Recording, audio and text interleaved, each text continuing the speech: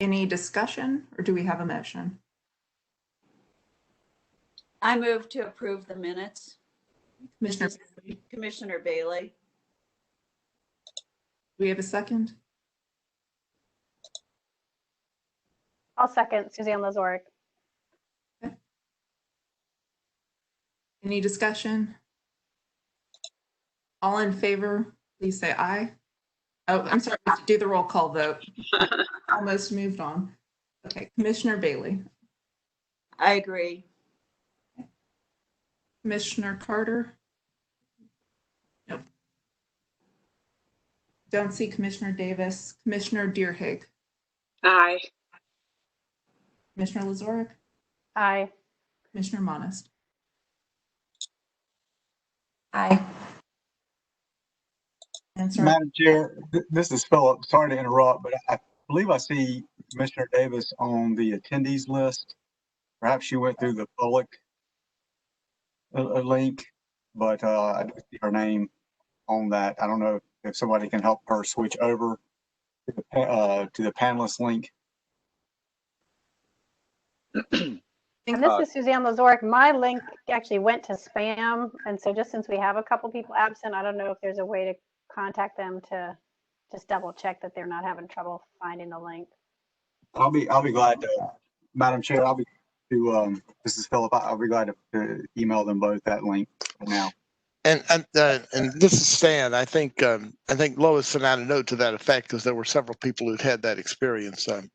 But I think it'd be useful to send a direct message to Commissioner Davis to Commissioner Carter. And I hope you're right. Commissioner Davis is on, and I think Rahul, you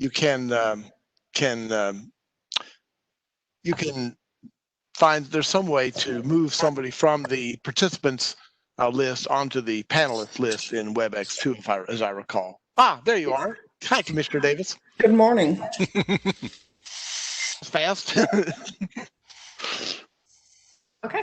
So I think we have everyone except Commissioner Carter at the moment. Thank you. I just want to note that for the record that I'm very glad to see Commissioner Bailey on there because it sounded like Commissioner Bailey was experiencing all four horsemen of the apocalypse at one time yesterday with fire and sleet and snow all at once. It was amazing. Yes, and just to add to it, when I was out walking my dogs this morning, there was a black bear in the neighborhood heading towards us. So we came in pretty quickly. So 4 horsemen of the apocalypse and a bear. That's good. Yes, I wanted to let you know I completed the 4 horsemen. And Well, we glad everyone made it in one piece today. So let's move on to our concepts. We have a couple to get through. First up is the adoption of the final emission guideline for existing landfills. We have our speaker ready. Yes. Let me pull up the presentation.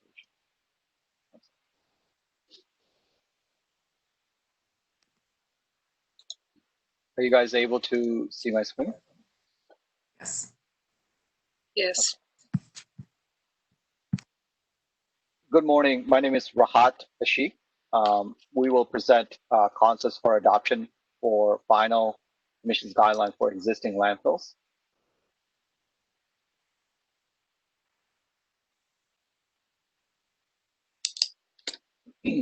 Following our list of acronyms that will appear throughout this presentation, the next 2 slides will go over EPA's revisions to regulations for existing MSW landfills, and I'm just going to highlight some of the key elements. So basically, EPA finalized changes to standards of performance for MSW landfills. Their review identified advantages in technology and operation practices for reducing LFG. EPA promulgated a new subpart, 40 CFR Part 60 subpart XXX, that applies to landfills that commence construction, reconstruction, or modification after July 17, 2014. And it was automatically adopted through 15A NCAC 02D 0524 NSPS, new source performance standards. In this same action, EPA revised the emission guidelines 40 CFR Part 60 subpart CF and this applied to existing MSW landfills that accepted waste after November 8, 1987, and commenced construction, reconstruction, or modification on or before July 17, 2014. The reason is basically EPA wanted to account for significant changes that had occurred in the landfill industry over time, including changes to the size and number of existing landfills, industry practices, and gas control methods and technologies. So for CFR Part 60, Subpart W, also titled Standards of Performance for MSW Landfills, apply to existing landfills that commence construction, reconstruction, or modification after May 30th, 1991, and or before July 17, 2014. Until there is a approval of state or federal plan that implements the emission guidelines in 40 CFR Part 60, Subpart CF. So you may be wondering what happens in between the landfills that applied between 1987 or 1991. So basically those landfills would apply, subpart CF would apply to those landfills.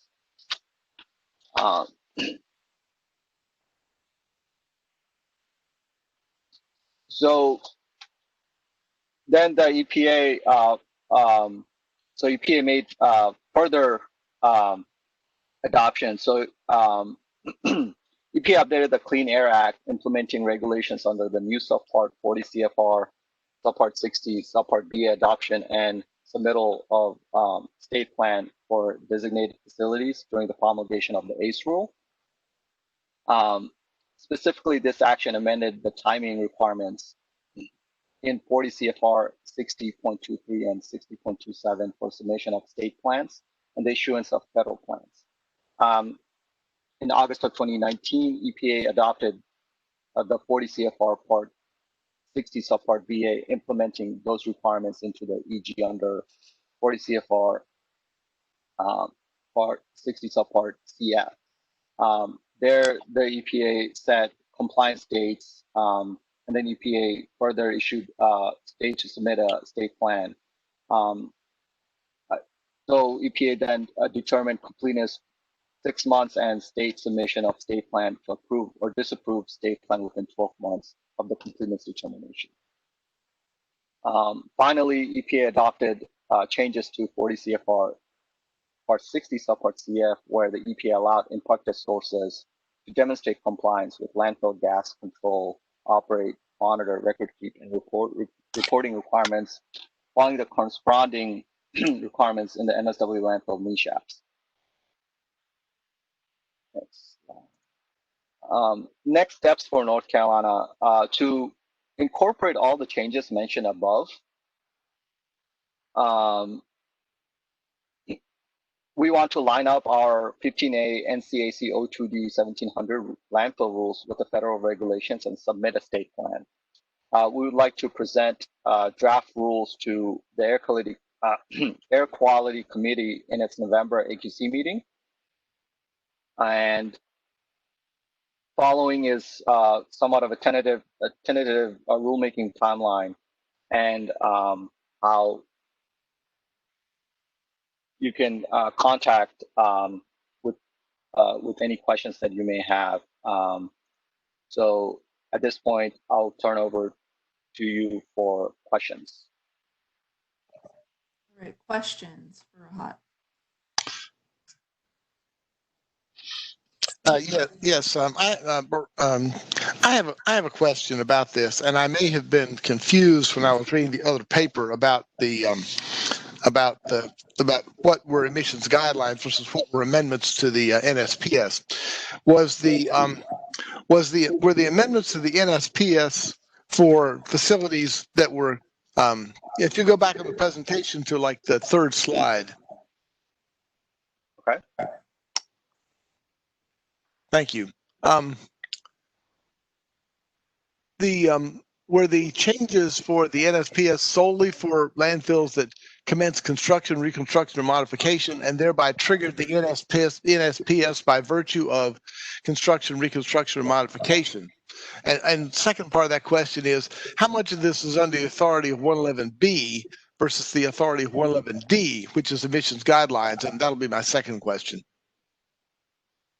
So we have our landfills expert, Josh. Do you have, you've been unmuted, so you can answer, see if you can help me with that. Hi, Rod. Can you hear me? This is Josh Harris. Yeah. Yes. So I think with your first question, if I understand it right, you are asking about, actually, can you just repeat that one last time? Well, yeah, let me try. I'm thinking of two classes of facilities.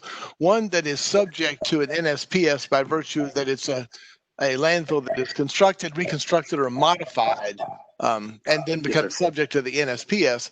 And then there are existing landfills that may be subject under 111D, and for which the state has to submit a plan. And I realized I was confused about which rule applied to which, or are both of those cases being covered in this rule amendment? So the landfills that have already modified or that would have modified after July 17th of 2014, those landfills will be subject to the new NSPS 3X rules. And then any landfill that has not modified as of that date would be subject to the emission guidelines subpart CF of what we're going to be amending. Okay, thank you. That's exactly that makes perfect sense to me. My second question, more to the point, is, do any of these rule amendments represent a relaxation from the existing emission standards for methane from landfills? No, sir. In fact, to some degree, they tighten it. The landfills effectively control methane by controlling the NMOC emissions. And so the threshold by which landfills would have to install a gas collection system, that threshold has actually dropped. It lowered from 50 megagrams per year down to 34 megagrams per year. So those landfills would actually have to install a gas collection system sooner. And by controlling NMOCs, they would have controlled methane as well, just kind of by default. Right, because you're using a flare or a combustion device of some sort. Yes, sir, correct. Thank you very much. Any other questions from the committee or other commission members joining us today? Hearing and seeing none. Okay, thank you. It's safe to move on to concept number 2, revisions to update nitrogen oxides SIP implementation rules. I believe that's Ms. Burleson. Good morning, Commissioner. Good morning. Good morning, everyone. It's nice to see and hear all of you again today. Thank you for a few minutes to come before you and present revisions to the NOx SIP rules. Rahat, can you see this on screen? Yeah, let me put you on. Give me a second. Can everyone hear me all right? I can hear you. Okay. Thank you.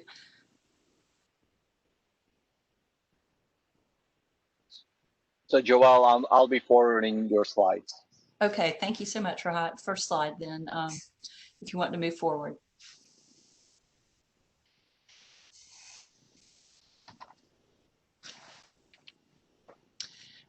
So thank you. Just during this presentation, there are a few acronyms that you may hear me banter about or may not. And so this slide is simply for your reference in case you're not familiar with those acronyms. Next slide, please, Rahat. Today, I'm here to present to you a concept on making some revisions to update our nitrogen oxide state implementation plan rules, or NOx SIP rules.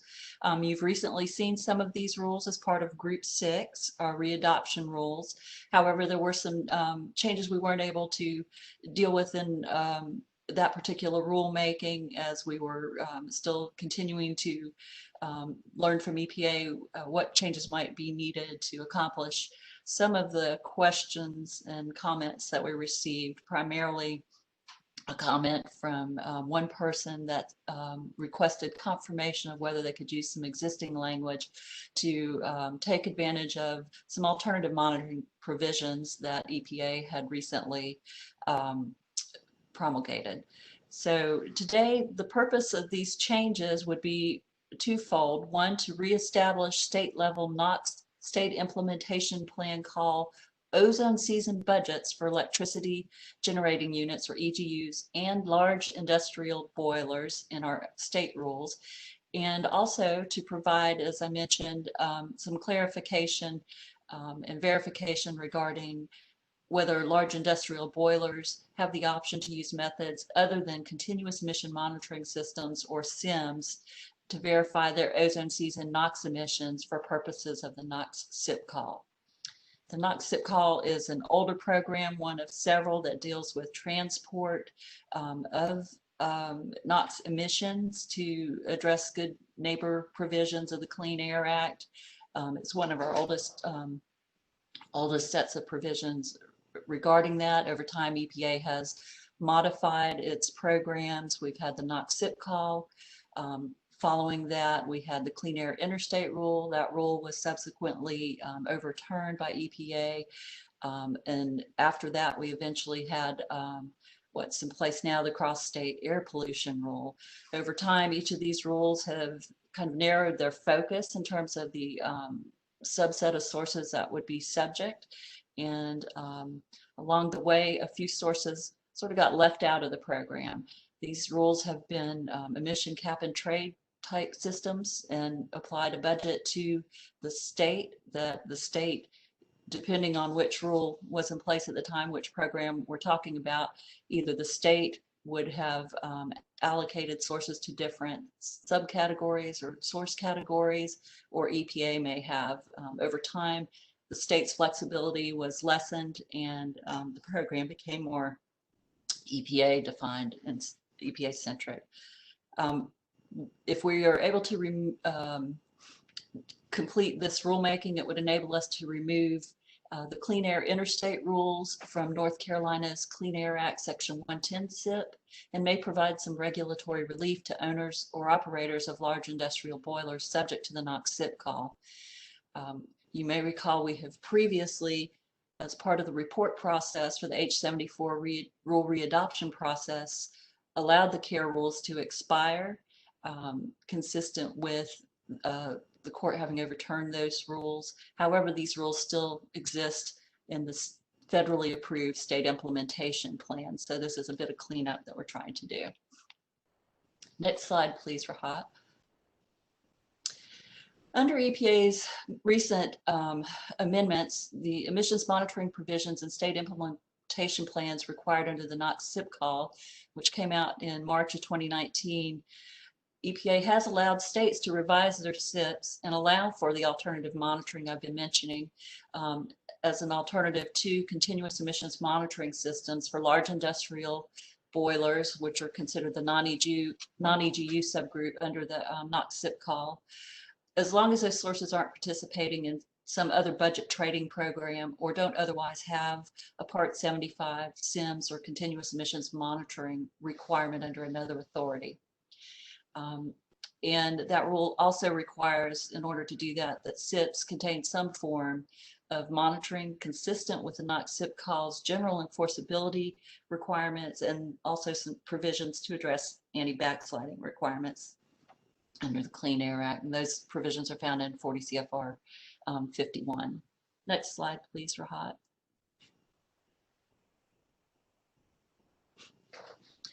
So as we've been looking at this particular issue, we've had some feedback from EPA, as well as a comment from one of our sources in the H74 rule readoption process for Group 6.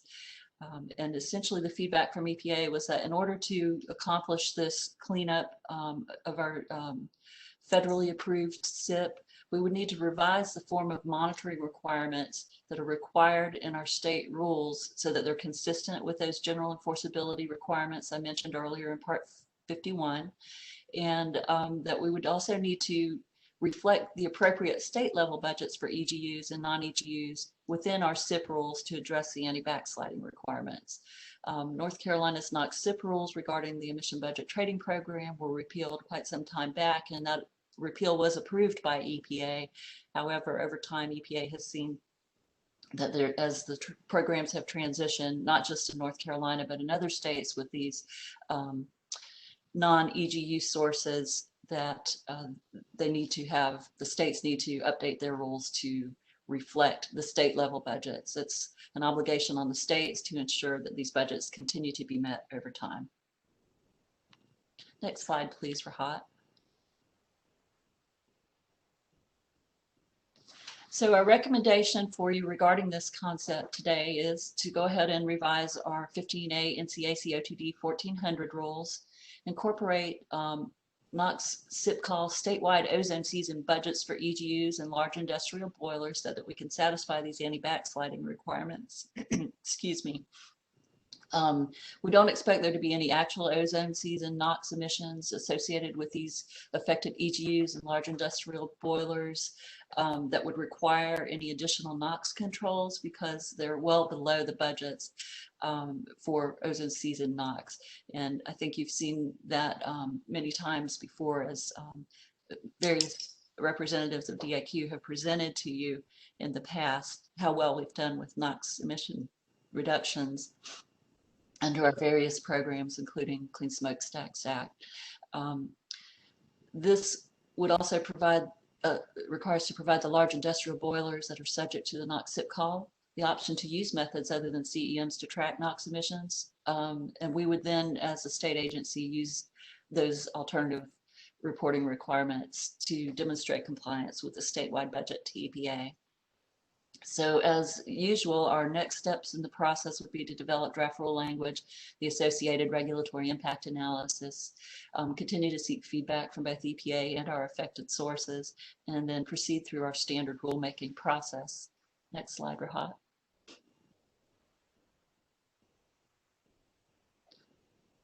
The schedule for us to come back to you after our presentation of concept today would be to return at the earliest in November. We could come back as late as January and still meet the adoption date within this particular schedule. However, we're not under a strict deadline to do this.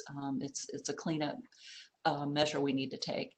So we could either come back to you in November or in January, come back to the EMC to request to proceed to comment and hearing in January or March, then back to a public comment period and hearing in the February to April or April to June timeframe. Excuse me. And then we would be back to the EMC in July with a request for approval of the hearing officer's report and adoption of requirements onto the Rules Review Commission in August, and hopefully have a rule effective by September 1st of next year. And I believe that's my last slide, Rahat. So I'm happy to take questions at this time. I know we have some other priority items, so if if there are extensive questions, I'd be happy to also follow up on those either later in the agenda or outside of the meeting. It's like Commissioner Deerhake has a question. Yes, can you hear me? Yes, I can. Okay, thank you.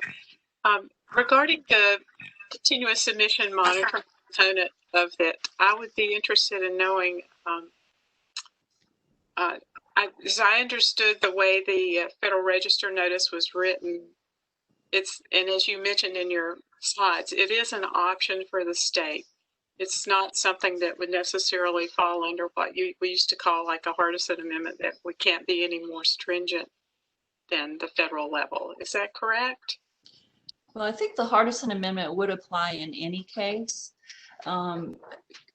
if there's an option available to the state. But I'm open to hearing other feedback from council about that or other commissioners.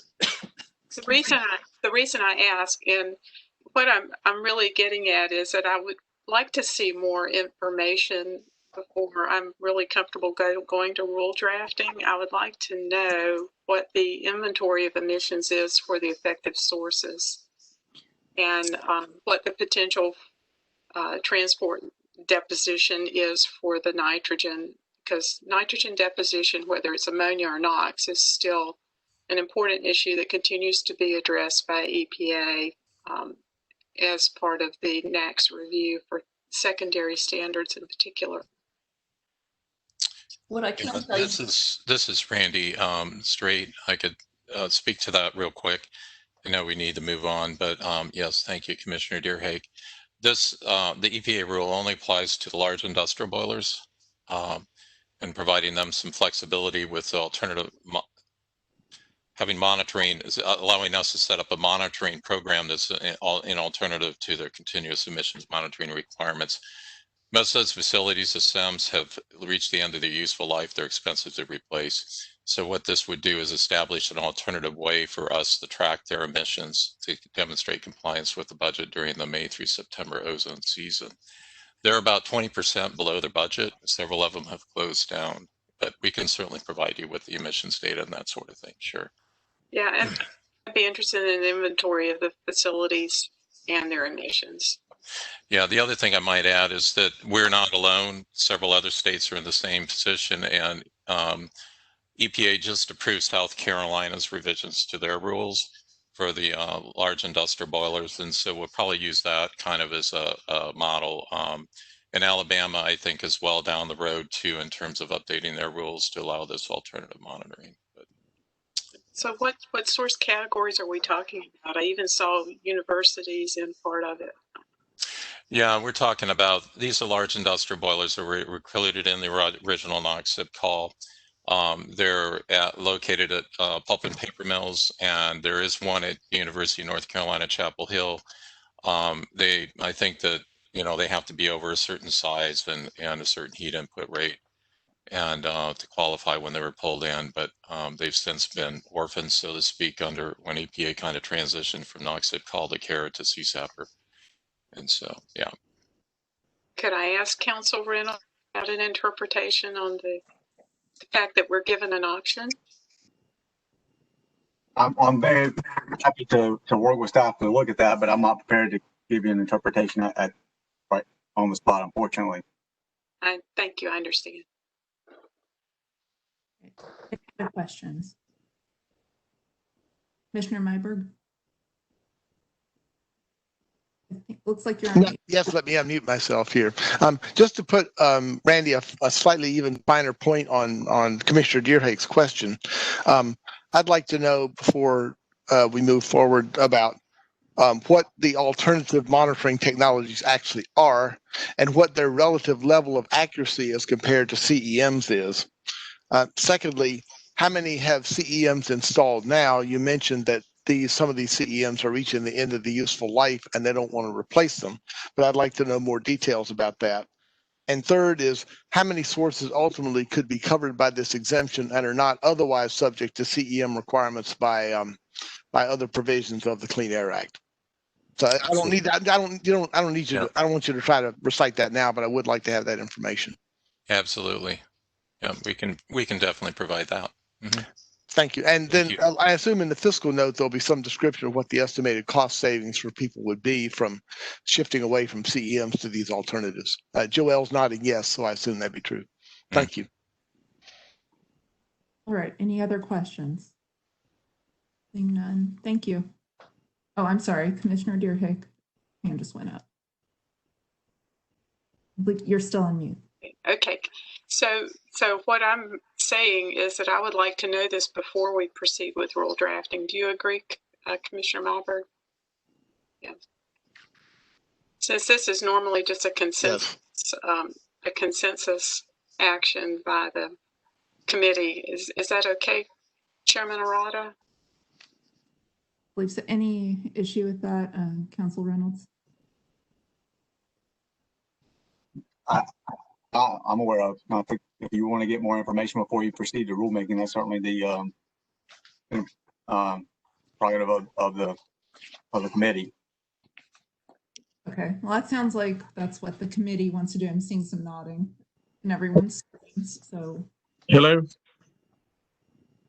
This is Commissioner Carter. Yes, Commissioner Carter. Thank you. Unfortunately, I've just finally gotten all the way in. I did not receive the invitation earlier, and I've been trying to work my way in. But I just have a question on this, and that is, I don't think I have an objection to holding off with the exception of, is there any kind of regulatory or legal deadline that we're working under on this rule? There is not, Commissioner Carter, at this time. Okay. Thank you. Okay. Like that's it. We still have one more item to cover, so let's go ahead and do that. Thank you, Ms. Burleson. Thank you. Okay, we have one action item today on the request for approval of a 30-day waiver on rule revisions and fiscal note to the fee structure revisions. I believe that's Patrick Nolson who will be presenting. No, that will be Katie Quinlan who will actually present this concept. Okay. I mean, this draft rule.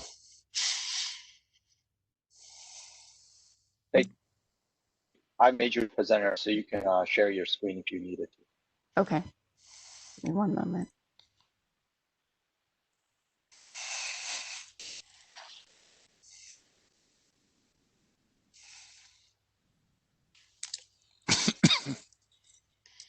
Okay, can everyone see my screen and hear me okay? Yes.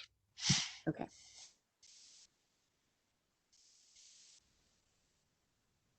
Okay, good morning, commissioners. My name is Catherine Quinlan. I will be presenting the rule amendment to 15A NCAC 02Q 023 permit and application fees.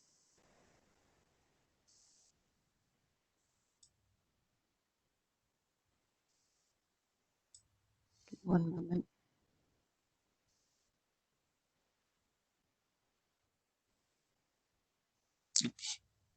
So just to recap a little bit of background behind the need for this rule change. So Clean Air Act Section 502b3 requires each air agency to collect fees sufficient to cover all reasonable direct and indirect costs required to develop and administer its Title V program. So the current fee structure in North Carolina for Title V facilities relies heavily on emission tonnage, which has declined significantly since 2009. And this has led to a projected Title V funding shortfall for the current fiscal year. So the last action on these fees was in March of 2008, and that allowed for tonnage fee increases through 2011. Additionally, in 2018, some new fees for new air curtain incinerator Title V general permits were established. So the current rule language lists the 2011 annual fees and the 1994 application fees, and the language also allows for annual inflation adjustments. So the division publishes a list of these inflation adjusted fees each year so that facilities know the current fees for that calendar year. The revised rule will incorporate the proposed fee revisions that we'll talk about today, which will be effective in 2021.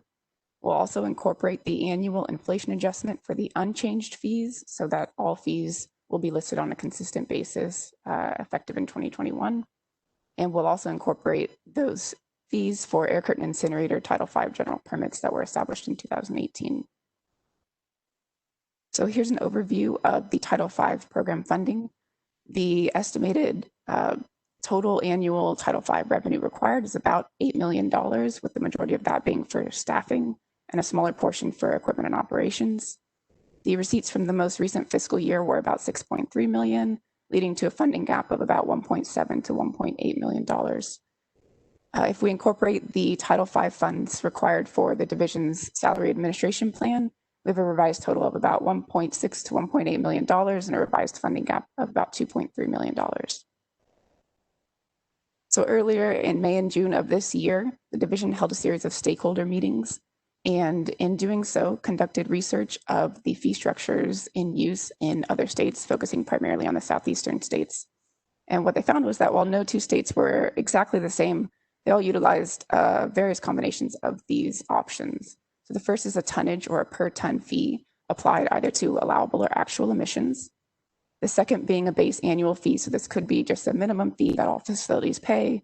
It could be a tiered fee or certain facility category fees, so higher fees for EGUs or paper mills. The third is application fees. So these could be based on the type of application or the extent of the review, or sometimes only limited to certain types of applications such as greenfield or expedited applications. The fourth is hourly review fees. So these would be charged similar to the way a consultant bills, where after completion of the tasks such as a permit review or a stack test observation, the division bills the facility based on the number of hours spent on that task by staff. And the fifth is a variety of a la carte options. So these could be in the form of compliance-related activities, such as stack test observations or inspection report reviews. It could be in the form of additional annual fees that reflect the complexity of the facility or its level of HAPS, or it could be for certain application components. So a facility that submits an application that requires a public comment period or complex air dispersion modeling might pay a higher fee on top of their base application fee. So these various options were presented and discussed in the stakeholder meetings in May and June, as well as the regulated community outreach that was held at the end of July and the July AQC and EMC meetings. So this slide shows the proposed fee changes. The column in white on the left shows the current 2020 fees, and the column in blue shows the proposed 2021 fees. So the division is proposing to increase the annual base fee to $10,000 and the annual tonnage fee to $40. We're also proposing to add a new annual complexity fee that will be paid on top of the annual permit fee. So a moderately complex facility, which is one subject to at least 3, no more than 6 federal programs, will pay an additional $2,500 on top of its annual permit fee. And a highly complex facility, which is one subject to 7 or more federal programs, will pay an additional $7,500 on top of its annual permit fee. And those federal programs we're referring to are those listed at the bottom of the slide. So the PST program would be one, the 112R risk management program would be an additional program, and each applicable subpart under NSPS, NESHAP, or MAC would also be a federal program, with the exception of the general requirement subparts, and we've listed out those exceptions specifically in the proposed rule language. And so lastly, the division is proposing to increase their modification application fees. So the minor modification fee will go to $3,000, and the significant modification fee will increase to $7,000. Historically, two-step applications were charged the $988 for 2020 fee twice for a two-step application, but going forward, the division is proposing to only charge the $7,000 fee once with the first step, regardless of whether it's a one-step or two-step application. So the columns in orange on the right show the projections out to 2025, and these are based on an assumed consumer price index adjustment of 1.54% each year.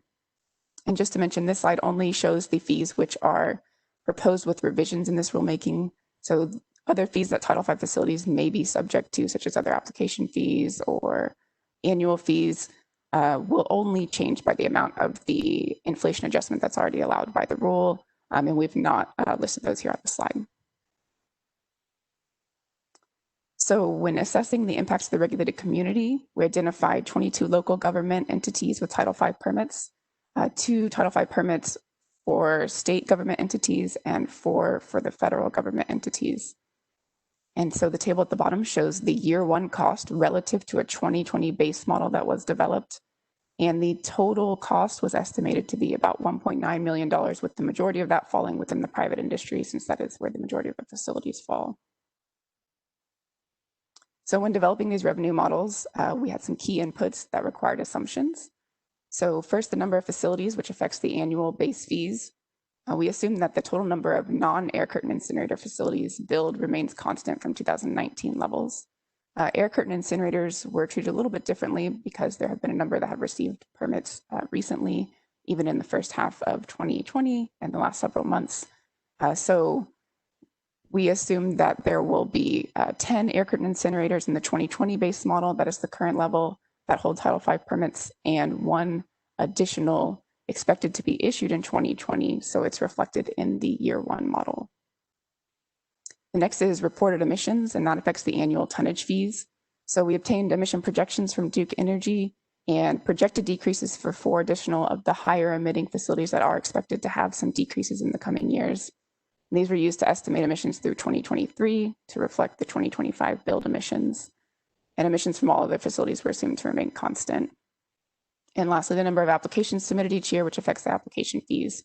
So we assumed a 3-year average for the incremental impact due to the modification application fee increase, and a 5-year average for all Title V applications to reflect that inflation adjustment. So this table just summarizes those inputs we just talked about. For local, state, and federal government, the inputs were assumed to remain constant across all the years. we assume that facilities will remain subject to the same federal programs that they are currently listed as subject to, and that the modification application volumes will remain constant from those averages we just talked about.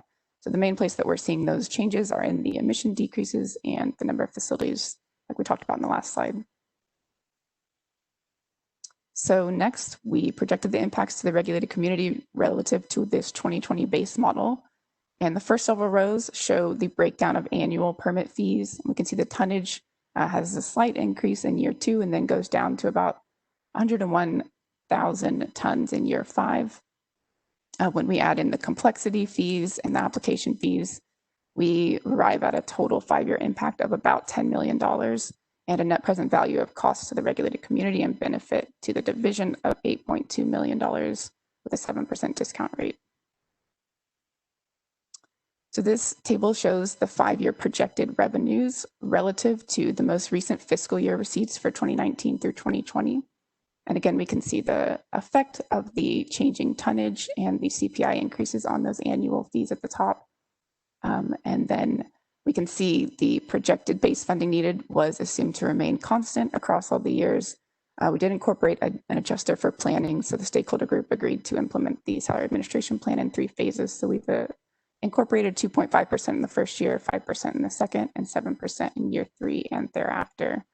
So the combination of these changes with emissions and CPI increases and the assumptions we talked about, as well as the adjuster for planning, we can see that in years 1 and 2, we have a projected surplus of about $150,000 to $163,000 each year. We start to see a deficit in year 3 down to about a $240,000 shortfall in year 5. So as part of the fiscal note, we did evaluate a few alternatives. The first being no changes with the exception of the consumer price index increases that are already allowed by the rule. And what this resulted in was less than $100,000 of additional revenue over the most recent fiscal year receipts. So this does not resolve the funding gap of about $2.3 million we talked about earlier. And it doesn't allow the division to meet its Clean Air Act Section 502 Title V funding obligations. The second is a large increase in tonnage fee. And while we could increase the tonnage fee factor high enough to resolve the projected shortfall, this still leaves us relying on tonnage, which is decreasing. So that makes this an unsustainable model over time. And the third is hourly review fees. So the division would bill the facility after completion of the task based on the hours that were spent by the staff member on that task. And the biggest issue is that this does not provide certainty for the regulated community because they would not know what their fee is until completion of each task. So we did not include any of these alternatives in the proposal. None of these were chosen. So the schedule for this rulemaking in July, we brought the rule concept to the AQC and the EMC meetings. We also conducted that outreach to the regulated community at the end of July. And we're here now in September with the rule text and fiscal note. The next step would be to request to proceed to public hearing. And we're projecting a rule effective date in the spring of 2021. So the director recommends that the committee approve the proposed rule and fiscal note for presentation to the EMC and recommendation for a 30-day waiver to request approval of the EMC to proceed to public hearing on amendment to the permit and application fees rule and fiscal note. So thank you for your time, and I can take any questions you have now. Okay, questions from the committee? I think we might have at least a couple, although I'm not hearing anyone.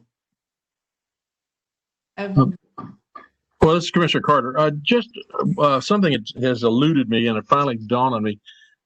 The permit fee increases that you're proposing here are strictly Title V, right? That's correct. No synthetic minor. Well, I guess it finally dawned on me.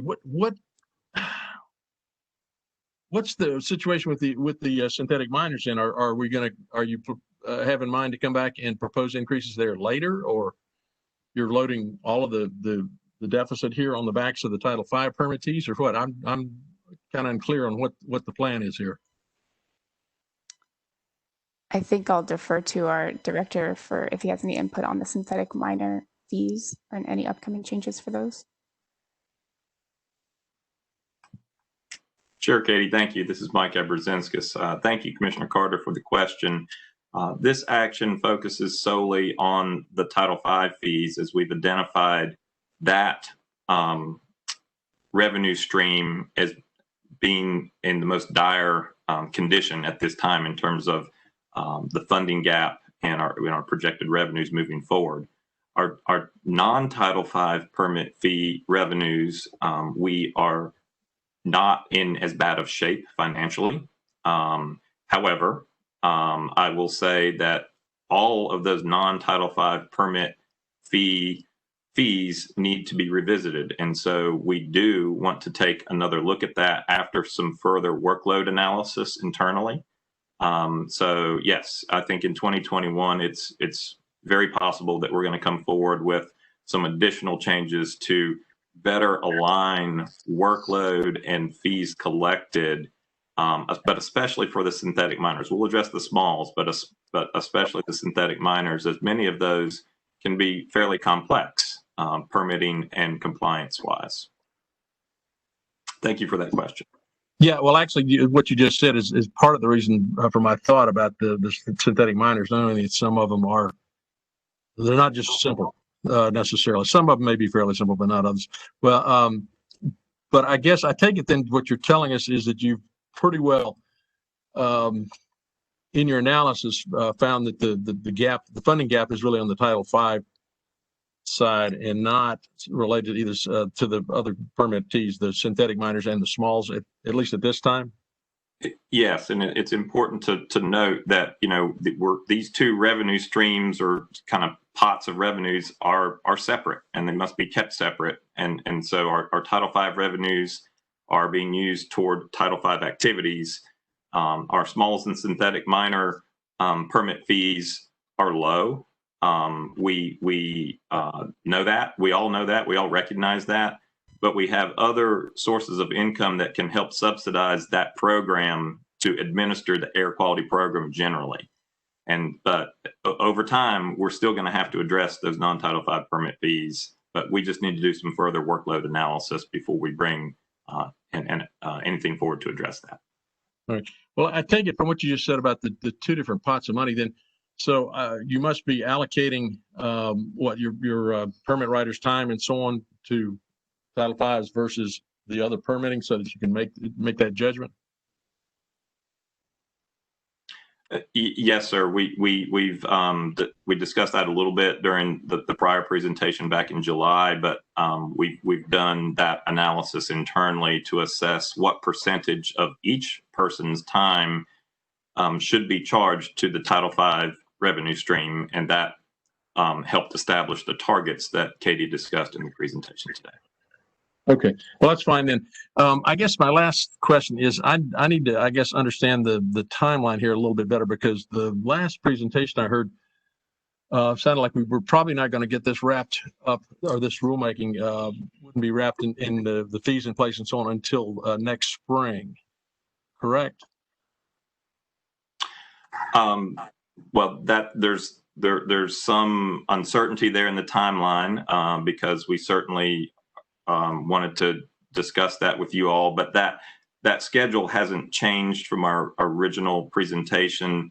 If the committee and if the commission decides here in September to proceed to public hearing, I believe we could be on track for a March effective date. But if things go differently, it could be as late as May. I don't think there's any circumstance at this point where we could end up with an effective rule in January. That's just not possible at this point, as you can imagine. So ideally, for the division, it would be best for us to have at least 1/4 of the state fiscal year that we're in now be under the new fee structure.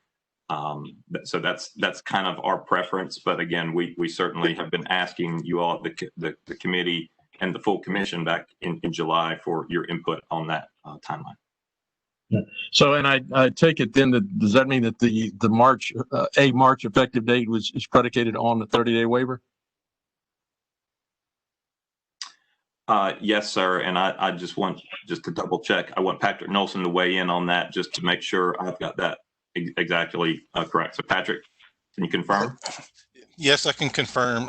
It would require the waiver here and take it to the EMC in September.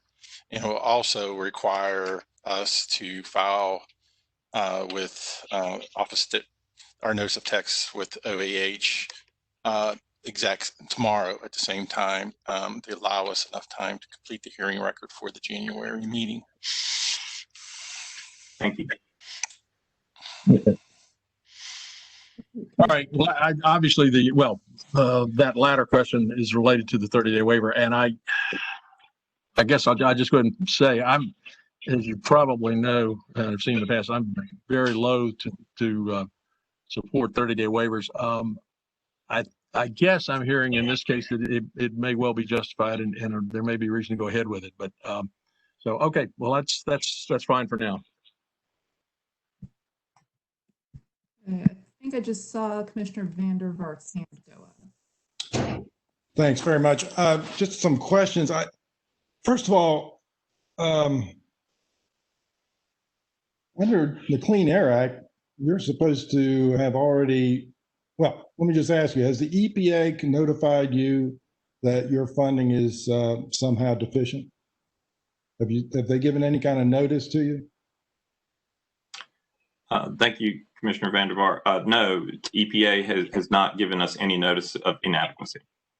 So number two, how does your current fee structure compare with the default structure in the Clean Air Act of $25 per ton multiplied by CPI ever since 1990 or whatever it is?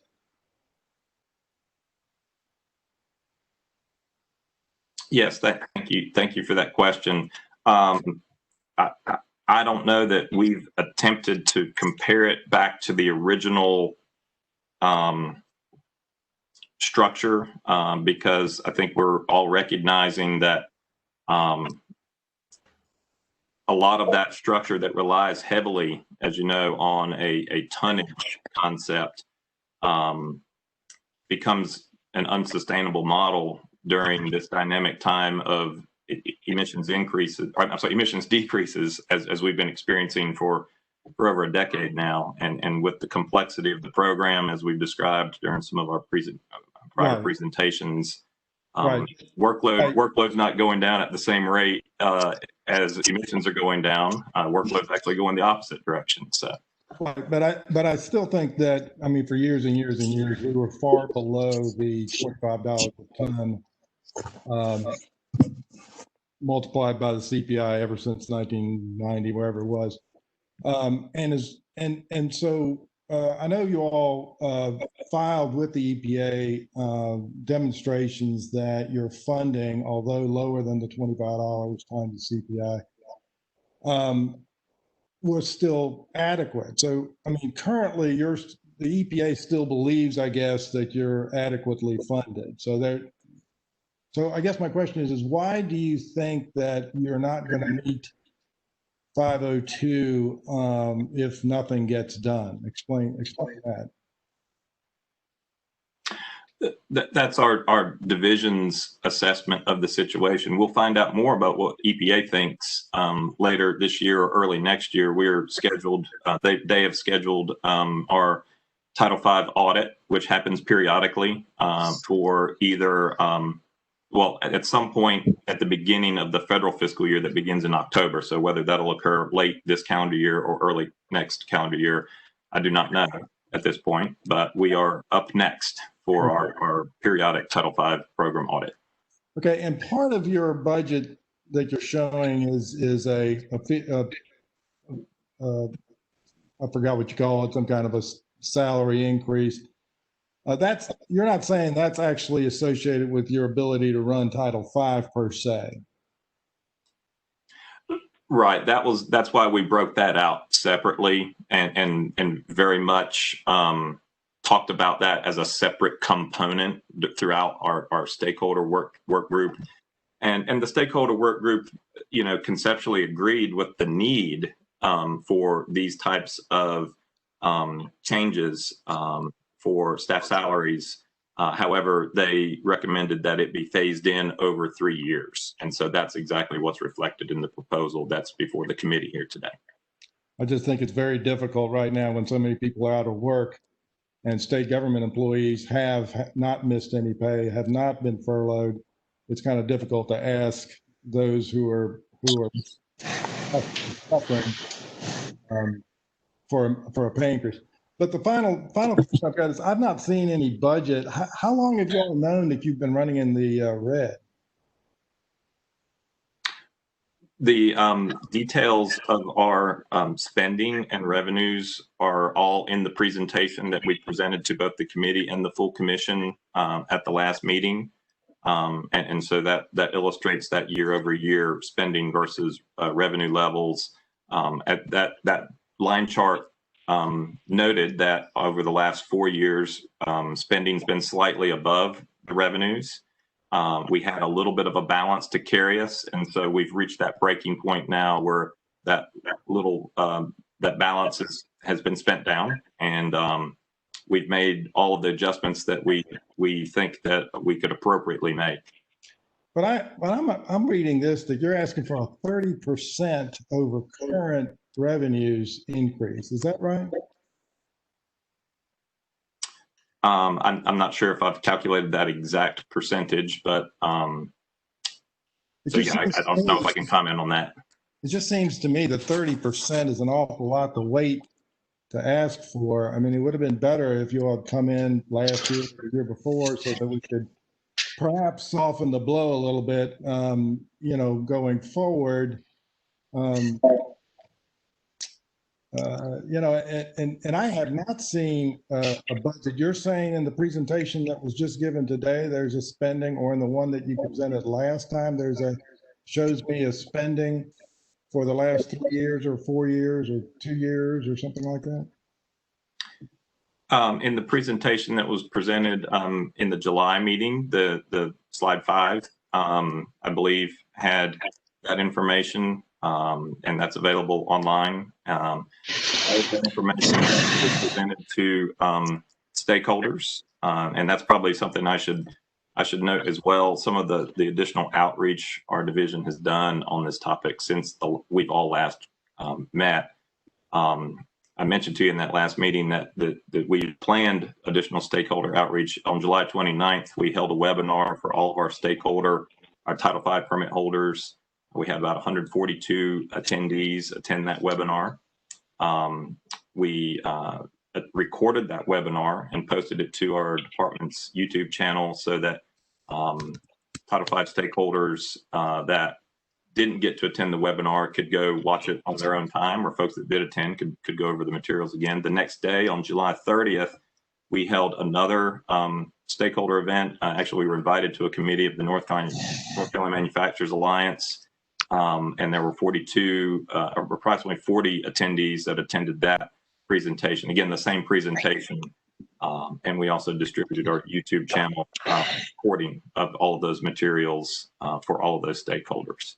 We also have asked explicitly for all of these events for folks to reach out to us and give us a call, share concerns about the proposal. If they just want to talk about the proposal, much that we've had since all the stakeholder engagement leading up to this meeting, so we can share with you the feedback that we've received thus far.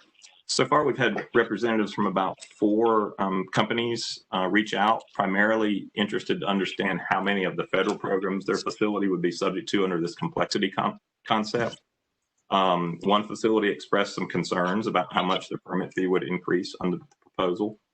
But so far, that's the level of feedback that we've received. I could ask for some final thoughts if you have any additional comments, Commissioner Vandervaart, just so we can not intrude on this time too much.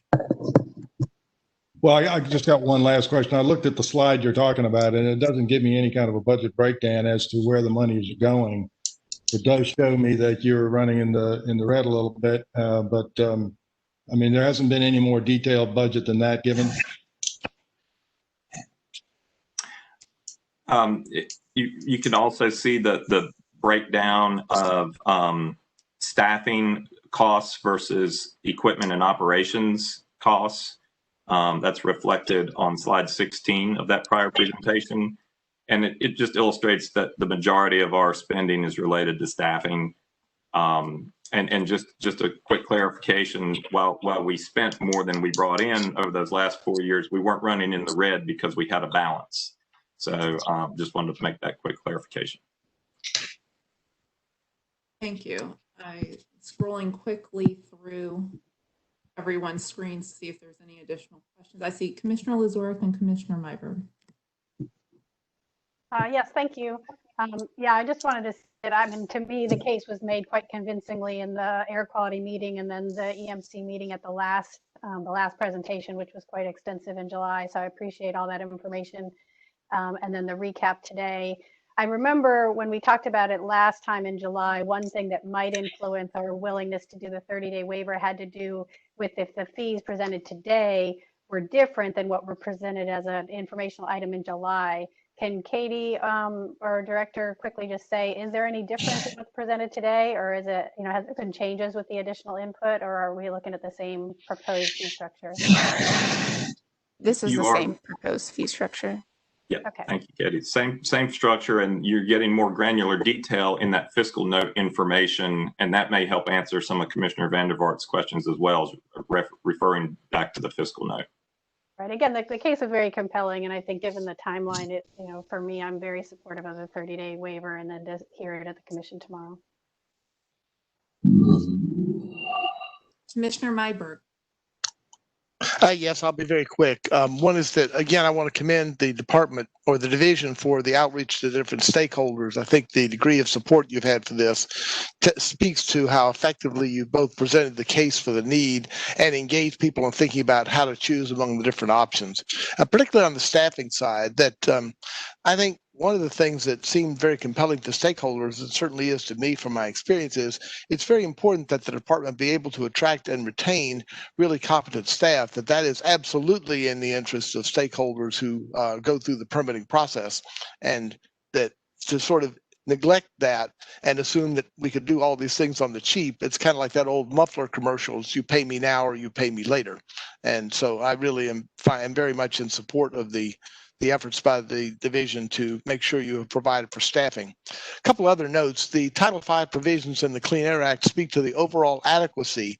The fee that was set was a floor fee to be calculated increase based on inflation, on the assumption that it would cost more over time to administer these programs, which sure enough it does. And I would think, given that the department or the divisions had to demonstrate the adequacy of its Title V funding in the past, that if EPA were looking for a pretty compelling case that the funding going forward is not adequate, we have it right in front of us. And finally, I agree with Commissioner Lazaruk about the time critical nature of this, that given this, that in order to avoid running the state into a hole, the sooner we act, the better. So thank you very much for the presentation and the follow-up.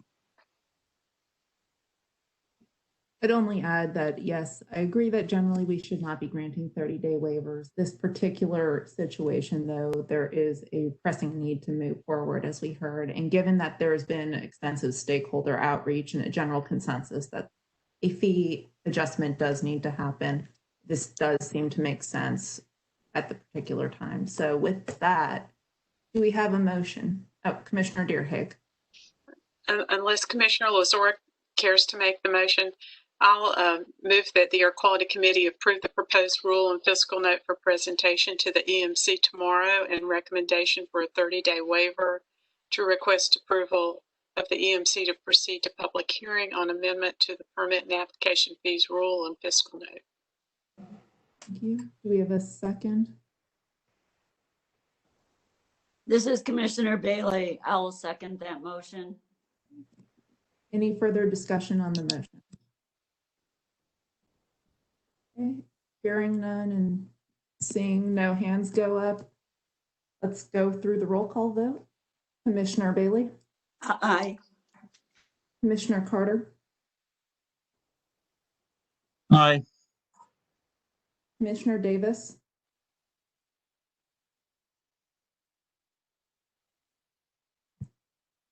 Is Commissioner Davis still on? Okay. Commissioner Deerhake? Aye. Commissioner Lazorick, Aye. Commissioner Monist. Aye. Motion passes with majority. I see Donna's still on, so I don't know if we want to try her one more time, but Commissioner Davis, I see that you're on, but that you're on mute. You there?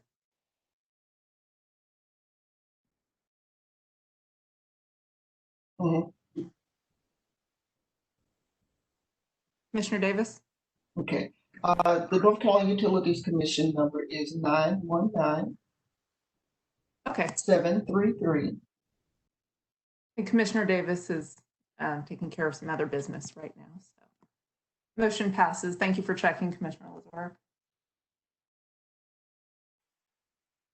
Okay. Quickly, just note that we have one item on tomorrow's agenda for the methyl bromide matter. And of course, I should probably mention that the recommendations that you see printed in our agenda and in the hearing officer's report do not any longer reflect what Commissioner Carter and I will be recommending tomorrow. Commissioner Carter, do you have any additional comments or would you like to reserve those for tomorrow? Just that you and I had worked out a what we believe is a reasonable compromise on the 24-hour. But I don't know if you saw the note that I just sent you. You had sent me some language about the recommendation, and I did modify that language because and we haven't really discussed this previously. I do not. I still have questions about the annual. And even setting an annual here. But you and I are together on the 1.0 for the 24-hour. Okay, thank you. And that's something I'll return your message after this meeting. Yeah, that's fine. It's not long-winded. I just very quickly, I just realized when I saw your language, I thought, uh-oh, this is something I probably should have mentioned before now. Okay, thank you. So with that, we have any director's remarks from Director Abrazinskis? None today. I'll save them for tomorrow. Thank you. Okay. Any other comments from the committee members or from Council Reynolds? If I could jump in again, this is Commissioner Carter again. As I mentioned when I finally was able to speak, I've had a great deal of difficulty getting on this morning, including apparently I was never able to find the original invitation to participate in this meeting. I belatedly got one from our council and then from the Air Quality Division, but it reminded me of something which I'm going to beat this horse again, Chairman Myberg. We need to be in the same room in November and not be meeting virtually. This is just causing all sorts of problems as far as I can see. So I think we need to find a large meeting room for November. If we have to socially distance, whatever we have to do, that's where we need to be in November and not scattered all over the state virtually. We'll make this speech again tomorrow, by the way. And in fact, I will offer a motion tomorrow that we meet together in November. Well, Commissioner Carter, you're welcome to speak or make whatever motion, but we're going to be judging that based on the science of it, and so I'm not going to hold up any particular hope with respect to that for November.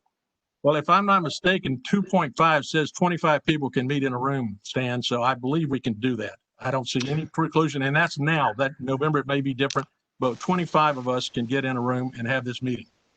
Thank you for that. Thank you for those thoughts. Why don't we hold that off then for having that discussion tomorrow for the full commission?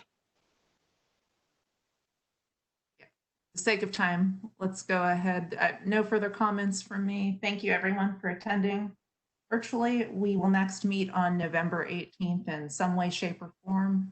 With that, the meeting's adjourned. A roll call on the steering committee meeting. See who is now on, and don't forget to unmute yourself when you get to that point. Commissioner Anderson. Okay. Commissioner Arata.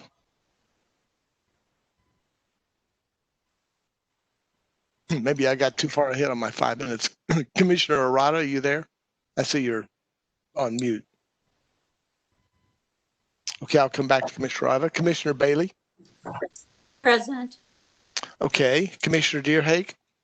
Here. Commissioner Lazorick? Here. Commissioner McAdams? Here.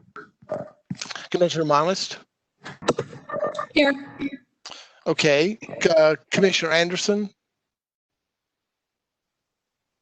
Commissioner Anderson is not present. Commissioner Arata? Present. Okay, we have everybody here but Commissioner Anderson, so let's go ahead and proceed. The reason, well, let me do my injunction first, which is to make sure to note that at the beginning of any meeting of a board or a committee, the chair should remind all members of their duty to avoid conflicts of interest under this subchapter and inquires whether there is any known conflict of interest with respect to any matters coming before this committee at this time. Is there anyone who would wish to so declare? Okay, hearing none. I'm sorry. We have an email from Commissioner Anderson that he's trying to participate by phone and not getting clearance to the voice. So maybe Okay. maybe help him with the phone call. Sure. Rahat, yes, Rahat, if you can do that. Yeah, absolutely. Can you guys hear me? Yeah, if he can press *3 to indicate to me which caller he is, that way I can know who which one he is, because there's 2 call-ins. Okay. Let's see. The Commissioner Anderson's phone number. So would knowing the phone number help you? Yeah, absolutely. If you give me his, maybe you can chat me his number, and then I can have WebEx call him. I have the same email from Commissioner Anderson. Just a moment.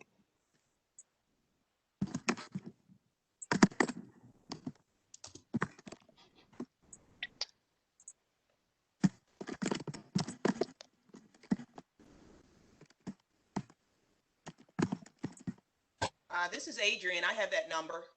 Okay, Adrian, can you tell which one is Commissioner Anderson? Rahat. Okay, thank you. That right now. So you can carry on, Chair. Well, I'd like to wait for Commissioner Anderson if we can get him in quickly. Sure. Yeah. Hey, Adrian, just transfer the host right to me real quick, and then I'll have WebEx call him. Okay.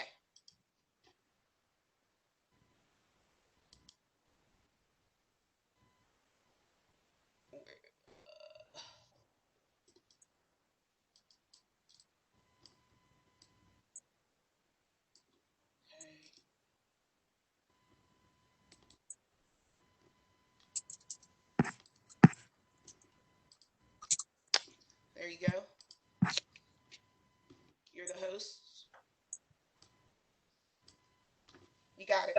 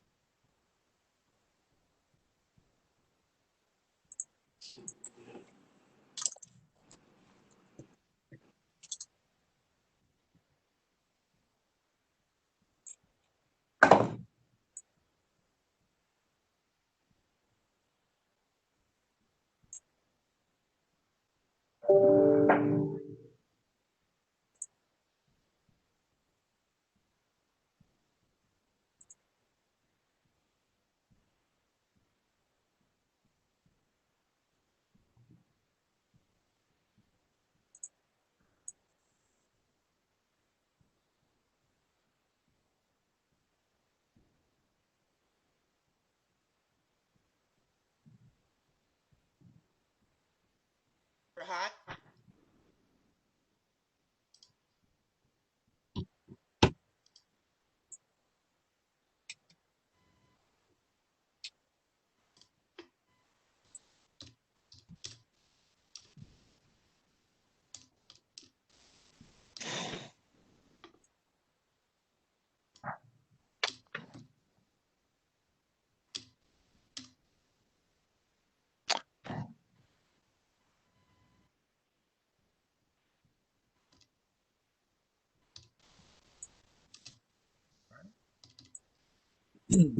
Hello? Yes, Commissioner Anderson, you've been unmuted and you should be able to speak now. Okay, good. I've been yelling into my phone for about 30 minutes. Commissioner Anderson, it's good to have you on.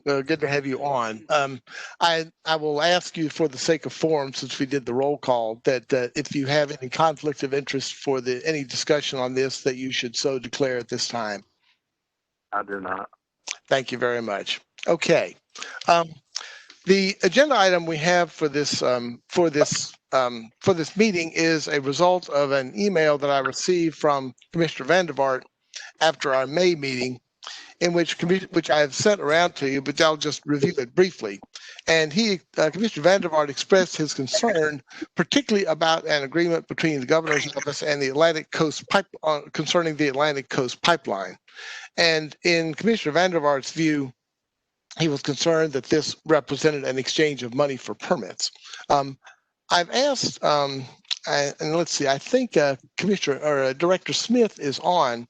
And I've asked Director Smith to say just a little bit about what was going on with respect to the 401 certification and the Atlantic Coast pipeline. And then what I'd like to frame for the committee to discuss is whether or not this is something that seems to be of concern. Commissioner Vandervaart indicated that he felt that the commission ought to direct the department to undertake rulemaking.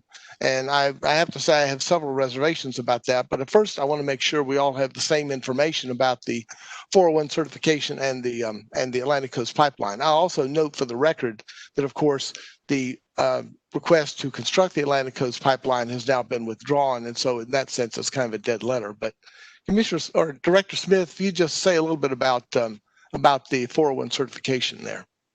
Yeah, absolutely. And actually, I have a few slides I'd like to share. There are just a few, so it won't take long. Let me see if I can share them. Great. Let me pass the ball. Let me pass the ball to you, Danny. Okay. Thanks, Adrian.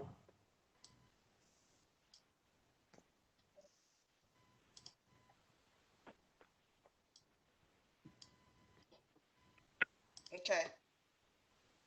You have it. All right. Thank you.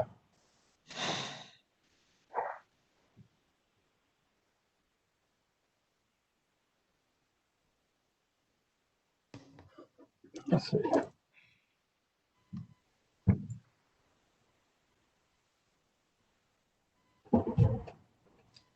Go to the bottom. Yep. The bottom. Go to the bottom. Yeah. Yes. Yes, sir. Right there. Awesome. Thank you, Adrian. All right. So what I wanted to do is take a few seconds to give some context to the Atlantic Coast Pipeline project. ACP applied for permits for approvals and certification authorizations from the Division of Air Quality, Division of Energy, Mineral and Land Resources, and the Division of Water Resources. ACP proposed to construct one compressor station and to install approximately 186 miles of transmission pipeline and accessories in Northampton, Halifax, Nash, Wilson, Sampson, Cumberland, and Robeson counties, basically bisecting the upper coastal plain. So the project proposed to permanently impact 766 linear feet of jurisdictional stream, 0.8 acres of jurisdictional wetlands, and temporarily impact 35,951 linear feet of jurisdictional streams and 454 acres of jurisdictional wetlands. The riparian buffer impacts were nearly 1.1 million square feet. So this map depicts the pipeline. It's coursing from Virginia into New Hanover County and goes along to Robeson County at the South Carolina line. So the Division of Energy, Mineral and Land Resources, they issued 5 erosion sediment control plan approvals. The total fees associated with that was $170,000. And the stormwater permits, they had 3 permits, and each permitted permit was $505. So air quality, the Division of Air Quality, they accepted public comments on a draft air quality permit for a pipeline compressor station. public hearing was held on November 15th, 2017, and the Division of Air Quality issued a permit on February 27th, 2018. And the total fee was $50. So the Division of Water Resources, we have two pre-construction notification applications that we received. The first one was returned. The fee for that was $570 for the application fee. We received a second application on May 9th, 2017. Again, that fee was $570, and we issued the 401 water quality certification and riparian buffer authorization on January 26, 2018. So, and just to be clear, there's no fee required for the riparian buffer authorization. But there was buffer mitigation required, and that was paid, and the receipt date was February 9th, 2018. So the Division of Mitigation Services invoiced ACP a total of $1,568,310. So ACP was invoiced on January 29th, 2018, and Mitigation Services provided a receipt of payment from ACP on February 9th, 2018. And those that was for mitigation for Tarr-Pamlico and riparian buffer impacts. So in summary,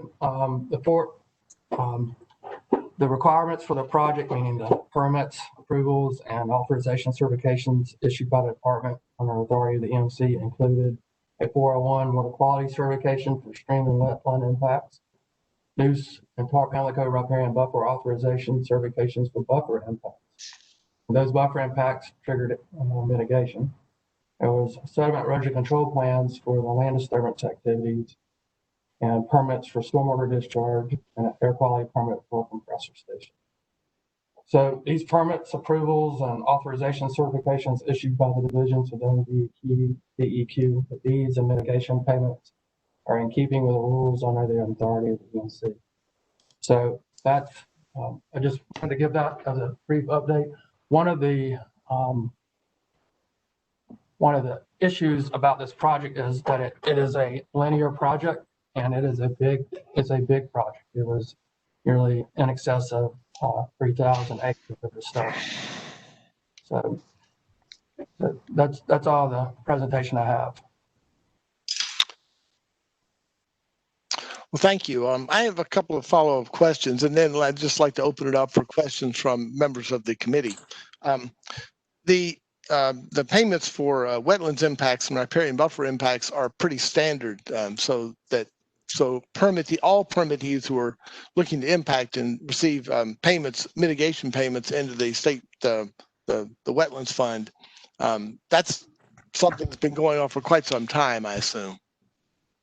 Yes, absolutely. And so, and this is a large project, so it's remarkable in that regard, but it's not remarkable in the sense of a project that's paying for making mitigation payments for these kind of activities. That's correct, and one of the constraints on a linear project of this nature is that it's hard to move the project around to avoid impacts. So sometimes, particularly the two linear projects, that get difficult to avoid certain like landscape positions that trigger mitigation. So yeah, I mean the wetlands hierarchy is always avoid, minimize, mitigate. But if you can't avoid and it's hard to minimize given the nature of the project, then that leads you to mitigation and payments. Otherwise, you couldn't authorize the project. That's correct. Second question I had is I gathered that and I know Commissioner Vandervaart's on the line, so I don't mean to speak for him, but I noted that his concerns seemed to be with respect to a fund that was for other impact payments as well that went beyond the scope of DEQ's authority and jurisdiction. Is that correct? I'm not very familiar with that part of the process. It was not in the permitting of pathways that Division of Water Resources or DEQ pursued through the rules. Well, one of the questions I had is that it was a little bit hard for me to tell whether this was something that was unique to the ACP, or whether there's in other words, really my question is there a problem here? It was not apparent to me that there is, and one that the commission should take it upon itself to direct the department to do a rulemaking on, because you look at payments for third parties for permit applicants. I mean, third parties are paying for the mitigation impacts that we already have, and I'm presuming that the department doesn't see any need to modify the existing provisions for permit fees or mitigation impacts or things like that. Is that correct? Yeah, that's correct. Let me open it up now to other questions from other members of the committee. Commissioner Arata. Thank you. I have one question and one comment, if I may. First question is, it's been a while since I've thought about the ACP, but I seem to remember that North Carolina is not alone in requiring mitigation as part of these permitting processes. And specifically, I think it was Virginia and West Virginia that also had similar mitigation requirements. Is that generally correct? I'm not clear on what Virginia or other states require from a mitigation standpoint. I just want to be clear that the term mitigation as used in the 401 or riparian buffer permitting or issuance of certification authorizations are very specific to impacts to either wetlands or streams or to riparian streamside buffers. And so the riparian buffer rules, for example, have very specific triggers for when mitigation is required. So it's really addressed by the rule. So the point is there may be things that other states have, require that's just very different than what we do. Commissioner McAdams, I saw you raise your hand. Thank you, Commissioner Myberg. I am very interested in getting the information on this as it evolves in this discussion, but my take about Dr. Vandervaart's point here is not that this is about the Atlantic Coast Pipeline, but it's just the issue that came to his notice, and based on what he has presented, it seems to me like a good catch. He presents in his May 22 email to us all that payments were made by the ACP partners to an escrow account controlled by the governor. That sounds like it's different from mitigation payments, in which I strongly believe, by the way. And that further, he goes on to say, subsequently, the General Assembly intervened and directed that the funds be allocated to public school systems in the areas affected by the pipeline project. Again, my belief is that the issue he raises is not about the Atlantic Coast Pipeline, but rather the treatment of payments that are agreed to in the permit application and permit granting process. Thank you. I'll make a comment, and then I'm sure Commissioner Vandervaart will wish to make a comment as well. My comment was that it seemed like the payments for the additional funds were outside of the permitting process, that there were payments, there was an agreement with the governor's office for payments for additional funds, and the legislature, and I also think, just to make a comment, that was my understanding as well, that there were mitigation impact payments, and impact is a broader word than environmental impact, but impact payments in connection with this project in other states. But in this particular case, the legislature did intervene, and they passed a law, Session Law 2018-2, House Bill 90, that did not object to the payments per se, but rather said that any money should be allocated by the legislature rather than by the governor. And so the real issue that the legislature had was not so much with the money, but who got to spend it.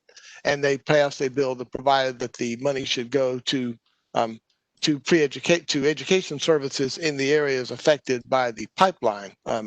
What will happen now that the pipeline's not going to be constructed, I kind of wonder, but I have no idea as to how that funding would be made up.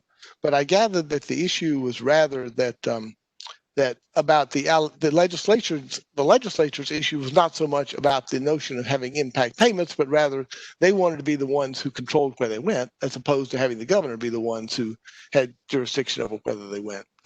Commissioner Vandervaart, you may want to again speak for yourself. I don't want to put words in your mouth. Well, I appreciate that. No, I mean, and Danny's exactly right. Danny described perfectly the process that's on the rules now and what they followed. The issue, and you're right about what the legislature cares about. The legislature only cares about who spends money, not how it comes into the state. The problem here is that there was a separate vehicle. It's this MOU, but whatever it is, and it was an agreement. And the agreement was clear that the monies would be paid upon approval of all the necessary permits and whatever certifications. And that if any of those weren't maintained or if they were rescinded, that there was a prorated refund that was due back to the ACP partners. And so it was all, and I don't, we can talk about what the money was supposed to be used for. I mean, there are plenty of good reasons, plenty of good places to put that money. And all I'm saying is the monies that you bring in shouldn't be so directly tied to either the issuance of a permit or the maintenance of a permit, because especially when the monies go to the same branch of government. I put myself, for many years, I was a permit engineer, and I put myself in the idea that I'm faced with disapproving potentially a permit to a project that if I disapprove it, that my governor is going to have to refund some money. And it was a lot of money, depending on how far into the state the project had proceeded. And there's been a lot written about this. That's not my purpose. My purpose is simply trying to protect, and by the way, these are our permits. I mean, so what I'm seeking to do is protect DEQ and therefore the EMC from a scenario where we're going to be placed in a very untenable position, which is, do we issue a permit? Do we maintain a permit when there's a lot of money that's going to be coming into the state, into our boss's control? And by the way, one of the assigns under the MOU was in fact the department itself. So that's even closer to my boss if I'm a permit engineer. And that's just a very difficult position to put our employees in. I don't mind, some of you mentioned the mitigation payments up in Virginia, West Virginia. Those were under different requirements. North Carolina doesn't have those. North Carolina has other requirements that they were paying pursuant to. Adding more mitigation requirements, fine. We can add to that. But the point is there's a process. We understand how you calculate the number. We understand what it's going for. Those type of things. That's what rules are for. So I guess this open-ended fund that was going to have to be refunded if a permit wasn't going to be maintained, that is all I'm trying to prevent.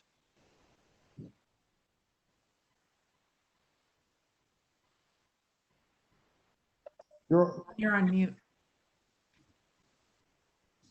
That's usually to protect myself when I'm on mute. Is there any other case other than this where this has come up before? Well, in my own personal experience of 20-some years, we were offered monies to go to our favorite.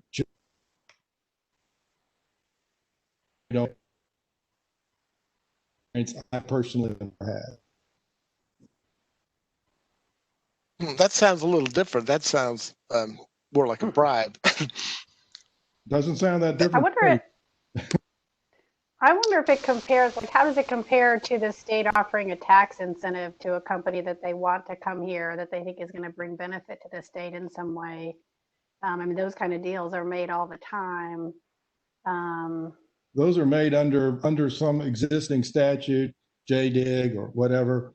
And again, there are very specific time limits they're supposed to meet. There's rules around it. And that, again, if you all want to provide a mechanism so that there additional funds available for some, whatever perceived or real mitigation requirements, that's fine, but it needs to go through a rule rather than this number that was picked out of midair, and who knows where the money wasn't all going to, was not stated as going all to mitigation anyway either. It just was not clear. And again, my biggest problem is that it was linked to the permits. I mean, don't get confused with raising monies for different things. The problem here is that the money was linked directly to permits. That's the only reason the EMC is involved. Those are our permits. So that's my concern, not what they're going to do with money, the fact that they need money, none of that. It's just that the direct link to a permit. Now, could you explain a little more about what you mean by link? Because the way in which you described it, I think somebody listening could assume that there was a condition that if you didn't get the money, you wouldn't get the permit. And I haven't heard that from the department. Well, you got to read the MOU. I sent that around, and it talks about the ACP commits to providing funding in the amount of $58 million as set out below, and you'll get the money when all the permits are approved. And then it goes on to say, but if we somehow lose the permit, you've got to refund the remainder in a prorated calculation that they describe. So it's really the MOU is the focus, and I tried to send that around a couple of times. That is, it says, for example, in the event that the Atlantic Coast Pipeline, the ACP, terminates the project, or if in the event that the project fails to obtain and maintain the state approvals or any other necessary permits, certifications, which is what a 401 is, then the governor shall refund a prorated share of the mitigation funds in a calculation method. That directly ties the some permitting actions to this fund. That's the only thing that I want to separate. It's trying to do everything else. Did the well, then let me ask a couple of follow-up questions. You're not, are you saying, or are you not saying that there was a direct tie between the issuance of the permit and the decision of the fund? Oh, it's explicit. It's explicit in the MOU. Well, no, but you said it's explicit to get the money, but it's also explicit in the case that they're not maintained or more permits aren't given that are required, then there has to be a refund. So I mean, it goes beyond just you don't get the money until we get the permits. Well, I'm not sure I completely sort of get with that, because you read the MOU. Yes, and the point, and Don, the point is that, or Commissioner Van Der, what I said is that the governor's office, and I'm going to get to the question of authority in a minute, because I think is a very real issue for this commission, and also I want to make sure anybody else has a chance to ask questions rather than just me. But I guess what I'm pushing back a little bit on is that if the project proceeded, that there were going to be certain mitigation payments, and the legislature didn't object to that, which had an opportunity to review this. They just said, we want to spend the money, but as we see fit. But the issue was that if there were a project, then there would be these payments. It didn't say we were going to guarantee that you would get a 401 certification if you pay this money, which is to use an overworked phrase, a quid pro quo. And that's what I'm not hearing in this case. It said if they don't maintain or get more permits that they need, that the money has to be refunded. So in other words, that was additional permits. So even if as actually happened in this case, the state granted the 401 certification, but there were other permits, 404 or other kind of permits, that the pipeline project needed to acquire in order to be able to proceed, and it didn't. So this was a contingency that if you didn't get it, then you'd get some of the project didn't go forward, you get some of your money back. Well, the front end, the one you're talking about, the front end said you won't get half of it until we get the approval from FERC, and that FERC requires all state approvals to be made.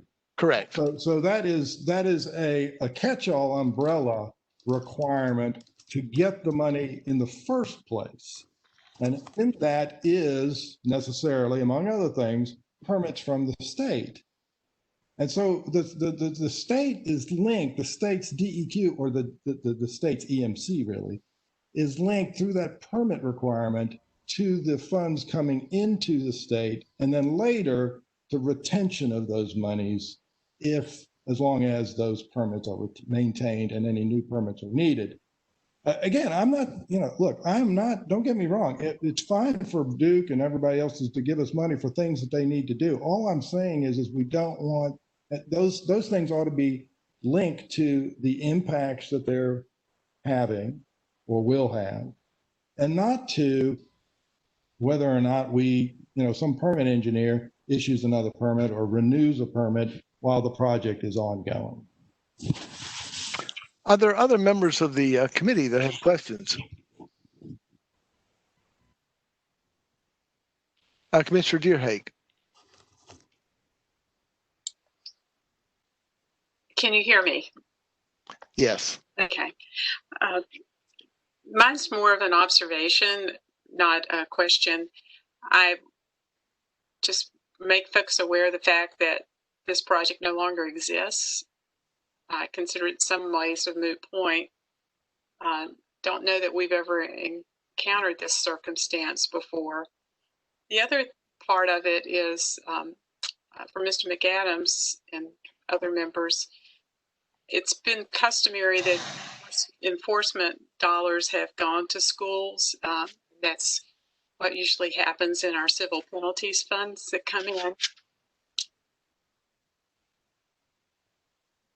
And the legislature went in that direction. But more importantly, I think this is a very broad topic. The breadth of it is such that it requires more an analysis and research than just at our commission level. If the committee decided to do anything with it, I think it has greater coverage than just at the commission level. So it requires a great deal more research before we would take any action. Thank you. Commissioner Lazorick, I think I saw you raise your hand. I think Commissioner Arata was ahead of me. Oh, I'm sorry, Commissioner Arata. Oh, well, thank you. My comments basically mirrored what Commissioner Deerhake were, and that there would be broader implications, and certainly we'd want to be really careful about not interfering on, proper exercises of the governor's office, like when taxpayer incentives that Commissioner Lazorick had mentioned are offered to bring in business to the state. At this point, I'm not sure. I'm having a hard time envisioning what exact rule change or amendment would be able to address the very specific situation of what happened with the ACP permits. So at this time, I'm not really understanding what we should do at this point, and that's all that I wanted to add. Commissioner Monist, Commissioner McAdams, any comments that either of you want to make? Or Commissioner Bailey? I just would have a comment that I didn't see the necessity for doing this. I read through the MOU and I read through what Commissioner Vandervaart wrote, and I didn't see it as payment to obtain a permit. That's my only comment. And I would hate to go through additional rulemaking process and take up staff time going through this whole process. That's all. Commissioner McAdams or Commissioner Anderson, I want to make sure you get included on this too. Commissioner Lazorick has been raising her hand. I'm sorry. I'm just trying to make sure I get everybody. You're right. Commissioner Lazorick was next, then Commissioner McAdams, then Commissioner Anderson. Yeah, thank you. This is Suzanne Lazorick. I mean, to me, it kind of meets the standard for all permit writers. There's a requirement disclosed if they've noted any conflict of interest or if they're feeling pressured in some way from any entity outside or otherwise. And I feel like this sort of falls under the standard ethics, so to speak, of permit writing, across the state. So I also don't see sort of what we would say And again, it is awfully broad to try to take on. Commissioner McAdams? Okay, you pass. Commissioner Anderson?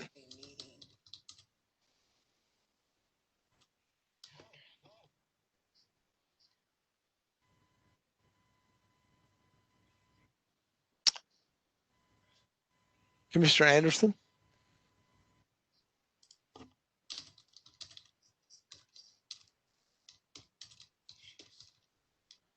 Commissioner Anderson, is Commissioner Anderson still on the call? Let's see here.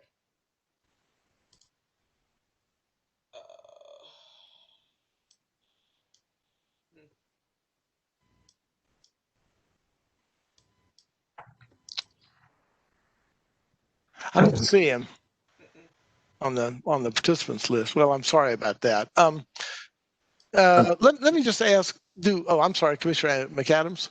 Okay, sorry. On again, off again, McAdams here. Thank you, Mr. Chairman. I will admit to being possibly bothered by this. I don't have enough depth of understanding, but I have always taken great comfort in there being a rationale behind fees that are charged. Some work has gone into determining the cost of building replacement wetlands or stream revitalization, and those costs have been boiled down to per foot or per acre cost for replacement of those things, and that's the mitigation fees. The mitigation fees are therefore paid to go into a fund to create replacements to the environmental damage that is done. If there are additional payments, well, there are also fees to cover staff time of the processing of an application. That makes a lot of sense also. But if in the permitting process, and I do not know, if in the permitting process there is just the port barrel negotiations, well, if you build us a new town hall, maybe we'll see to giving you the permit to build whatever it is you want. My inclination is to blanch at that. I don't know if that's the issue here or not, but I take great comfort in there being underlying rationale behind any payments being made for the permit process. And otherwise, we live under a set of regulations, and if you meet the permit requirements and you pay the appropriate fees, you should be entitled to be permitted to do what you're setting out to do. That's my basic feeling, and you know, there may, in my mind, be some underlying issue in this where, in order to get environmental permits, additional payments for other causes are being extracted. Thank you. Commissioner Anderson, yeah, I see that you're back on. It wouldn't allow me to unmute. Good gracious. But I have no comment. Thank you. Thank you very much, Commissioner Anderson. I have one last question, and that is actually for Councilor Reynolds. And that one of the questions that that didn't come up earlier was whether or not the mitigation payments that were at issue here were mitigation payments that were negotiated through the governor's office. And the question I have for Commissioner Reynolds is whether or not the EMC has any authority. In other words, if you were to undertake rulemaking, under what authority would the commission be able to do that, even if you decide, or the department be able to do that, even if you did? And Councilor, if you could say a little bit about that, that would be helpful. Sure. I'm currently unaware of any authority that the commission would have on its own to be able to bind the conduct of third parties, generally speaking, including regulating the governor. Now, we obviously do, as Commissioner Vandermark pointed out, have the authority to control our own permits, and a set of criteria has already been issued for each of those permits. I'm not aware that any of those criteria includes that you have to make third-party payments in order to get these things. But just as importantly, or more importantly, you have to have a rational basis and some nexus to what you're doing and wanting to do, and have that connected to protecting the environment or carrying out the mission of the EMC. So I have a very hard time seeing what authority that the EMC would have to say, okay, Governor, whether irrespective of party or issue, you can't do this in the future. And I also have a hard time seeing respectfully how the condition that we'll pay you once we are able to obtain the permit can be reasonably read to say that the governor is requiring a payment in order to get the permit. That's not, I have read the MOU.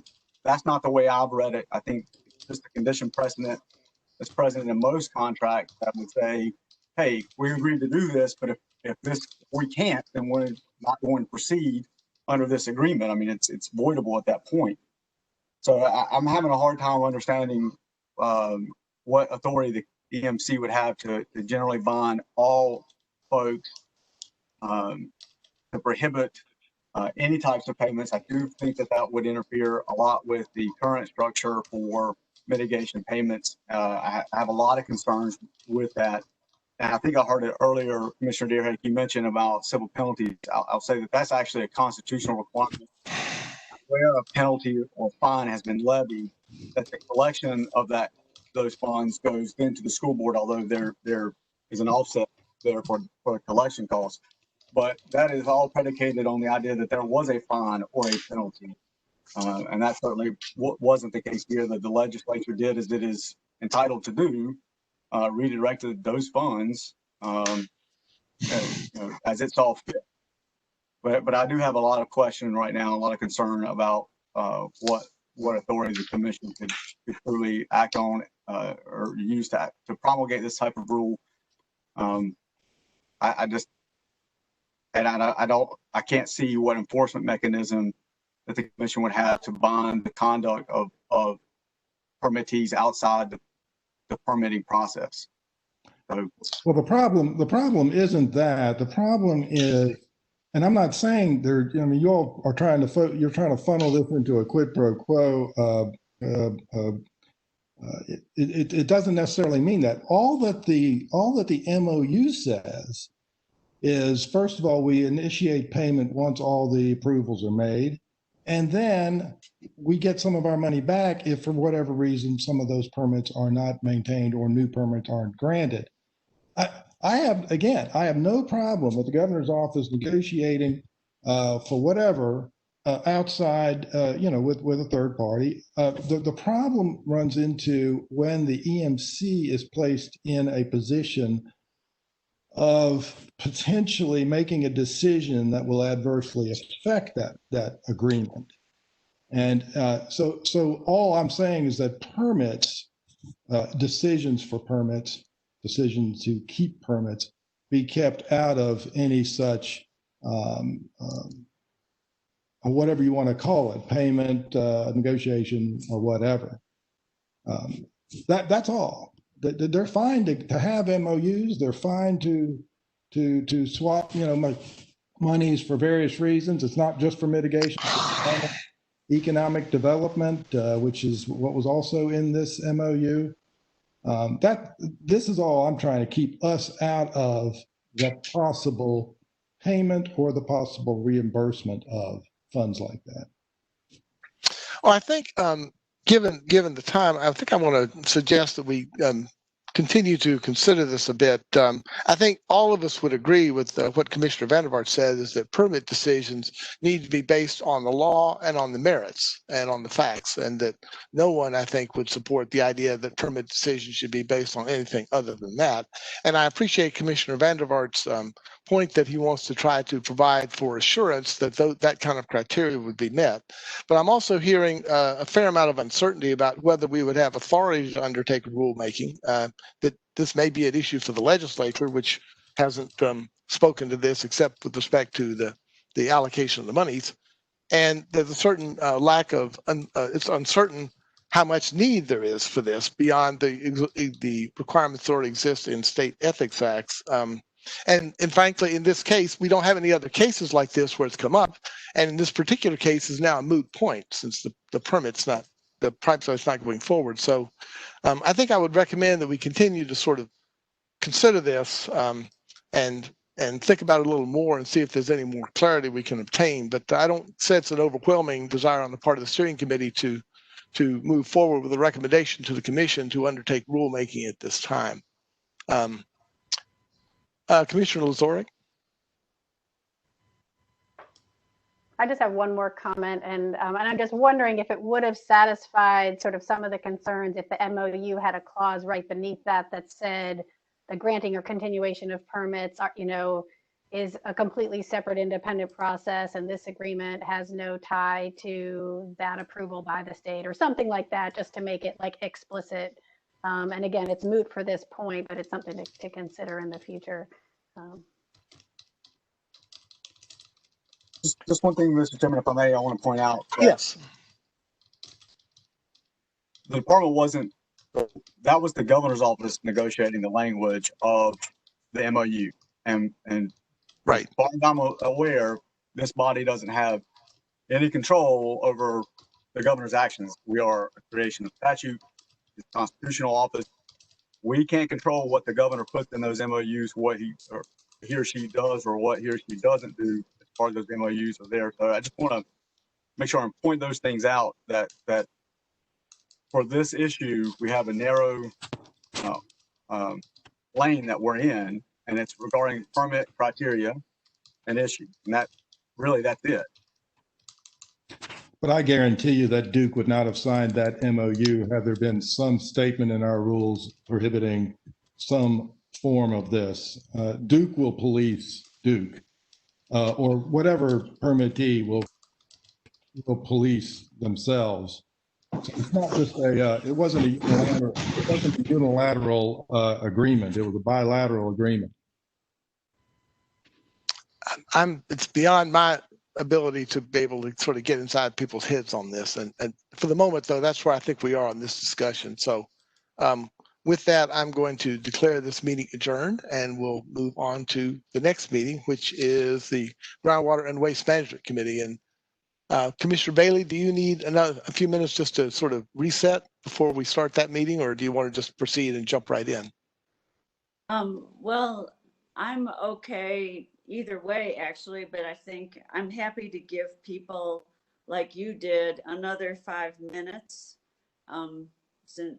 Since okay. The meeting we're supposed to have 15 minutes in between the meetings.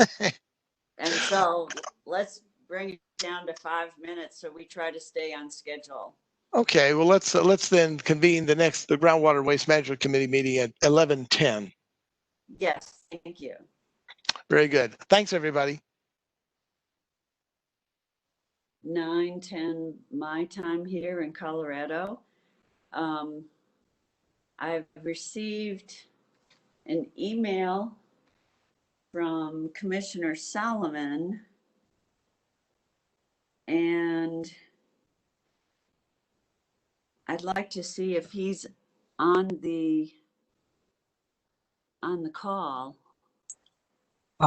Yeah, Commissioner Solomon is on the call. Would the host please make him a panelist, please?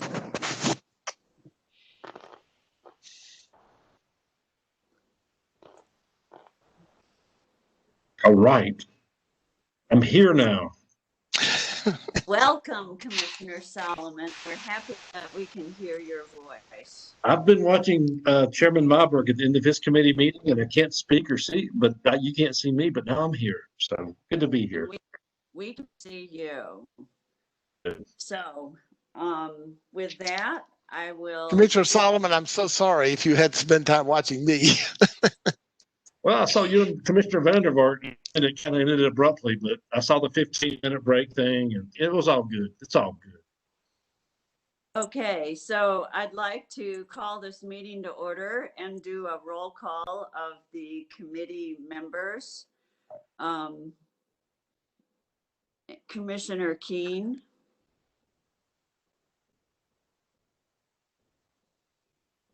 Commissioner Keen, are you on the call?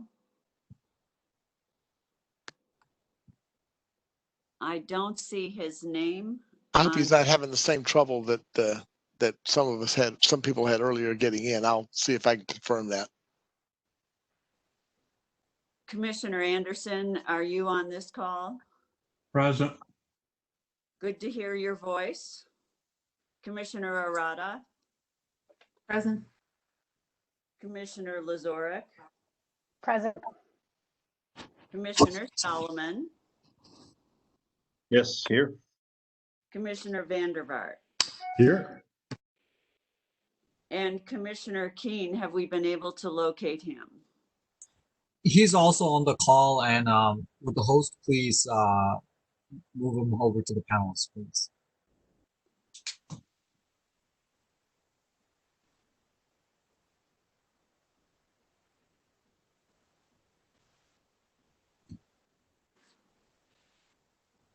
Commissioner Keen, it looks like you're on the call. Would you? Thank you so much, Yvonne. Yes, I can see you. Thank you and hear you. Thank you. We can hear you just fine too. So the roll call has been completed. The first item on the agenda is the notice of General Statute 138A-15. I must inquire as to whether any member knows of any known conflict of interest or appearance of conflict with respect to matters before the commission at this meeting. If any member knows of a conflict of interest or appearance of a conflict, please so state at this time. Do I hear any conflicts? Hearing none, we'll move on to the next item on the agenda, which is the approval of draft minutes of the July 8, 2020 Groundwater and Waste Management Committee meeting. Are there any changes or revisions or comments about the minutes from any of you?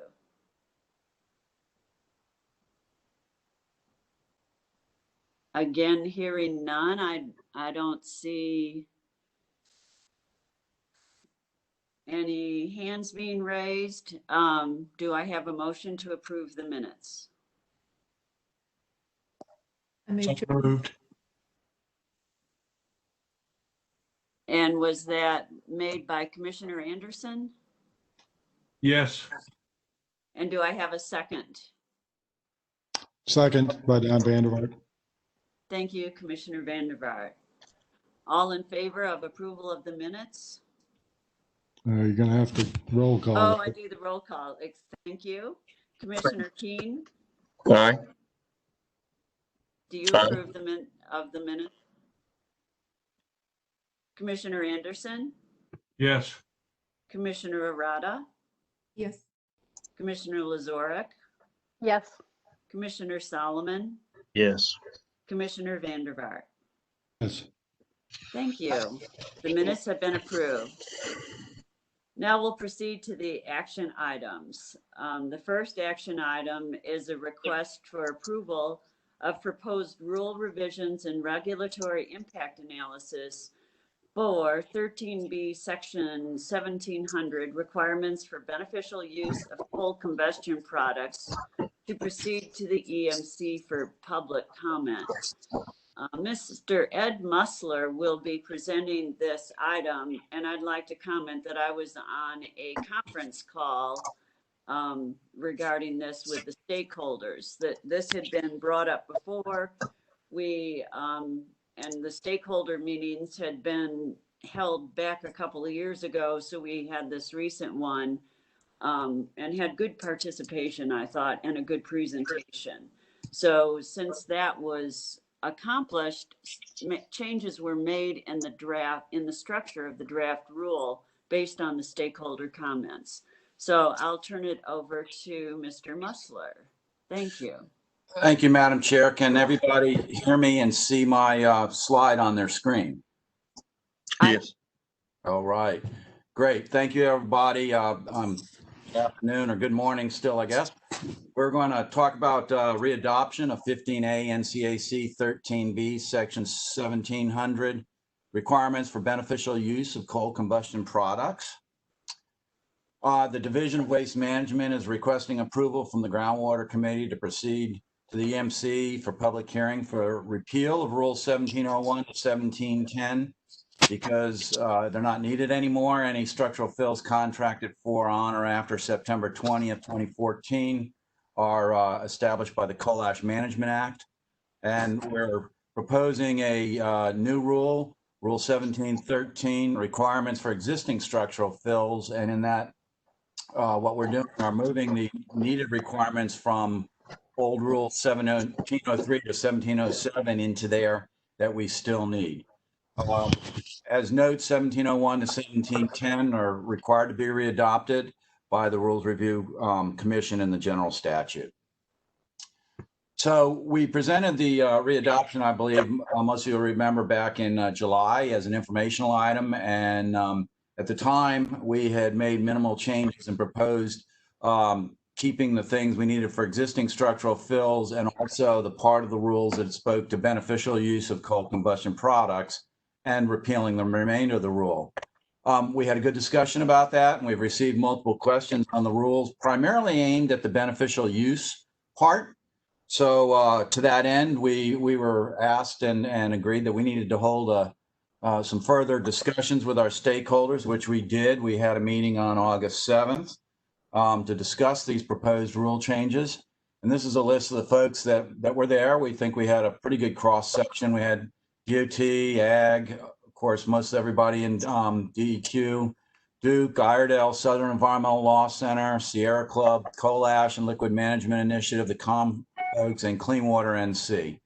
So what I want to do right now, just take a couple of minutes of your time and present some information on coal combustion products and beneficial use, because that was asked for kind of as an information item, and also to understand where we're at. So I think the first thing to understand is there are different, when we say coal ash, that encompasses a large category of different types of things. Fly ash, for instance, is powdery material, comes out of the air pollution control systems. Bottom ash comes out of the burners, and it's mostly sand and dirt, and it falls out the bottom of the boilers. Flue gas desulfurization, or FGD, is a mixture of sulfites and sulfates, and it makes synthetic gypsum, and it's produced when they shoot calcium carbonate solution into the stack to react with the sulfur emissions and reduce the sulfur emissions. And then there's some bottom boiler slag, which is molten ash, and comes out. So all of these things will have come from particularly coal-fired power plants. Historically, the bottom ash and even the fly ash is the material that was wet handled and sent directly to the impoundments. FGD is relatively recent, last 10 years or so, and it has always been handled dry. And all of the fly ash and bottom ash is now handled dry at the remaining coal-fired plants that are burning it. And you can see that we produce quite a bit of ash and recycled it. And while these are old numbers, they're reflective of the day and kind of give you an order of the magnitude of what was going on. Some of the existing uses that have been going on for a long time in North Carolina, of course, drywall is made from gypsum, and so the FGD is a perfect supplement and is sent off to drywall manufacturers. In fact, CertainTeed, who's a wallboard manufacturer, opened a facility across the river from the Roxborough power plant, and the ash comes out of the power plant and goes directly across by conveyor into their line. Over the last 4 or 5 years, there's been an increased need for gypsum over and above what Duke produces on a routine year because of increased building, as well as decreased use of the coal plants because of other fuels and some of our temperatures that we had last winter and this summer or didn't have reduced the need for the plant. So Some of that FGD, some of that flue gas is mined. It is monofilled at those places where it's put in a landfill at the Duke sites, specifically for this reason, so it can be recovered and used. Fly ash is probably the one most people are familiar with and think about, and it's often used in Portland cement, in concrete products, and in road bases and things like that. It's more on the powdery side. It has very similar pozzolanic properties as cement, and it makes a good substitute. And then there's also, sometimes you see pictures of impoundments at coal plants, and it looks like there's white foam on the water, and that's a material called xenospheres, and they're little balls, and they're really kind of little glass balls, and they're used in all sorts of weird things you wouldn't even think about, from facial cleaners to bowling balls to, you know, silicone seal that you put around your door frames. So that's kind of a use. Now, some of you may remember there were other uses listed in what was allowed, but they're not major uses or haven't been recently in North Carolina. This is pretty much what's going on today. Most of this material that's being used today is coming directly out of the plants. It's you know, so it doesn't have to be landfilled, and there's a relatively good balance for that. So, you know, one of the things that within the Coal Ash Management Act, under that statute, Duke was required to identify at least three facilities that they would recycle ash from. And there were some criteria. They had to produce 300,000 tons a year. It was supposed to go to the cement industry. They were called ash beneficiation projects because the ash has to be further handled. The carbon content, the unburnt carbon is too high to work properly in the cement industry, and so it must be further burnt to obtain the proper properties. Those sites have been permitted. They are under construction. Buck Steam Station's in the process of test burns, and probably will be up and running before the end of the year, and HF Lee and Cape Fear early next year. Again, this is just kind of even though they're old numbers, they're reflective of the ones in yellow are the stations that are still operating coal-fired boilers. And you can see where they produce a lot of FGD and they recycle a lot of it, and don't dispose of too much of it. Some of it historically had gone to structural fills. It is not currently. This is just a picture of ash being readied and treated so that it can go into the reactor for making the product for the cement industry. It's called a staged air turbulent reactor, or STAR process. The tall item here to the left is the reactor. This is a storage dome where the finished product goes, and there's a line over here to the left that's coming through and bringing in the ash to be burnt. And this is pollution control devices. So this is happens to be in South Carolina, but it's very similar. The identical process and type of site is being constructed at those three power plants. Moving on to structural fills, since that is some of it. There are structural fills that were regulated by Division of Waste Management and structural fills that were from the Division of Water Resources. The difference being, prior to the Coal Ash Management Act, wet ash was specifically and legally not a solid waste. So DWM handled anything that came out dry. DWR handled anything that came out wet because it was considered a residual from a wastewater treatment plant. That has since been changed, and all coal ash is now solid waste. But we have about 61 structural fills in our inventory. 40 contain more than 10,000 cubic yards and 21 containing 10. There's also another 18 that were what we would consider pre-regulatory structural fills. That is, they were installed prior to 1994. And these are ones that we're aware of, and they filled out certain paperwork. So as you can see, that's our inventory. This is just a little quick count if you're curious, where are they? And you can see they're either down east. A lot of those that are down east came from a private power plant that was up in Halifax County that's no longer operating. And of course, the ones out west, Iredell, Rowan, that area were Duke power plants from there.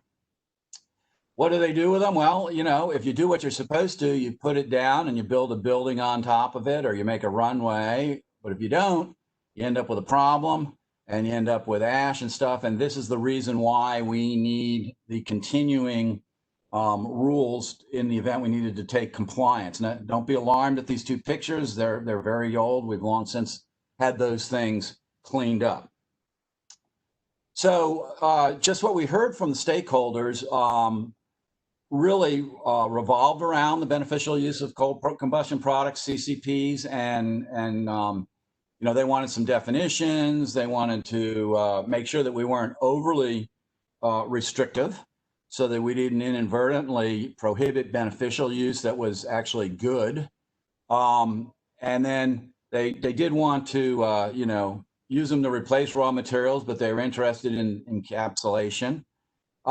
One thing that will have to be delved into is the applicability of the rule to other types of generators other than the power industry, which is a interesting topic that we will have to discuss, because ash is produced by many other things like universities or hospitals or industrial boilers that are specifically not regulated by the federal coal combustion residual rule. So we have to think about that as we go forward. And then there was also some concerns about no one was quite sure what ag was doing or using or whatever, and they would like to have further discussions on that. So we agreed, and we decided that we would hold further stakeholder discussions on the beneficial reuse. But we also have the important part of having to move the readoption portion forward to meet our deadline. And there was really no opposition or discussion about the compliance portions of the rules we wanted to include, so that we could continue to capture that universe I just showed you that doesn't fall under the Coal Ash Management Act. And so we are not including new rules for beneficial use, but we are taking forward the rules for the compliance piece. And we'll do the beneficial use rule as a separate action later on. So what are we doing? Well, we after looking at it and talking about it, we felt that it would be cleaner and neater and work better if we wrote a new rule, requirements for existing structural fills. So that's proposed to be a new rule, so that we could retain the pieces that we wanted and not have the confusion on what was in or out on the other rules and what got moved where. So this rule specifically applies to fills constructed between January 4th, 1994 and September 20th, 2014, when CAMA took over. It encompasses the definitions that are in the statutes and certain requirements. So the ones that are retained, that fills have to be maintained according to CAMA. CAMA lists some general things that actually came from this 1700 rule on what you have to do for maintenance. You know, don't let erosion occur, you know, things like that. We felt it important to make sure that people understood they had to maintain their existing buffers. In other words, you couldn't carve up a piece of property after you were done and all of a sudden not have a buffer. And we made sure that people understood that the cover requirements were required with soil as originally put in, or even better yet, an impervious surface or building structure on top, which really was the intent of these rules all along, to provide a suitable foundation to build something on. And recordation, the fact that it's there, like we do for solid waste facilities, to be put on the deed that was not there from before, but we now have the authority to enforce it. So let's see, moving on, where am I? Okay, so within the comments, as I mentioned, people wanted us to reference some of the 2B and 2L things. They didn't feel it was clear. That was not a big issue. So you'll see in your copy that you've been given, you know, some stuff in blue. Those are the additions beyond what you would have seen in July that resulted our stakeholder process. We clarified that it was the property owner's responsibility for maintaining those buffers, and they asked for a fact sheet when we go to a public hearing that addresses some things. So we agreed that we will put that together, and that will be part of the package when we go out for public comment. And all right. So again, as I mentioned, we made the following revisions that are highlighted in blue, and I don't think I need to read that word for word, as we've had this discussion. Okay, so the regulatory impact analysis that was initially approved June 9th was revised and resubmitted, and the revised version was approved August 13th. The regulatory impact analysis indicated no impacts of state or local governments other than the benefit of clarification. We did send it for a pre-review to the Rules Review Commission, so 1713 does have changes made by them. And for everybody's cross-reference, these are the current rule or the rules that are being replaced, and then what the rules names was, where the what it applied for or what we need to keep, and where the other things is in the COLASH. So as you can see, we moved some applicability. Some things are notifications or citing are unnecessary because they wouldn't be built anymore. Under this rule, they would have to be built under the statute. 1713 in terms of design, construction, and operation does pull in some things from CAMA over there, and we made sure that it was clear that the final cover maintenance requirements were maintained. The closure is unnecessary. All of these are already closed. So what we want to do is just be able to do the historic maintenance and stuff after the fact. All of our recordations had occurred, but we kept the recordation in there in the event that the property gets sold or transferred or something like that. We want to make sure that the recordation that there's COLASH on the property follows the property. For the other uses, the beneficiation project uses, the definitions are in CAMA. Storage and containment requirements, again, we use prevention of speculative accumulation and things like that, and that's in the COLASH Manual Act. And we no longer, it's unnecessary for annual reporting because it doesn't apply to existing fills. So with that, this is the proposed schedule for rulemaking. Should you all be in agreement that we can move on after we have a discussion, we'll go to the commission, full commission now in your November meeting, hopefully for approval of rule and fiscal note. You can see the schedule for public comment, earliest date for a public hearing. We have to have the hearing officer report, fiscal note, rules adopted at your March 11th meeting, as April 30th is the deadline, and you can see that we would be successful there. So with that, I am done with my presentation, and I will be happy to discuss anything that needs to be discussed. Thank you very much for your attention. Thank you, Mr. Musler. I think that was an excellent presentation. I did want to make sure there were a couple of clarifications. We spent a lot of time about the uses for COLASH, but the fact that we're repealing all those sections, I just want to make sure that everybody understands we're not saying that the existing reuse that's going on, that's not affected by these repeals. Is that correct? That's correct. In our analysis, it was our opinion that the reuse that is occurring would not be affected by this loss. That was more a permission granting piece of a rule. And in fact, at least right now, the ash that's coming from the Duke power plants is all going either to cement or wallboard or not being used at all. So we really would need that beneficial use piece more as we decide how we want to tackle other sources of COLASH. But for the industrial parts, we're in good shape right now, and we have the time to have that conversation. And I also wanted to point out that when the other commission members review attachment A, I thought that was put together very well to show. I asked the staff to include all the language of the repealed regulations so that you'd be able to compare it with how the staff put everything necessary in one regulation, 1713. I thought that was done very well with the blue highlighting. And then you could look back at the repealed language to compare. And the staff also put together that table showing where everything was moved. So I want to compliment the staff for how they put this all together and how quickly it was done after we had that conference call with all the stakeholders. With that, I'll open it up to comments or questions of Mr. Musler.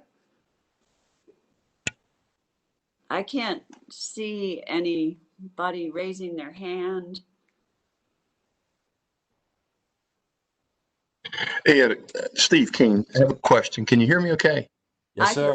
Fine, Commissioner Keene. Thank you. Just a question on the reuse on the standard fields with and without implemented end users. I was impressed with seeing the airstrip or the airfield there, and also the other buildings, particularly one in Weldon. Has the Department of Commerce, are they a stakeholder in any way to help get instructions, I guess, from those who want to be an end user moving forward with any of these products? They have not historically been in the past. Most of these uses, were brokered by, private folks that found the place and then was the intermediary with the power company for the people. The state didn't have really a piece in that. They're not necessary for them to be an active partner. Certainly, we get calls from time to time if they're looking at specific sites or things. But I'd be honest with you, I don't remember anything that we addressed coal ash specific. Thank you, Ed. Mm-hmm. Are there any other comments or questions?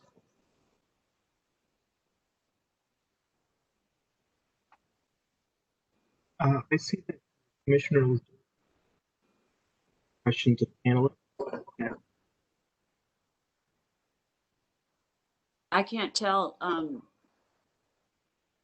Yeah, it was just a general question, not really specific to a decision. I was curious if someone could give me a visual of how big 10,000 cubic yards is, since I don't work in this area. Okay. How about an acre 10 feet deep? It's not super amount. But basically, when we looked at how much could you impact and whatnot, kind of that was the size. In coal ash, it's not that it's highly toxic; it's that there's a whole lot of it. So that's the best reference I can give you. It's an acre, approximately 10 feet deep. Thank you. Any other comments or questions? Do I have a motion?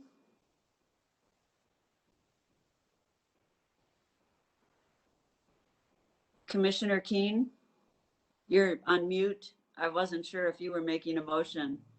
He's frozen up there. How's that? Am I open now? Yes, I can hear you, Commissioner Keene. Sorry. Chair Bailey, I would like to go ahead and make a motion that we move forward with the, I don't have it written in front of me here, but we go ahead and move forward with sending this to EMC. I don't have the right. I'll read the motion. I'll read this into the record. The Division of Waste Management requests approval of proposed rule revisions and regulatory impact analysis for 15A NCAC 13B sections 1700 requirements for beneficial use of coal combustion products to proceed to the EMC for public comment. Rules 1701 to 1710 are proposed for readoption as a repeal pursuant to GS 150B-21.3A, since new structural fills are required to comply with the Coal Ash Management Act. And Rule 1730 is a new rule proposed for adoption to consolidate requirements from the existing rules that are still necessary for existing structural fills. So your motion is to go forward to the EMC with the rule revisions and regulatory impact analysis. Yes, I do. Do I have a second?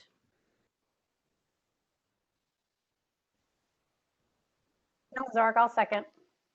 Thank you. Commissioner Lozark made the second. So I will go through the roll call and state yay or nay. Commissioner Keen, Yes. Commissioner Anderson, Yes. Commissioner Arata, Yes. Commissioner Lozark, Yes. Commissioner Solomon, Yes. Commissioner Vandervaart. Yeah. Thank you. The motion passes. And I've said this already, but I was really pleased with the way the staff handled this and the changes they made since our last meeting. I think they were very responsive to our concerns and questions and pulled this together in a great way. Thank you. We will now move on to the next action item, which is to be presented by Bridget Shelton.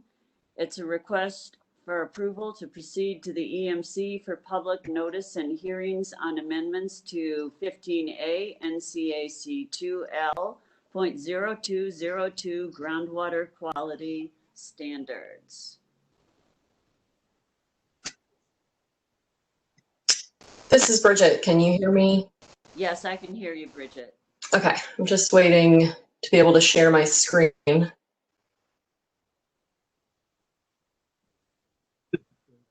I've passed you.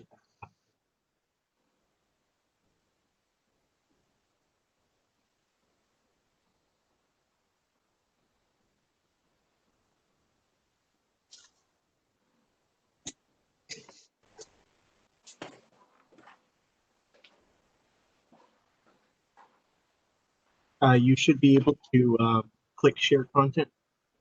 Okay, let's see.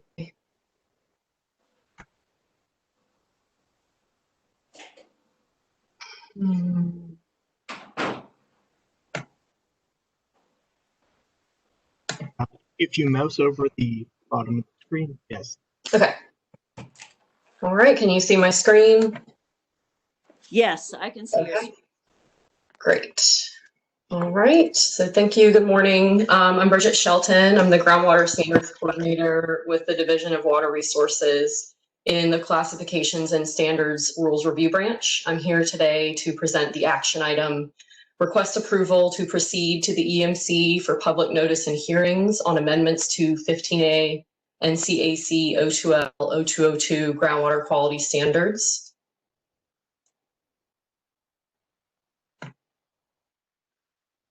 Oh, sorry, I think there's a bit of a lag. Okay, so I'll begin today's presentation with going over part 3 of the proposed amendments to 15A NCAC 02L02 in detail. This will be similar to the information items that I presented at the past couple of committee meetings. As a reminder, we saw part 1 in May, which focused on the metal compounds, which we are proposing for adoption as groundwater standards. Part 2 was presented in July, which covered the compounds whose proposed groundwater standard values are less than or equal to the PQL, or the practical quantitation limit. And part 3 today will cover the remaining 29 compounds whose proposed groundwater standard values are greater than the PQL. And then we'll move on to the action item portion of the presentation. So DWR is proposing amendments to 15A NCAC 02L0202 as a result of our last periodic review. As 02L 0202 subsection G states, groundwater quality standards and interim maximum allowable concentrations, or IMAX, shall be reviewed on a triennial basis. This periodic review is done to make sure that the values are up to date and that we have accounted for any new toxicological information that may have been published or updated since these standards and IMAX were established. This last review by DWR staff focused on the IMAX that we currently have. Just as a reminder, IMAX are designed as temporary standards that are established by the director of DWR and are calculated in the same way as groundwater standards in accordance with the rule. During this last review of the IMAX, DWR considered any new or updated information in accordance with the rule. Staff considered if appropriate modifications are needed, and then reports of these reviews were prepared and reviewed internally. These reports that were then sent to toxicology staff at Division of Waste Management and DHHS for further review and comment. After this intensive review process, DWR is recommending changes to the O2L 0202 rule to incorporate a number of these existing IMAX. Some do values due to new data or re-examinations of existing data, but the majority of the values that we are recommending be incorporated into the rule do not change from the existing IMAC values. We're recommending that these proposed values go through the rulemaking process so that the public has the opportunity to comment, and so that these values can eventually be established in the O2L rule as groundwater standards if approved. So I'm breaking this information up over the past few committee meetings so we can go over these proposed amendments in more detail. So as I mentioned, today is part 3, or the remaining 29 compounds. These compounds have a proposed standard which is greater than the PQL. This essentially means that the value that was calculated in accordance with the rule to be protective of human health or to render the groundwater suitable as a source of drinking water will be the value that is implemented as a groundwater standard for these compounds if approved. So here are the 29 compounds in part 3. In the next slides, I'll give an overview of each of these, including their current IMAC values and their recommended groundwater standard value. This information on each compound is also provided in more detail in the supporting documents and attachments included with the presentation. So for part 3, we've provided a table summarizing the information for each proposed standard. Summary documents and calculation worksheets for the 29 compounds follow this table. Each are on a page and they include the data that staff has evaluated and the calculations that were performed and an explanation of the proposed value for each compound in accordance with the rule. At the end of this first attachment, there's also a table which summarizes the historical information on each requested IMAC, cover letters of the IMAC requests that we have received if available, and a table of groundwater regulatory values that are used in surrounding states. And the last attachment we've included for part 3 of this presentation is the statement provided by the Secretary's Science Advisory Board on DWR's proposed PFOA and PFOS groundwater standard. And I will go over this in more detail in a few more slides.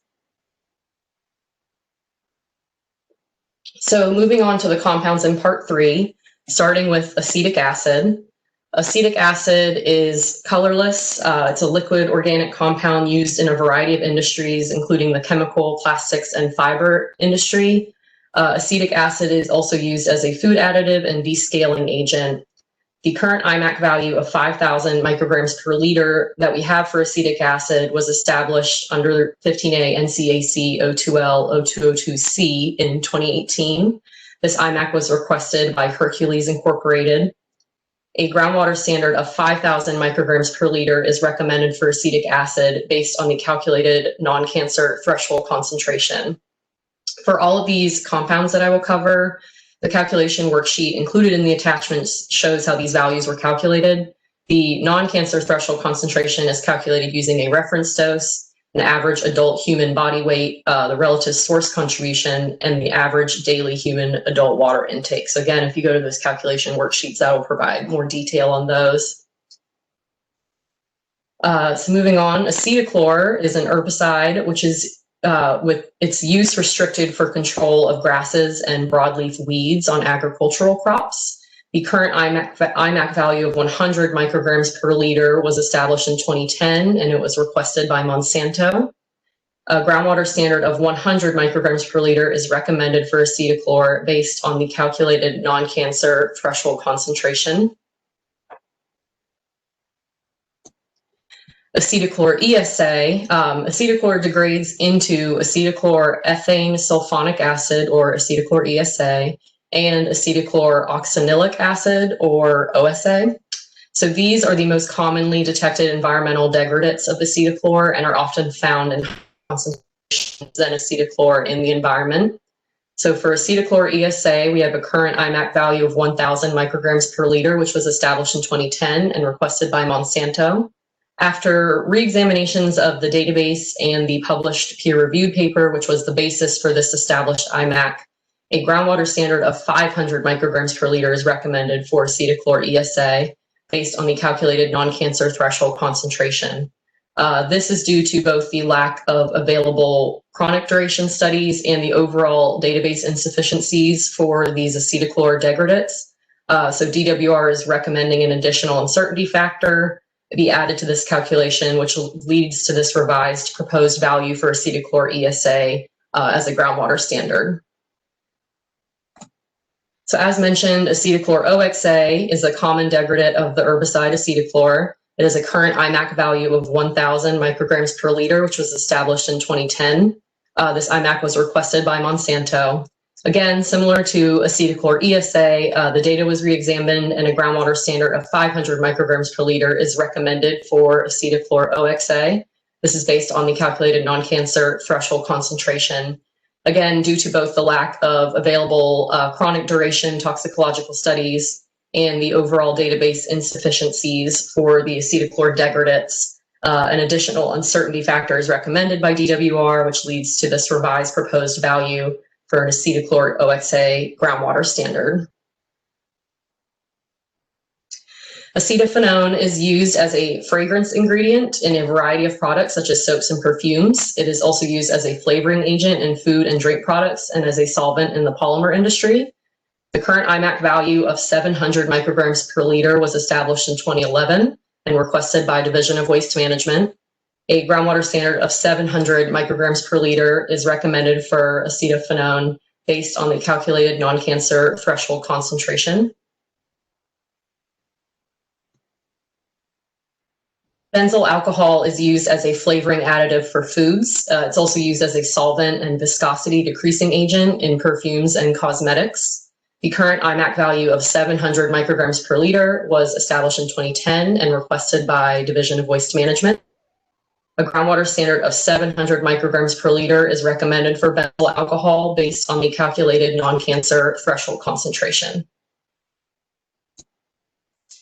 Bromomethane is a fumigant used to control insects and pests. It has been used for fumigation in agricultural applications such as grain elevators, mills, and greenhouses.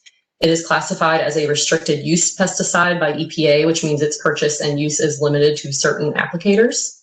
The current IMAC that we have for bromomethane is 10 micrograms per liter, and it was established in 2010 and requested by Division of Waste Management. A groundwater standard of 10 micrograms per liter is recommended for bromomethane, which is based on the calculated non-cancer threshold concentration.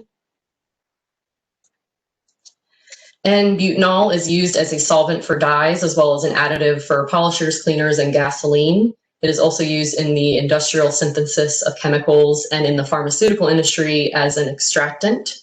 The current IMAC value of 700 micrograms per liter for N-butanol was established in 2010. This IMAC was requested by Division of Waste Management. A groundwater standard of 590 micrograms per liter is recommended for N-butanol based on the odor threshold. So this revised value is recommended as a more recent publication from 2008 was located. This reported a lower aqueous odor threshold for N-butanol than previously reported by a study from 1973. So that's why we have a revised recommended value here. Sec-butanol is mostly used to manufacture methyl ethyl ketone, which is a common solvent in the manufacturing of plastics, textiles, and household products. So we have a current IMAC value of 10,000 micrograms per liter for sec-butanol, and it was established in 2010 and requested by Division of Waste Management. A groundwater standard of 10,000 micrograms per liter is recommended for sec-butanol based on the calculated non-cancer threshold concentration. 4-chlorotoluene is used in many products such as agrochemicals, plasticizers, flame retardants, material preservatives, pharmaceuticals, perfumes, and flavorings. We have a current IMAC value of 24 micrograms per liter, which was established in 2010, and the IMAC was requested by Division of Waste Management. We are recommending a groundwater standard of 24 micrograms per liter for 4-chlorotoluene based on its taste threshold. Dalapon is an herbicide for use on food crops, primarily sugarcane and sugar beets. It is also used for non-crop applications such as lawns, drainage ditches along railroad tracks and industrial areas. The current IMAC value of 200 micrograms per liter was established in 2010 and requested by the Division of Waste Management. A groundwater standard of 200 micrograms per liter is recommended for Dalapon based on the calculated non-cancer threshold concentration and the federal maximum contaminant level. They were the same value. 1,4-dibromobenzene is used in the manufacture of pharmaceuticals, pesticides, and flame retardants. The current IMAC value of 70 micrograms per liter was established in 2010, and this IMAC was requested by Division of Waste Management. A groundwater standard of 70 micrograms per liter is recommended for 1,4-dibromobenzene based on the calculated non-cancer threshold concentration. DDE, or dichlorodiphenyl dichloroethylene, is not commercially produced in the US as it is an environmental degradate of byproduct of DDT, which is an organochloride pesticide. DDT has been banned in the US since 1972, but it is still used in other countries, and it is allowed in the US for potential public health emergencies. The current IMAC value of 0.1 micrograms per liter for DDE was established in 2010, and the IMAC was requested by Division of Waste Management. A groundwater standard of 0.1 micrograms per liter is recommended for DDE based on the concentration, which corresponds to an incremental lifetime cancer risk of 1 in a million. Dinoseb is an herbicide used for control of grass and broadleaf weeds. Its use was discontinued in the US in 1986, but prior to that, it was used on soybeans, vegetables, fruits, and nuts. The current IMAC value of 7 micrograms per liter was established in 2010, and this IMAC was requested by Division of Waste Management.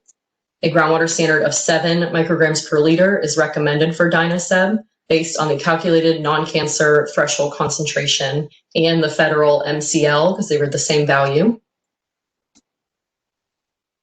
Diphenyl ether is used as a heat transfer agent in resins. It is also used as a chemical intermediate in the manufacture of industrial chemicals. The current IMAC value of 100 micrograms per liter for diphenyl ether was established in 2011. This IMAC was requested by Division of Waste Management, and the IMAC value was based on a reference dose, which is derived by the New Jersey Department of Environmental Protection. They did base this reference dose on limited and poorly referenced data, which leads to a low confidence in this IMAC. There's been no reference dose or provisional reference dose established or published by the US EPA. So a groundwater standard of 180 micrograms per liter is recommended for diphenyl ether based on its odor threshold. Diquat is a general use, non-selective herbicide used to control broadleaf and grassy weeds in non-crop areas and surface and underwater weeds in aquatic areas. The current IMAC value of 20 micrograms per liter was established in 2010, and the IMAC was requested by Division of Waste Management. A groundwater standard of 20 micrograms per liter is recommended for diquat based on the calculated non-cancer threshold concentration and the federal MCL. They are the same value. Endosulfane sulfate is a pesticide broadly used on fruits, vegetables, grains, cotton, and ornamental foliage. US EPA has phased out the use of endosulfane sulfate in the United States effective in 2016 due to serious adverse health effects in farm workers exposed to high concentrations of this pesticide, including mental retardation, birth defects, and death. The current IMAC value of 40 micrograms per liter for endosulfane sulfate was established in 2011.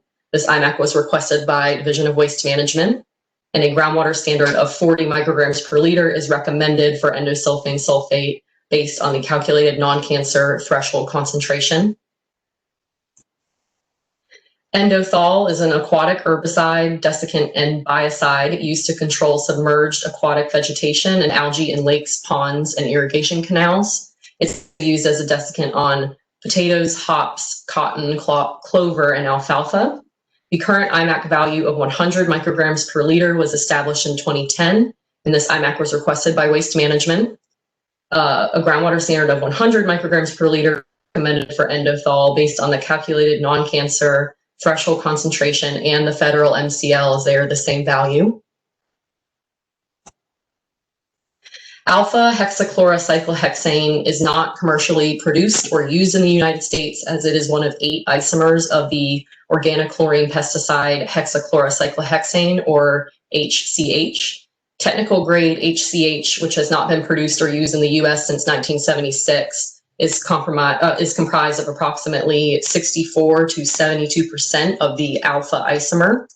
The current IMAC value of 0.006 micrograms per liter for alpha HCH was established in 2011, and this IMAC was requested by Waste Management. A groundwater standard of 0.006 micrograms per liter is recommended for alpha HCH based on the concentration, which corresponds to an incremental lifetime cancer risk of 1 in a million. Beta HCH is also not commercially produced or used in the United States. It is an isomer of the pesticide HCH, and the technical grade HCH is comprised of approximately 11 to 12% of this beta isomer. The current IMAC value of 0.02 micrograms per liter for beta HCH was established in 2011, and this IMAC was requested by Division of Waste Management. A groundwater standard of 0.02 micrograms per liter is recommended for beta HCH. This is based on the concentration, which corresponds to an incremental lifetime cancer risk of 1 in a million. 4-isopropyl-toluene is a food agent and solvent for dyes and varnishes. It's also an additive in fragrances and perfumes and a masking odor for industrial products. The current IMAC value of 25 micrograms per liter was established in 2011. It was requested by Division of Waste Management and Brewster Environmental, PLLC, and Paramount Chevrolet. A groundwater standard of 25 micrograms per liter is recommended for this compound for 4-isopropyl-toluene based on the odor threshold. Methylbutylketone, also known as 2-hexanone, is no longer manufactured in the US, and its uses have been restricted. It has been used in paint and paint thinners. It's also formed as a waste product of wood pulping, coal gasification, and oil shale operations. The current IMAC value of 40 micrograms per liter was established in 2011 and requested by Division of Waste Management. A groundwater standard of 40 micrograms per liter is recommended for methylbutylketone. This is based on the calculated non-cancer threshold concentration. Methyl isobutylketone is widely used as a solvent in cosmetic and pharmaceutical products. It is also used as a solvent for paints and varnishes. The current IMAC value of 100 micrograms per liter was established in 2011, and this IMAC was requested by Division of Waste Management. A groundwater standard of 100 micrograms per liter is recommended for methyl isobutylketone based on the calculated non-cancer threshold concentration. Methyl methacrylate polymers and copolymers are produced industrially and used in a variety of products such as acrylic sheets, clear plastics, latex paints, and floor polishes. The current IMAC value of 25 micrograms per liter was established in 2010 and requested by Division of Waste Management. A groundwater standard of 25 micrograms per liter is recommended for methyl methacrylate based on the odor threshold. 1-methyl-naphthalene is used as a dyeing agent and as a test substance for determining the ignition capability of diesel fuels. The current IMAC value of 1 micrograms per liter was established in 2011, and this IMAC was requested by Division of Waste Management. A groundwater standard of 1 micrograms per liter is recommended for 1-methyl-naphthalene based on the concentration, which corresponds to an incremental lifetime cancer risk of 1 in a million.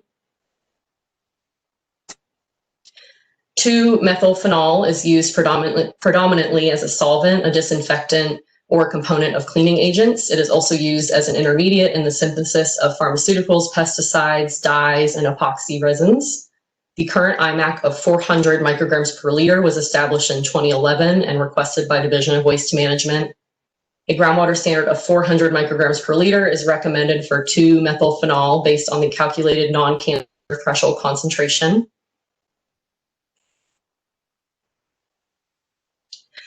PFOS, or perfluorooctane sulfonic acid, is a member of a group of chemicals called PFAS, PFAS, or per and polyfluoroalkyl substances. PFOS is used as a water and oil repellent and as a surfactant in firefighting foams. It is used in carpet, upholstery, and textiles, in waterproofing and stain resistance applications. It is also used in food packaging as a paper grease proofing agent. PFOA, or perfluorooctanoic acid, is used as a water and oil repellent, a surfactant in firefighting foams, and as an intermediate in the synthesis of fluoroacrylic esters. It is used in Teflon, floor waxes and polishes, outdoor clothing, and similar chemicals known as fluorotelomers. And according to the EPA PFOA stewardship program, the manufacturing of PFOA was scheduled to be phased out by 2015. The current IMAC value of 2 micrograms per liter for PFOA was established in 2006, and there's currently no IMAC established for PFOS. A groundwater standard of 0.7 micrograms per liter is recommended for total PFOA and PFOS based on the EPA's Office of Water Drinking Water Health Advisory from 2016. This health advisory value is calculated using a reference dose of 0.0002 milligrams per kilogram per day based on developmental effects for both PFOA and PFOS. Because the reference doses for both PFOA and PFOS are based on similar developmental effects and are numerically identical, EPA recommends a health protective approach would be to compare the sum of the concentrations of these compounds to the health advisory value. So therefore, the recommended groundwater standard of 0.7 micrograms per liter is for combined concentrations or total PFOA and PFOS, and it is based on the potential adverse effects for fetuses during pregnancy and breastfed infants using the 90th percentile drinking water intake and body weight of lactating women. Just want to point out here that the use of the drinking water intake and body weight exposure parameters for lactating women does not completely match up with our O2L, O2O2 rules, as the non-cancer threshold concentration is calculated in accordance with 15A NCAC O2L, O2O2 subsection D1.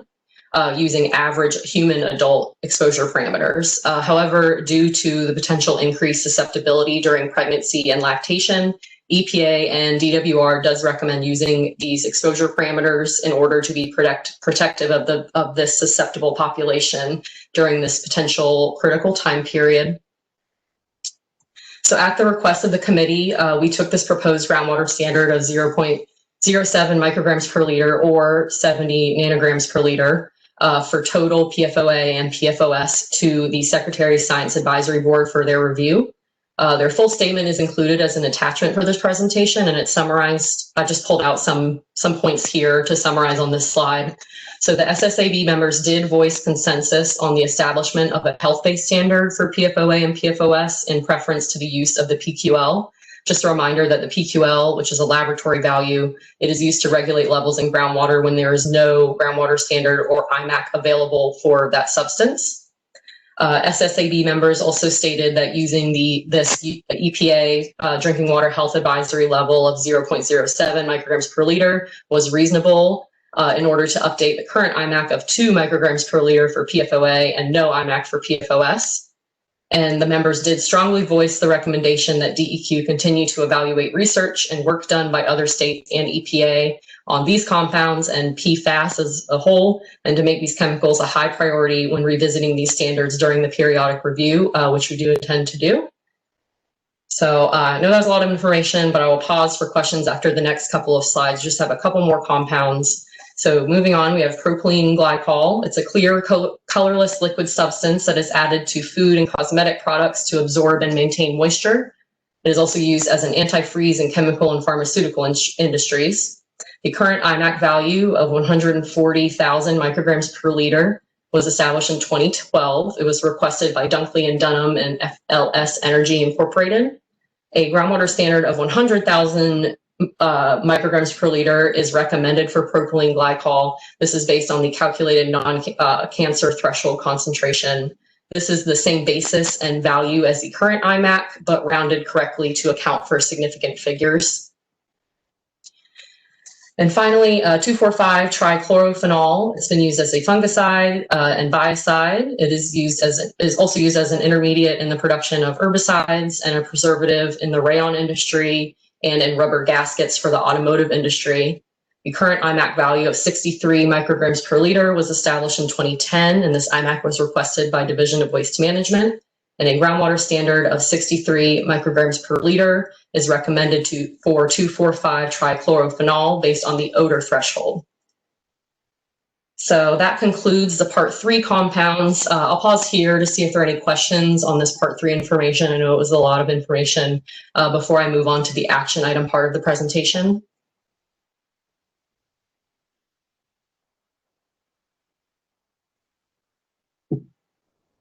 Are there any questions or comments so far? See hands, done. There's 10, even hands. Show me your hand. Okay, Commissioner Vandervaart. I really only have 2 questions, and I'm trying to scroll back. Notwithstanding having taken a whole lot of organic chemistry in my day. The first one's easy, though. The first one is acetic acid. We're recommending a 2L standard for acetic acid based on a 100-year-old study, and the value is 4 orders of magnitude less stringent than less acetic acid than is the amount of acetic acid in vinegar. So I just am opposed to moving ahead with a 2L standard personally. For that, I don't mind keeping an IMAX if that's what you want, but I just can't support a 100-year-old study that was pretty dodgy in the first place. And this is something we put on my salad. I put on my salad every day. And I put 40,000 times as higher concentration on my salad, and I love it. So I'm just not sure that this needs to be codified in 2L. The other question I've got, I'll let you respond to that in just a second. But the other question I've got is, and this is the one I'm looking for. It's oh boy, it's acetochlor, ESA, and OXA, and I guess I understand you want a 2L, but the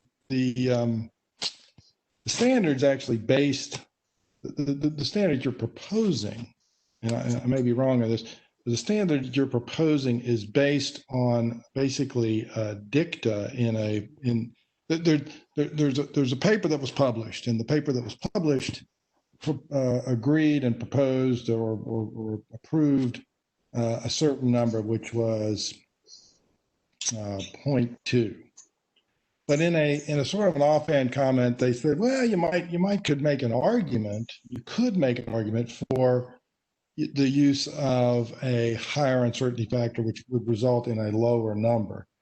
And I guess my question is I'm not sure that using the subjunctive tense there to say that it could be that the publication as such is really agreeing, or the peer review necessarily responded to that basically a hypothetical. The paper itself reported I believe a number, well, ultimately a number of 0.2 milligrams per kilogram per day. And so I'm just questioning, well, I'm not questioning, I just can't support going that, basing this on a discussion that was not made as part of the paper. It was just brought up as a, you could make this argument, but they weren't making the argument. They were just putting it out there. So that's my only questions. And you're welcome to respond, however. Right. So for the Acetylchlor ESA and OXA, we did use the same published paper for the point of departure. So essentially, the point of departure is divided by a total uncertainty factor to get to a reference dose. They did publish the original reference dose, which was used for the IMAC that was established. When we re-examined that paper and the overall database for these degradates of acetylchlor, we made the decision and recommending now to add an additional uncertainty factor to that point of departure. It was included in that footnote of the paper, but we're really basing it off of that point of departure originally published in the bulk of the paper there. And that was our, scientific decision based on the overall database deficiencies on these degradates. There are no chronic studies.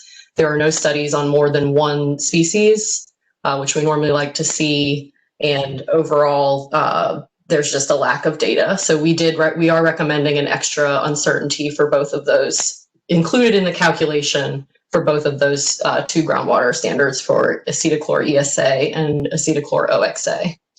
But the published paper itself recommended the uncertainty factor of, what was it, 1,000 or something versus 3,000. Is that right?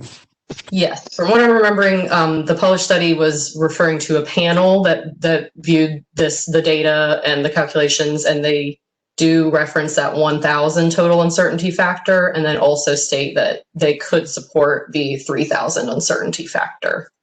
So from a 2L standard, I mean, the problem here is that when you go to the 2L standard, you're bound by those requirements and the rules. I mean, it's fine if you want to make an IMAX at that different level, at the, I guess, the lower level. But my reading of the rules says if you go to 2L route, you've got to have a published. Well, I mean, one of the criteria is, and I think that's the one you're relying on, is a published paper, peer-reviewed published paper. I don't think this published paper supports the 3,000. Now, if you wanted to have an IMAX, I think you've got, as we discussed last time, I think you've got some broader scope. But I just can't support it for 2L. For that reason, I could support what's the number that's 0.2 if you use the 1,000 uncertainty factor, is that right? Let me check, sorry, I'll pull it up. Yes, the reference dose would be 0.2 with the total uncertainty factor of 1,000, and then adding an additional uncertainty factor for overall database insufficiencies would be total 3,000 uncertainty, which leads to a reference dose of 0.75. Right. Okay. Yeah. Well, those are my questions.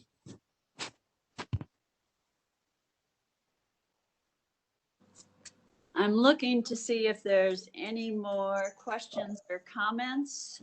Chair Bailey, Commissioner Arata. Commissioner Arata. Thanks. I have a couple questions. The first, I was wondering if there's any more context you could give regarding the SAB's review of other state standards. And the reason I'm asking is it still appears that even under 0.07 micrograms per liter, North Carolina's standard would be significantly higher than some other states, specifically Massachusetts and New Jersey, who have groundwater standards in place. Yes, so the SAB, I don't believe has done a full review of what other states have done. I did do a very quick review of that to present to them to give context. All states are different and regulate groundwater a bit differently, so it is hard to compare ours to others. The 70 parts per trillion or the 0.07 micrograms per liter, which is what we are proposing, is seen in quite a few states. I can send over ITRC is a entity that has put together some pretty good Excel sheets that compare those. I can send that over if you're interested. I do know that other states, as more studies are done and data is re-examined, and the database is looked at, they have they have come out with some regulations that are a little bit lower than 70. That would be helpful, and that might be something that's helpful for the full commission to see before we see this item again on the commission agenda. Yes, I will definitely send that out. My second question, or is really a request, just to say that whatever information goes out to public comment, I think it would be helpful if the same units were used in that background information. I've seen nanometer or nanogram per liter, microgram per liter, and parts per trillion, and just for the of public interest and clarity, making sure that everything's consistent would be helpful. Thank you. Yeah, I agree.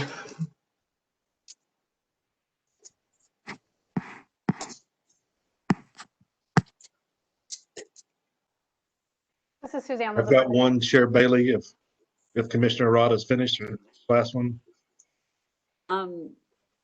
Commissioner, it looks like Commissioner Solomon, and was there some other person? This is Suzanne Lazorek. I can speak after Commissioner Solomon. Okay, Commissioner Solomon, please proceed. Yeah, and can you guys hear me okay? Am I coming through? Okay, okay. I know several of us, a couple of us, Commissioner Vandervaart, Commissioner Bailey, and myself, is time trying to get this ready for committee. And I think one of my that it's a massive amount of information that's got to be explained to the public and interpreted by whoever our hearing officer is. And we have spent a lot of time trying to determine if we're over-regulating, if these compounds are still, should they even be put into rules, which means what are the right levels, as well as are we even using them on enough sites to justify the use? Are we just using them on one site? We've asked the questions over and over because they appear on the 2L list, or are they going to be part of some compliance check that normally would not have to be done? Because again, we can be awful conservative and chase thousands of chemicals down if there's not a concern. So we have tried to do that to the best possible. Again, my thing is to make sure this gets the public comment in a way that the public and the hearing officers can understand it. And I think we're probably at that point. And the other part that's, if you'll see in the 2L rule, one of the things that I feel just as passionately about is that this never happen again. And we've heard explanations for why this has happened, but this is not good governance to have this many compounds of this technical nature dropped on a committee at one time. And clearly there are some changes in the rules that are there that we've asked the department to do so that this doesn't happen again. And I think that's very important because the public should have a public comment period on these IMAX, and they should also see a fiscal note, which some of these have existed for a decade without either. And so that's just not good governance. I will agree with Commissioner Vandervaart that in the essence of some of the things he says, I think there's probably 4 or 5 on here that, in my personal opinion, is clearly over-regulation and just too conservative. But I think my task has been done for this committee, and I hate to say let the buyer beware, but I think the committee needs to decide as a body of, you've got the matrix and the information that's been prepared, and to what level do you guys want to push this to the full EMC and the EMC to the public? So I won't say that I'm in agreement with everything in the package. I'm not, but I do think for the overguiding principle of does the public now have as much information as we can give them? Are the hearing officers equipped? And can we prevent this from happening in the future? I think we can check all those boxes. I'm going to say about this and let the rest of the committee use your own judgment as to whether we're regulating at the right levels or over-regulating with all these compounds. So I'll be quiet. Much more of a statement than a question. Thank you, Commissioner Solomon. And you have worked and spent many hours trying to put this information together so that it is something that we can send out to the public and that it's complete, and that we've assembled quite a bit of information to explain really where these came from and how they're being used. And I'll say more of this at the end of Bridget's presentation, but we had to coordinate with 2 divisions to put all this information together to get it set up for the public hearing. But thank you again for your comment, Commissioner Solomon. Commissioner Lazorek? I'll hold to the end because I don't have anything I have to say right now. Thank you. Bridget, would you please proceed? Yes. Okay. So moving on to the action item part of the presentation. So I'm here to request approval from the Groundwater and Waste Management Committee to proceed to the EMC to request public notice and hearings on amendments to 15A NCAC 02L 0202 groundwater quality standards. These proposed amendments include the information that has been presented at the last few committee meetings. The 47 compounds were broken up into 3 parts, so we could go over each proposed value and provide opportunity for questions and discussion. Just a reminder here of the parts that were presented, and today part 3 was presented. The proposed amendments to 02L 0202 are summarized here. I'll go over these amendments in more detail in the next few slides. DWR is recommending the incorporation of 44 existing IMACs into groundwater quality standards, some with revisions, as I've covered in the last few information item presentations. DWR is also proposing the addition of a groundwater quality standard for 3 compounds which do not currently have established IMACs. We're also recommending a few updates for the rule that will hopefully help with the use of the groundwater standards rule 02L 202. And finally, we are recommending rule text revisions to add an IMAC notification process and to clarify the triennial review process. Before getting into detail on these, I first wanted to quickly go over the attachments we provided for this item, as there are quite a few. First is the rule text with the proposed amendments. Any proposed additions or revisions are in red text. Again, I'll cover these revisions, these proposed revisions in more detail in a few slides. Next attachment is the rule impact analysis for all of the proposed groundwater standards. This has been submitted and approved by OSBM. Submitted to and approved by OSBM. And the third attachment here includes the bulk of the information for this item. It's essentially putting all of the information that is presented in different parts for the different compound groups into one attachment. This includes a summary table, calculation worksheet, and summary documents for each compound, the historical information for the requested IMACs, and groundwater regulatory values for surrounding states. And finally, we've provided site information that has been requested by the committee. This table has information from the Division of Waste Management and Division of Water Resources sites that use the current IMACs for which we are proposing groundwater standards. Site locations and detection dates are provided for each compound when available. So now for a summary of the proposed rule changes. DWR is recommending the incorporation of 44 existing IMACs into groundwater quality standards. Revised values for the compounds listed here are recommended based on new data or recalculations and reexaminations of existing data. Otherwise, the values that we are recommending be incorporated into the rule do not change from the existing IMAC values. We are proposing the addition of a groundwater quality standard for 3 compounds which do not currently have IMACs. As a result of the review process, we do recommend establishing a groundwater standard for these compounds listed here, 2,6-dinitrotoluene, total PFOA and PFOS, and strontium. DWR is recommending updates for clarifications and ease of use, including the addition of Chemical Abstract Service Registry numbers or CAS numbers. We also recommend organizing the standards into a table, reporting in uniform units when possible, and removing synonyms, which would no longer be needed if these CAS numbers are included for each compound. So just cleaning up the rules so it's hopefully easier to use and easier to locate the groundwater standards moving forward. And finally, DWR is recommending rule text revisions to 15A NCAC 02L 0202 subsection C and G. For subsection C, we're recommending revisions to add an IMAC notification process so the public will be notified when an IMAC has been requested and have the opportunity to comment before the Director of Division of Water Resources establishes the IMAC. DWR is also recommending rule text revisions to subsection G to clarify the triennial review process and procedure. These proposed rule text revisions are again shown in attachment C. The red text indicates revisions and additional language. So for subsection C, the rule text revisions and additions are shown here in red. Most of these revisions on this slide are for clarification. The added red text at the end clarifies the communication between DWR and the petitioner during the IMAC request. If the petitioner does not submit the appropriate information in accordance with the rule, the director of DWR shall request additional information. If the petitioner does not provide this additional information, the petition for an IMAC will be denied or shall be denied.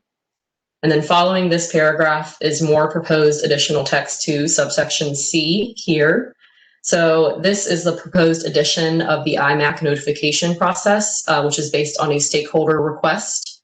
When an IMAC has been requested for a substance, DWR will provide public notice at least 30 days before the establishment of an IMAC for this substance.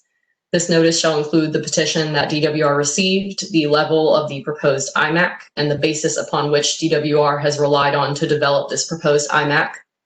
This notice will be published in the North Carolina Register, sent to all individuals on the mailing list, and published on the website. And the bolded text on this slide here will be updated once the mailing list and the website link are finalized.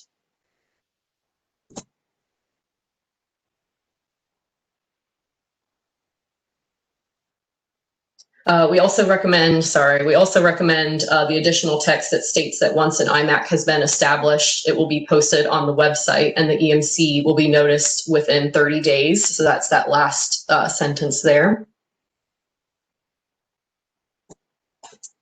Here are the recommended revisions to 15A NCAC 02L 0202 subsection G. We are recommending that these rule text revisions in red in order to clarify the triennial review process that DWR undertakes. So these recommended text revisions add clarification on reporting the periodic review of the standards and IMACs to the Commission and add details on the actions the director shall take during the review of the IMACs. So groundwater quality standards specified in this rule and IMACs established pursuant to this rule shall be reviewed by the Division of Water Resources on a triennial basis and reported to the Commission. The director of the Division of Water Resources shall consider the following actions during the review of an established IMAC. First, recommend codifying the IMAC as a groundwater quality standard under this rule. Second, update the IMAC value based on data published or rescinded subsequent to the previous review. Third, remove the IMAC based on data published or rescinded subsequent to the previous review. And fourth, retain the IMAC at the current value. Any IMAC which is recommended under subparagraph G1 of this rule that the Commission does not codify shall remain an established IMAC and be reviewed through the next triennial review. Modifications to the established standards shall be made through rulemaking in accordance with the procedures prescribed in paragraph D and E of this rule, where modifications are considered appropriate based on data published subsequent to the previous rule.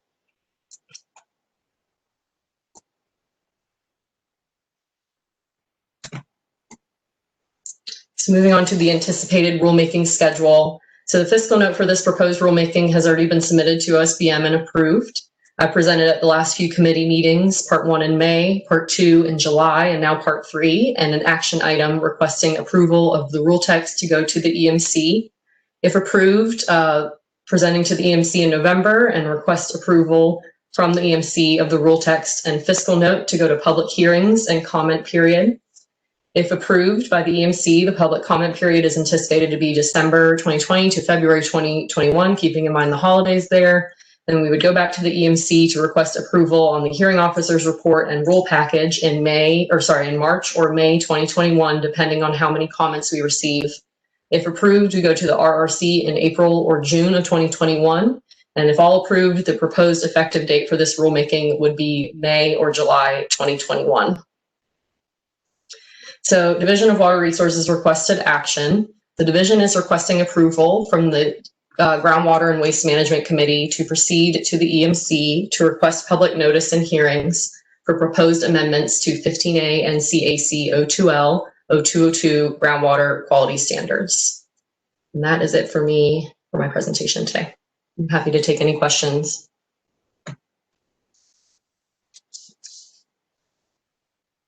Thank you, Bridget. I appreciate this very complete presentation. and all the work that you've put in, and everybody in both divisions has put in to put this package together. I wanted to point out, as Bridget already did, that attachment F is the DWM and DWR site information table. As we started our discussions on these 2L standards, we were questioning, why are we even doing this in the first place? We also questioned, why is the Division of Waste Management asking for these standards? And a handful of industries, as you've seen, have asked for the standards, but the Division of Waste Management was asking for the standards because they had quite a few site cleanups that needed these standards as cleanup goals. So in working with both divisions, we put together this, or the staff put together this table showing exactly where these standards are being used. And so I think that was helpful in rounding out, why are we doing this? It's the water quality calculates the standards, but it's waste management on the whole is using them, as well as some standards being regulated by DWR. So I think that was an important piece of information that both divisions put together for us. In terms of all the information sheets, I think that will help throughout the public review process. And as Commissioner Solomon noted, we hope that we never have to go through this many compounds at any time as we go forward. And I think these changes to the IMAC establishment process and the triennial review is going to prevent this from happening in the future. I think those were some good changes that the staff put together. That's my comment for now. And Commissioner Lazorek had said she might want to make a comment at this point in time. And she needs to be unmuted. Yeah, I mainly just wanted to make the comment that I was very glad to see PFOA and PFAS use the most susceptible population to create the standard. I mean, traditionally, that's often overlooked, for various compounds. You just use an average weight of the average human. And so I just wanted to go on the record as saying that I'm really glad we're looking at the most susceptible population for those particular compounds. Thank you, Commissioner Lazorek. And I also wanted to point out that Commissioner Vandervaart spent a lot of time going through all of this, the technical data in particular, and I want to thank him for his time and attention too, just so that everybody realizes how much went into this at the commission level too. Now I'm scrolling through to see if somebody else wants to make a comment. It looks like Commissioner Vandervaart has got his hand up. It's your turn. One little question on the rule change, which this is the first time I've seen that. Do you really want to add the requirements, the restrictions to the information that you have to rely on to develop the IMAX? I mean, currently the IMAX doesn't require the same level of whether it's published or whether the EPA's put it out, whatever it is. I think it's E. But you're adding that. Are you comfortable with that? That's going to tie your hands, in the future when you're developing an IMAX. Right. Yeah, adding Part E would be a little more strict on the references in order of preference that we would be able to use to develop IMAX. However, after reviewing this, the divisions we've decided that we can't imagine going outside of this realm. We would be uncomfortable using a draft value or an unpublished study that hasn't gone through the full peer review process. So we believe that Part E would be relevant and useful in order to have a preference order for IMAC development. So you'd be stuck with a PQL.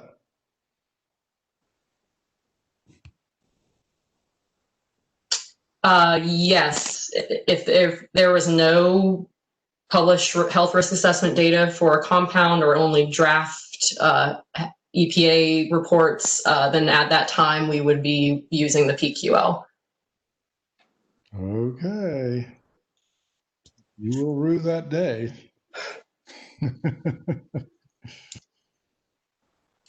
I'm looking to see if there are any other hands raised or any other comments. Yes, Commissioner Bailey, I had one. This is Commissioner Oh. Myberg. Sorry, I didn't see that. Yeah, I wanted to follow up on Commissioner Vandervaart's question because it's an interesting one. Commissioner Vandervaart, is what you're saying is that the department would essentially be regulating itself with respect to the creation of IMAX, which don't have the same standing as a groundwater standard, but you might want to be. Are you saying you'd want to, in lieu of a PQL number, which is likely to be quite low, that you the department might want to give itself the flexibility to rely on some data that's not been fully vetted through an entire peer review process in considering setting an IMAC, with the understanding that that IMAC could continually be reviewed, and if you ultimately adopted it as a groundwater standard, it could be based on some hopefully by then a more robust data set. Yeah, that's exactly right. And that's the way that the IMAX has worked to date. It allows, the director can still say, no, I just want a PQL. But under the current rules, the department can look at data outside those specific areas or locations given in E, and they can make that decision. Now they can still make the PQL if they want to, but they can also go with that. And like you said, it gives them more flexibility as studies come in. And the PFOA is really a great example of that. I mean, we're all over the map on that right now. But it's still the department still finds it advantageous to define a number. And, this is where you have to rely on the information you've got. So, yeah, I mean, I think that they are unnecessarily restricting themselves, recognizing that an IMAX is a number for a specific project. So, yeah. The other question I had is, not without speaking to the merits of your views on acetylchlor, oxy, or ESA. Is what you would recommend for those compounds that it be left as an IMAC for the time being, and that we not establish a groundwater standard, or that you establish a higher groundwater standard? So for acetic acid, my recommendation is to not go to a 2L standard. For acetylchlor, XA and OXA, I think it's ESA and OXA, I would, if you want to go to a 2L, I would support the slightly higher standard based on the published uncertainty factor. Thank you. I appreciate that.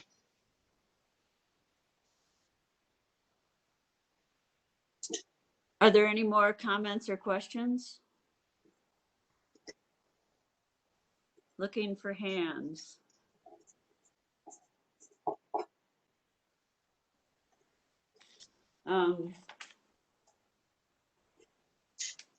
I think I'd like to hear from staff again about the point about, do we want to have a little more flexibility with the IMAX instead of using the same standard?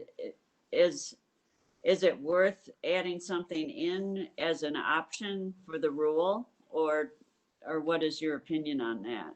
I know you already said you've talked about it. You decided to use the same standard as what we use for groundwater standards, but since they're going to be reviewed every 3 years, and some of them can stay as IMAX and not 2Ls, and we're going to have in a better procedure for reviewing IMAX and whether or not to make them groundwater quality standards, which I was very pleased to see.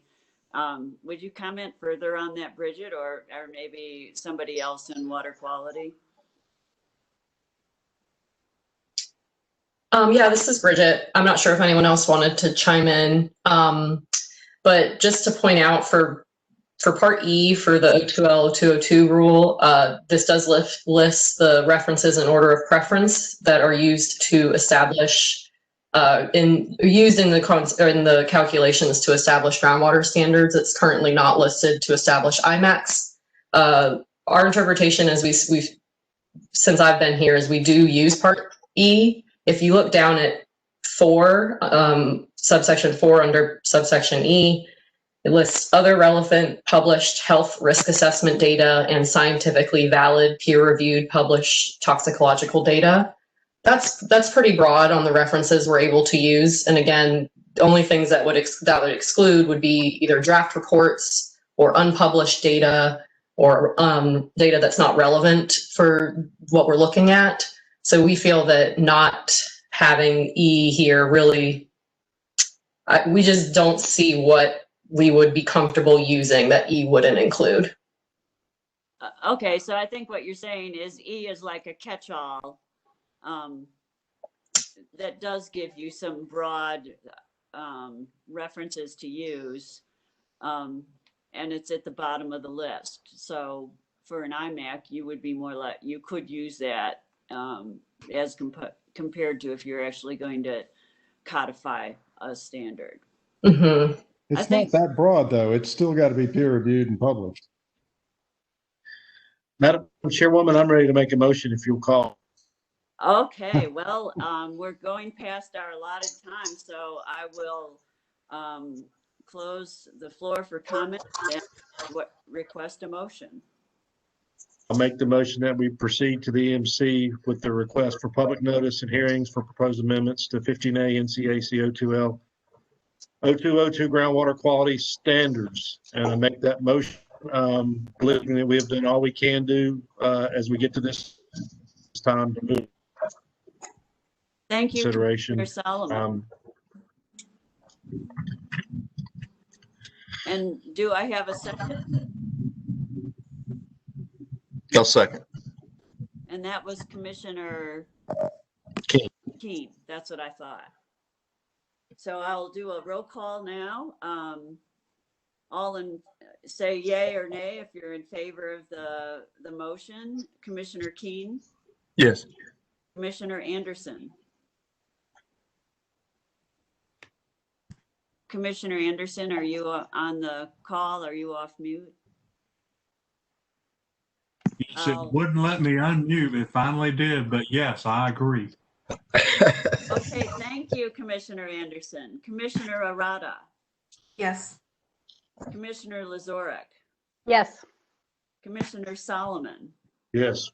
Commissioner Vandervaart? No. Well, thank you for your responses. The majority agrees to go forward to public hearing. I cannot tell you how much I've appreciated all the work the committee has done and that Commissioner Vandervaart and Commissioner Solomon have personally put into this, in addition to all of you and the staff of 2 divisions that have made this package come together for us today. So thank you everybody for everything that you've done. Moving on to closing remarks, we're definitely way past our time. We asked for additional time ahead of, as Lois Thomas was putting together the schedule, we got it and we still used up more time than we thought we would. But anyway, I do have a couple of closing remarks. I asked Division of Water Quality and Division of Waste Management to give us, add into the agendas in the future what upcoming rules we might be presented with. And I'm going to that right now. Ellen Lorscheider put some together for the Division of Waste Management. There's going to be in January or March, we'll be looking at leaking petroleum underground storage tank cleanup fund rules. We'll be looking at adding in photovoltaic modules as a universal waste. And we'll be looking at clarifying the hazardous waste requirements. Is Ellen Lorscheider on the call if she wants to add something to that?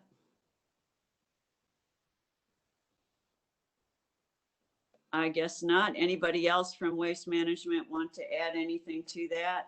But we're going to be changing our agenda. We're adding that to the agenda in the future. So Chairman Bailey, can you hear me now? This is Ellen. Yes, I can hear you, Ellen. Thank you. Yeah, sorry about that. I had a hard time getting it off of mute.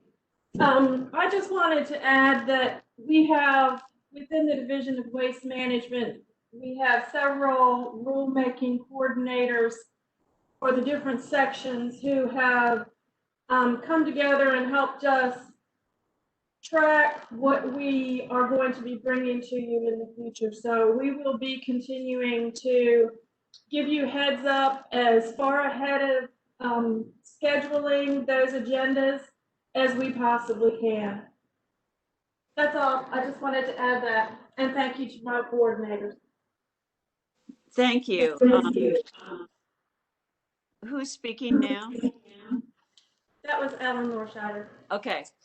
I just wanted to, I thought this was important because in the past we've had, since I've been chair of this committee, we've had a couple instances where there were questions about stakeholders, and we got the rules before we had a time to really digest them. So I felt like this would be a good way for us to have them in our agenda, so any one of the committee members or commissioners can be prepared to ask questions or talk to their own stakeholders about it. Are there any other closing remarks? Chairman Myberg?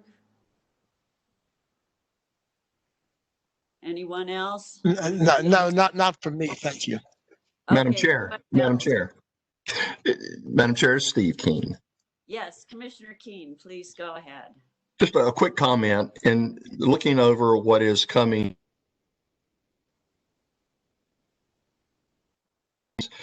that we'll be doing later this month, and also some of the items that we've gone over the last 2 or 3 months in waste management. A concern of mine as a committee member is working on the committee and having the committee to vet all of these issues and concerns and then move it to the EMC General Board. The concern of mine is that are the stakeholders on the state level, i.e., I guess being Department of Commerce, we saw something earlier about the Department of Agriculture and looking at DOT, but the Department of Commerce, because of industry jobs and so forth, moving forward in regulations, are they in a lane with us, DEQ, moving forward as a stakeholder to give us their thoughts? That's a question I guess I have, or just maybe a comment as a committee member. Concerns of the public, is the Department of Commerce involved in any of these rules moving forward? Is there a lane for them to get into? I guess that would be a question maybe for Chairman Myberg or Madam Chair, something maybe on the executive level of the EMC. Is all of these lanes full as being stakeholders at the table? Commissioner Keen, this is Stan. I'll just make a general observation, is that it has seemed to me over the course of my time as the committee that the department really goes to great lengths to engage as many stakeholders, including folks in the Department of Commerce, as they possibly can in going forward with these rulemakings. Now, as you know, engagement does not always equal 100% agreement, and that's where sometimes the sticky point lies. But I think there have been many rulemakings that we've done that have benefited from that kind of engagement from a wide variety of stakeholders throughout the state, and certainly including other members of state government. So my sense is that while on any one individual matter, one can argue that the final outcome was exactly what one or another stakeholder might like, that the department's been pretty assiduous in cultivating that kind of relationship throughout the departments of the state.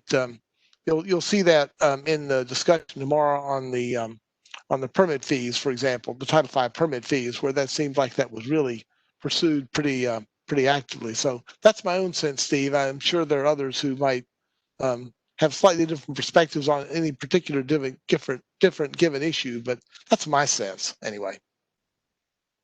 Thank you for raising that question. It's a good one. Yes, that was a good question, Commissioner Keen.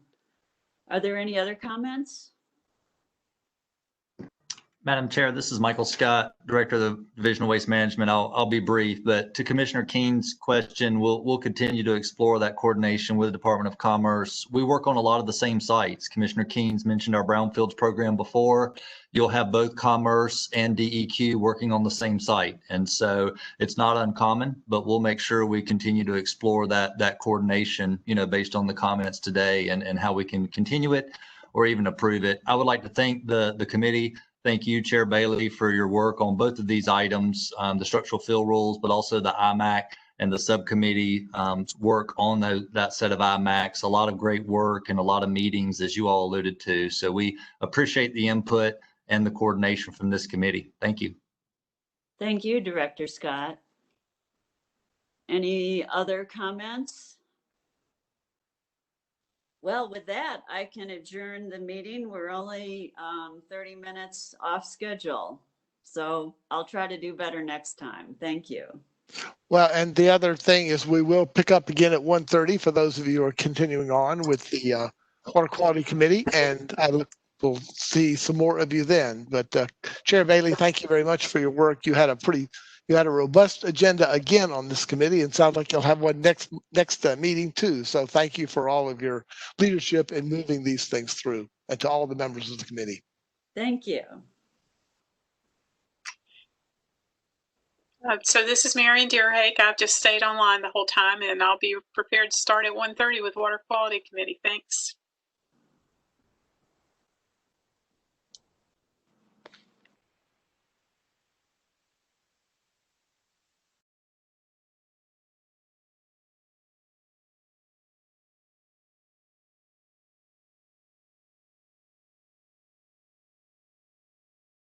So Philip Reynolds, I see your. Yes, ma'am, I'm here. Okay, good. Director Jenny Smith.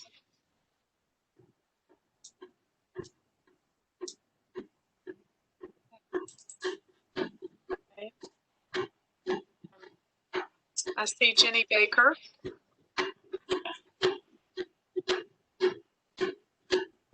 Please answer yes, or that you're here. Just to make sure all the speakers are here. So I hear Jenny. Adrian Weaver. Adrian, we might need you along the way. I'm here. Okay. Forrest Shepard. I'm here. Thank you. Karen Higgins. I'm here. Good afternoon. Thank you, Karen. John Heisman.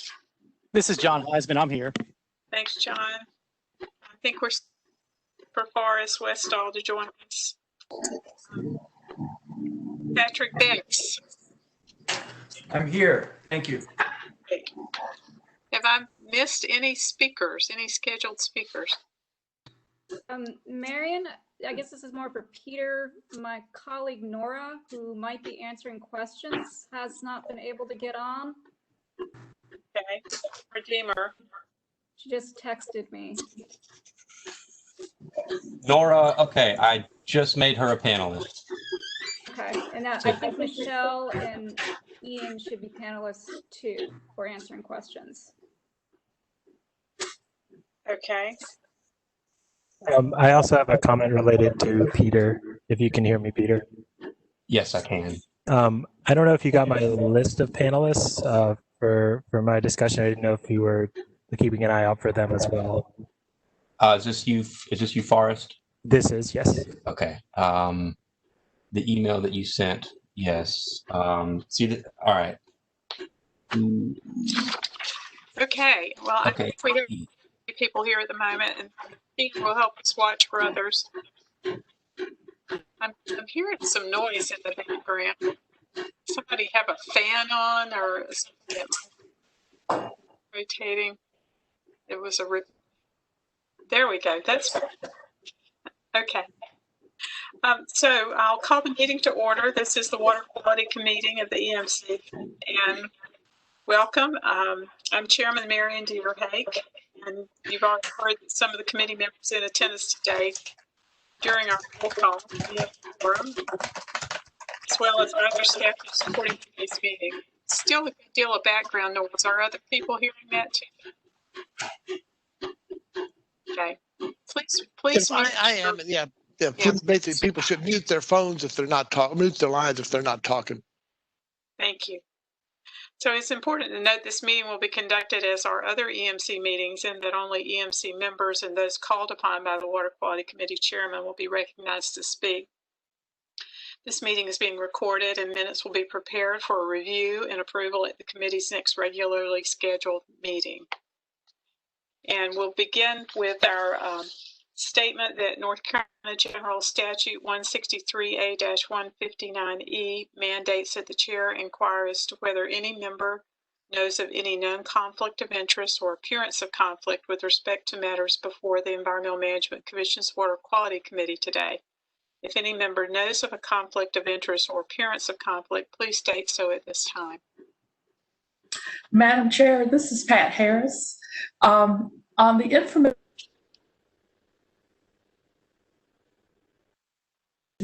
resources plan, I know we will not be taking action as council, but one of the stakeholders for that plan are the local council of governments, and I serve as a contractor. I'm employed with the Mideast Commission, but in a completely different area.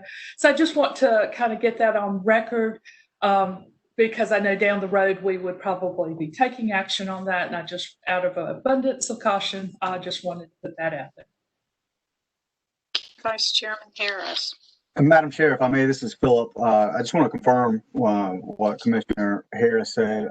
She did talk with me. I unfortunately have not had a chance to share it with Chairman Moberg yet, and was planning to do so today.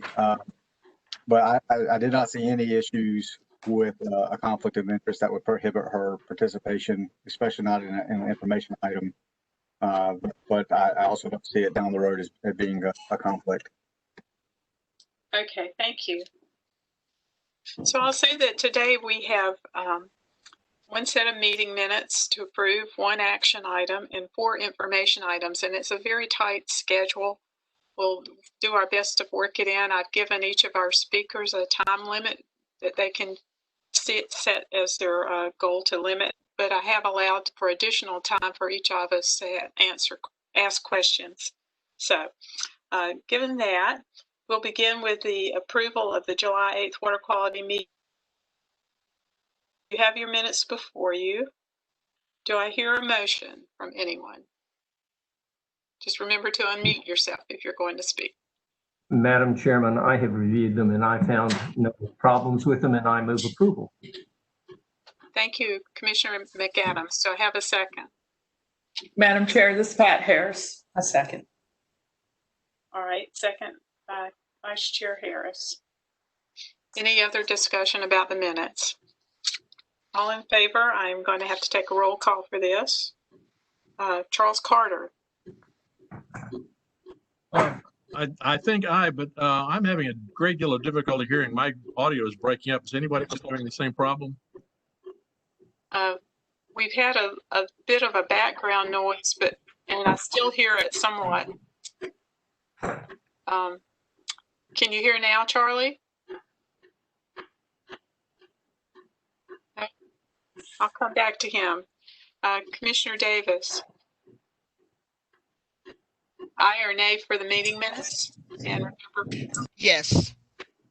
Okay, thank you. Commissioner Gillespie. I wasn't here at the last meeting, so I Still abstain? abstained from. Okay, abstain. And Vice Chair Harris. Aye. Okay. Charlie Carter. Commissioner Monist. Aye. Commissioner McAdams. We've made the motion, so. Aye. Okay. Have I overlooked anybody? Chairman Myberg, do you care to vote on the committee minutes?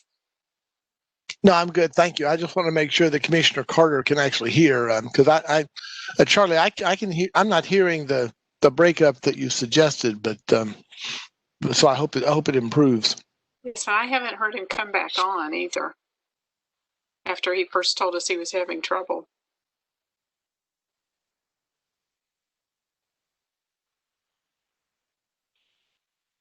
Peter, any suggestions? What's the problem exactly? Commissioner Carter. Sorry, I'm getting bombarded right now with all kinds of requests. I don't mean to be rude, but I'm trying to get folks going. But what Commissioner Carter, go ahead. No, Commissioner Carter's having problems. What are those? What is the problem? But we can't hear him at all now. Well, he is muted right now. I will unmute him. Commissioner Carter, can you say something if you're here? No.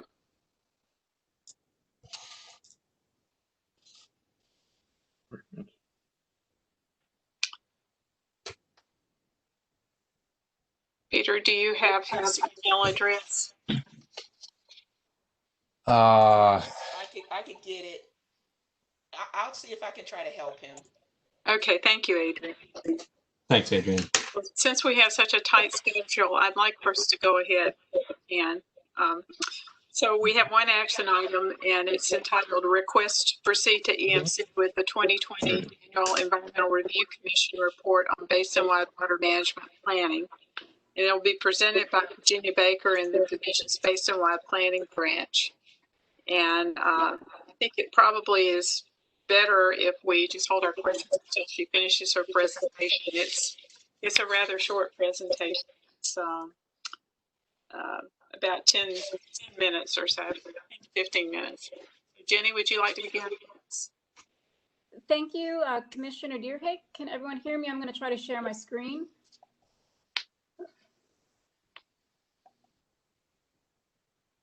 Okay.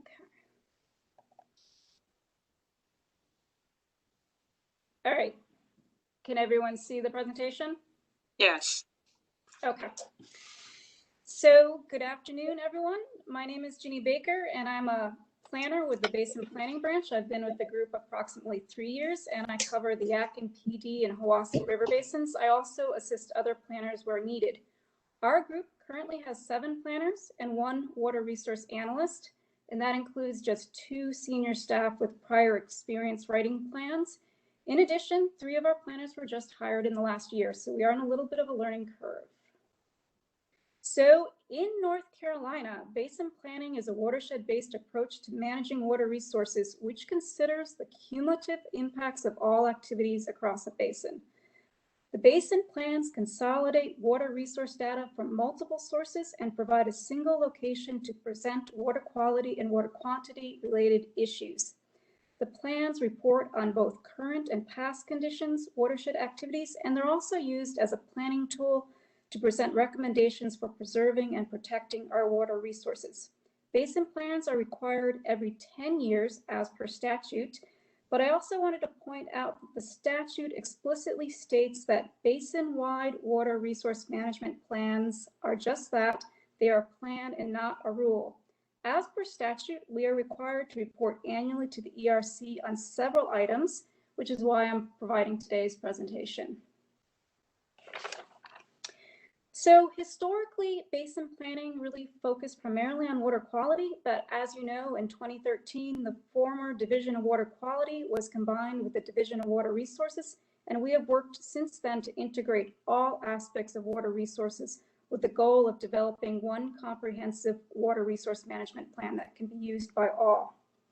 Water resource data, that's both water quality and water quantity, is queried from many different sources, primarily state and federal. Once queried, this water resource data is analyzed with different tools. We also look at watershed characteristics, as these can vary quite a bit across the state. One of the things we look at is land cover and land use changes. Watershed characteristics and water resource data is used to understand the current conditions in the basin and how those conditions have changed over time. In addition, we work with many stakeholders to better understand the water bodies in their basins so we can make specific recommendations on how to preserve, protect, and enhance the water resources in their basins. So, basin planning, although the plans are due every 10 years, it's essentially a continuous cycle. Each month, the division and several coalitions collect ambient surface water data. Each year, the plans are used to assist in grant writing, and we prepare an ERC report. Every 2 years, the state updates the integrated report, and that includes a list of the state's impaired waters. The report is based off of a 5-year sliding window, so it captures the most recent set of water quality data. Every 5 years, samples are collected for biological communities, samples are collected at lakes, and permits are evaluated and renewed. And throughout this 10-year process, there may be special studies going on, management strategies being implemented, and needs are being evaluated and recommendations and actions made. So, as a part of the basin-wide planning statute 143-215.8BD, we are required to complete an annual report by November 1st of each year, which has 6 requirements, and those are bolded in this slide, and I'll go over in the next slide. As per statute 143-355P, the department is also required to report by November 1st of each year on the development of hydrologic models, and that's been rolled into this report as well. So as per these 2 statutes, the requirements in the ERC annual report are reporting on the progress of hydrologic model development, the progress in developing basin plans, the progress in implementing those plans, what our public involvement is, also public education. Additionally, we report on information regarding the concentration of heavy metals and other pollutants in surface waters that are identified in the course of preparing and revising each basin plan. So for the first item, progress on hydrologic model development. This past year in December, a combination model for the new Watauga and also another model for the French Broad River basins were completed. Training was held for stakeholders, as these models are meant to be used both by the division and by stakeholders.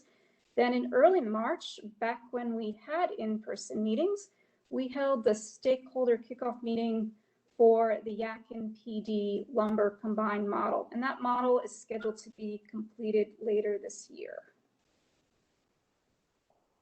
So in summary, 11 of the 17 basins have a model that is either completed or in the process of being developed. 8 of the basins have an OASIS model that is hosted by the division. 2 of the basins have an OASIS model that is in development. And then also the Catawba River Basin has a CHEOPS model that is available for use.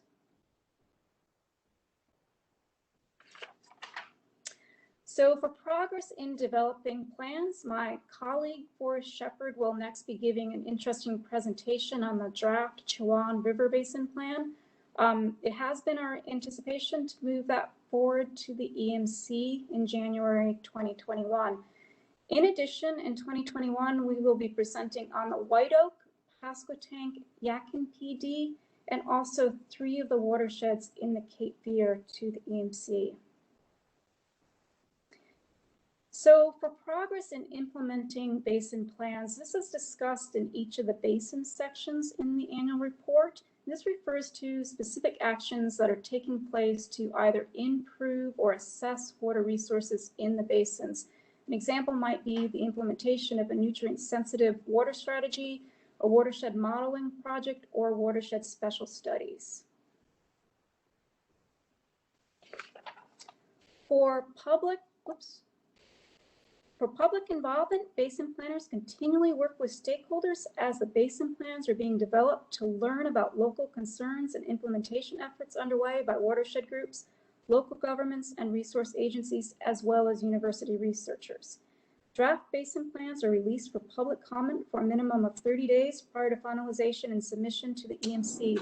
In addition, we have an EMC Adopt a Basin program in which planners are paired with EMC members who act as a liaison and advocate for each particular basin. So thank you for volunteering.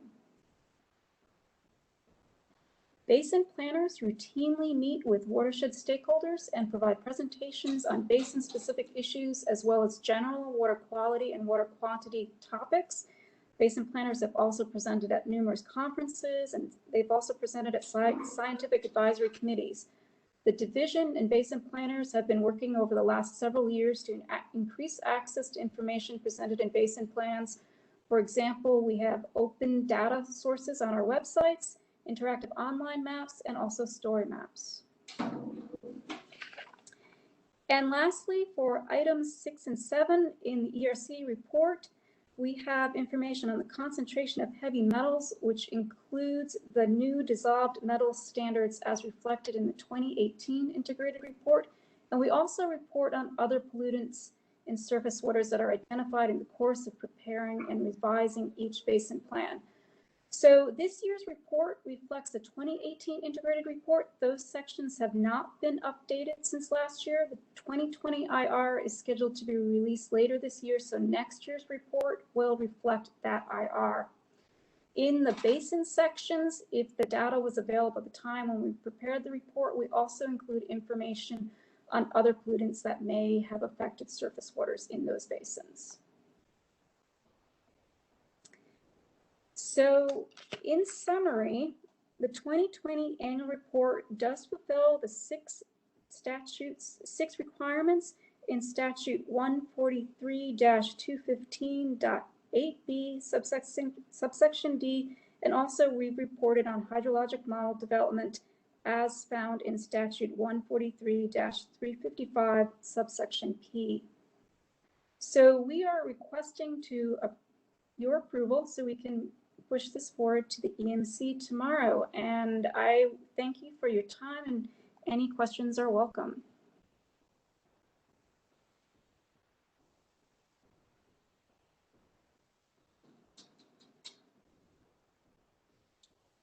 Thank you, Jenny. As I said earlier, we have a really full agenda, so I thought we'd take about 5 minutes for questions if y'all could work with us on that. I will say that we do want to take this as an action item to the EMC tomorrow. It doesn't require a 30-day waiver because it's not a rulemaking activity. You've heard some similar graphics last November, last year for the annual report from Nora Deemer. So are there any questions for Jenny? I cannot see everyone's face, so you'll just have to speak up. I'll see if I can get everybody here.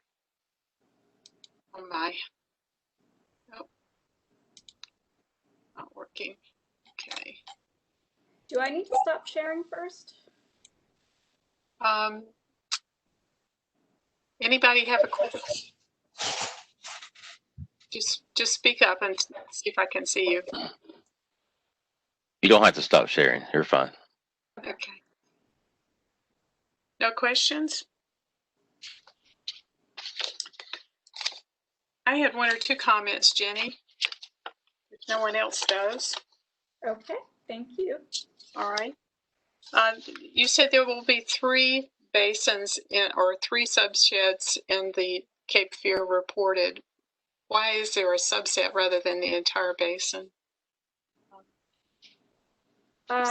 Slide by. Is Nora on? Is Nora on?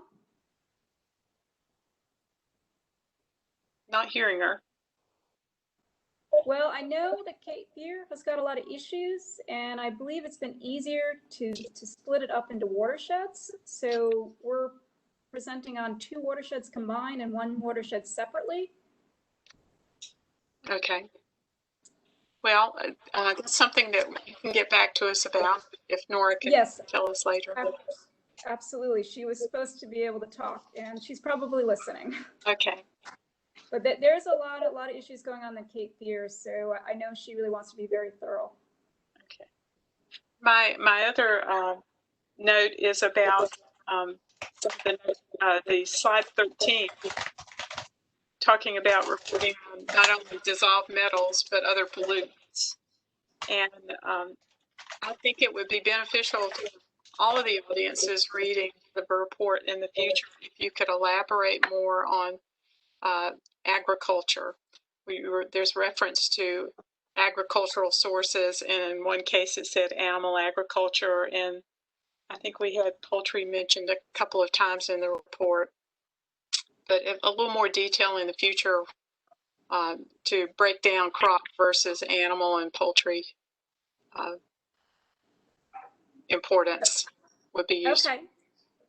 We will definitely take your comments and consider that for next year. There's a lot to put in the report. So we do try, but I do appreciate your feedback. Thank you. Thank you very much, Mayor. Chairman Gearhead. Questions? Yes. I see that Commissioner Carter is on now. Is that correct, Commissioner Carter? I'm not hearing anyone except Jenny. I'm sorry. What was the question? I just wanted to make sure that you were online and could hear us now. Well, I had to call in on the telephone, Okay. but I'm getting it now. All right. We do hear feedback when you talk, so you may have to move directly to your phone instead of a speaker phone. Time being, we need a motion to approve to take this to the full EMC tomorrow and then on to the ERC in November, I believe it is. So do I hear a motion?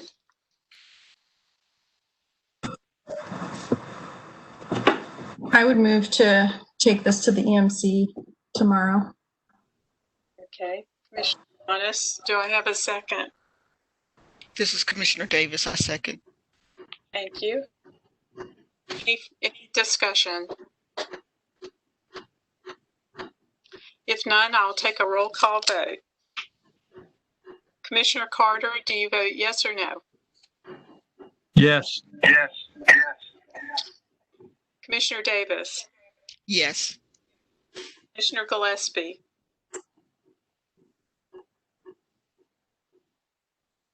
Commissioner Gillespie? Remember, unmute. Commissioner McAdams? Yes. Commissioner Monas? Yes. Vice Chair Harris? Yes. Chairman Myerberg, do you care to vote? I don't care to vote, but I did see Commissioner Gillespie vote yes by raising his thumb, so he's good. Okay, thumbs up. That's good. All right, very good. Okay, we have a majority. The motion passes. Thank you. Thank you, Jenny. You'll see asterisk on our agenda that we have this on the EMC tomorrow, so we won't repeat it again.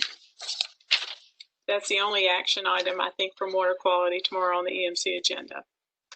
So now we proceed to the information items that we have, and we have 4 of them, all very important and useful information. So we begin with the draft Chowan River Basin-wide Resources Plan. And I will say that we are not required to approve this plan, but it will be something that has to be approved by the EMC at a later date. And I believe Jenny said it's probably January when we'll be hearing that as a full commission. So as our presenters, we have Forrest Shepard, and perhaps Nora Deemer might be supporting him. I'm not certain. So Forrest, are you ready to present? I am. Just share content.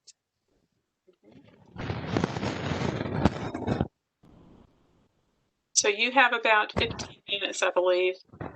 You've got 10 minutes for questions and answers after Forrest completes.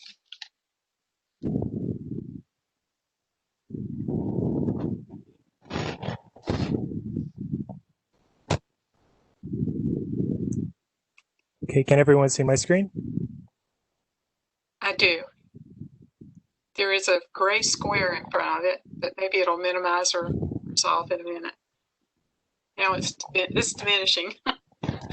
I'm trying to remove the box. We're good. Good. Yeah. Oh, okay. I cannot progress my slides. Give me 1 second to try to resolve this.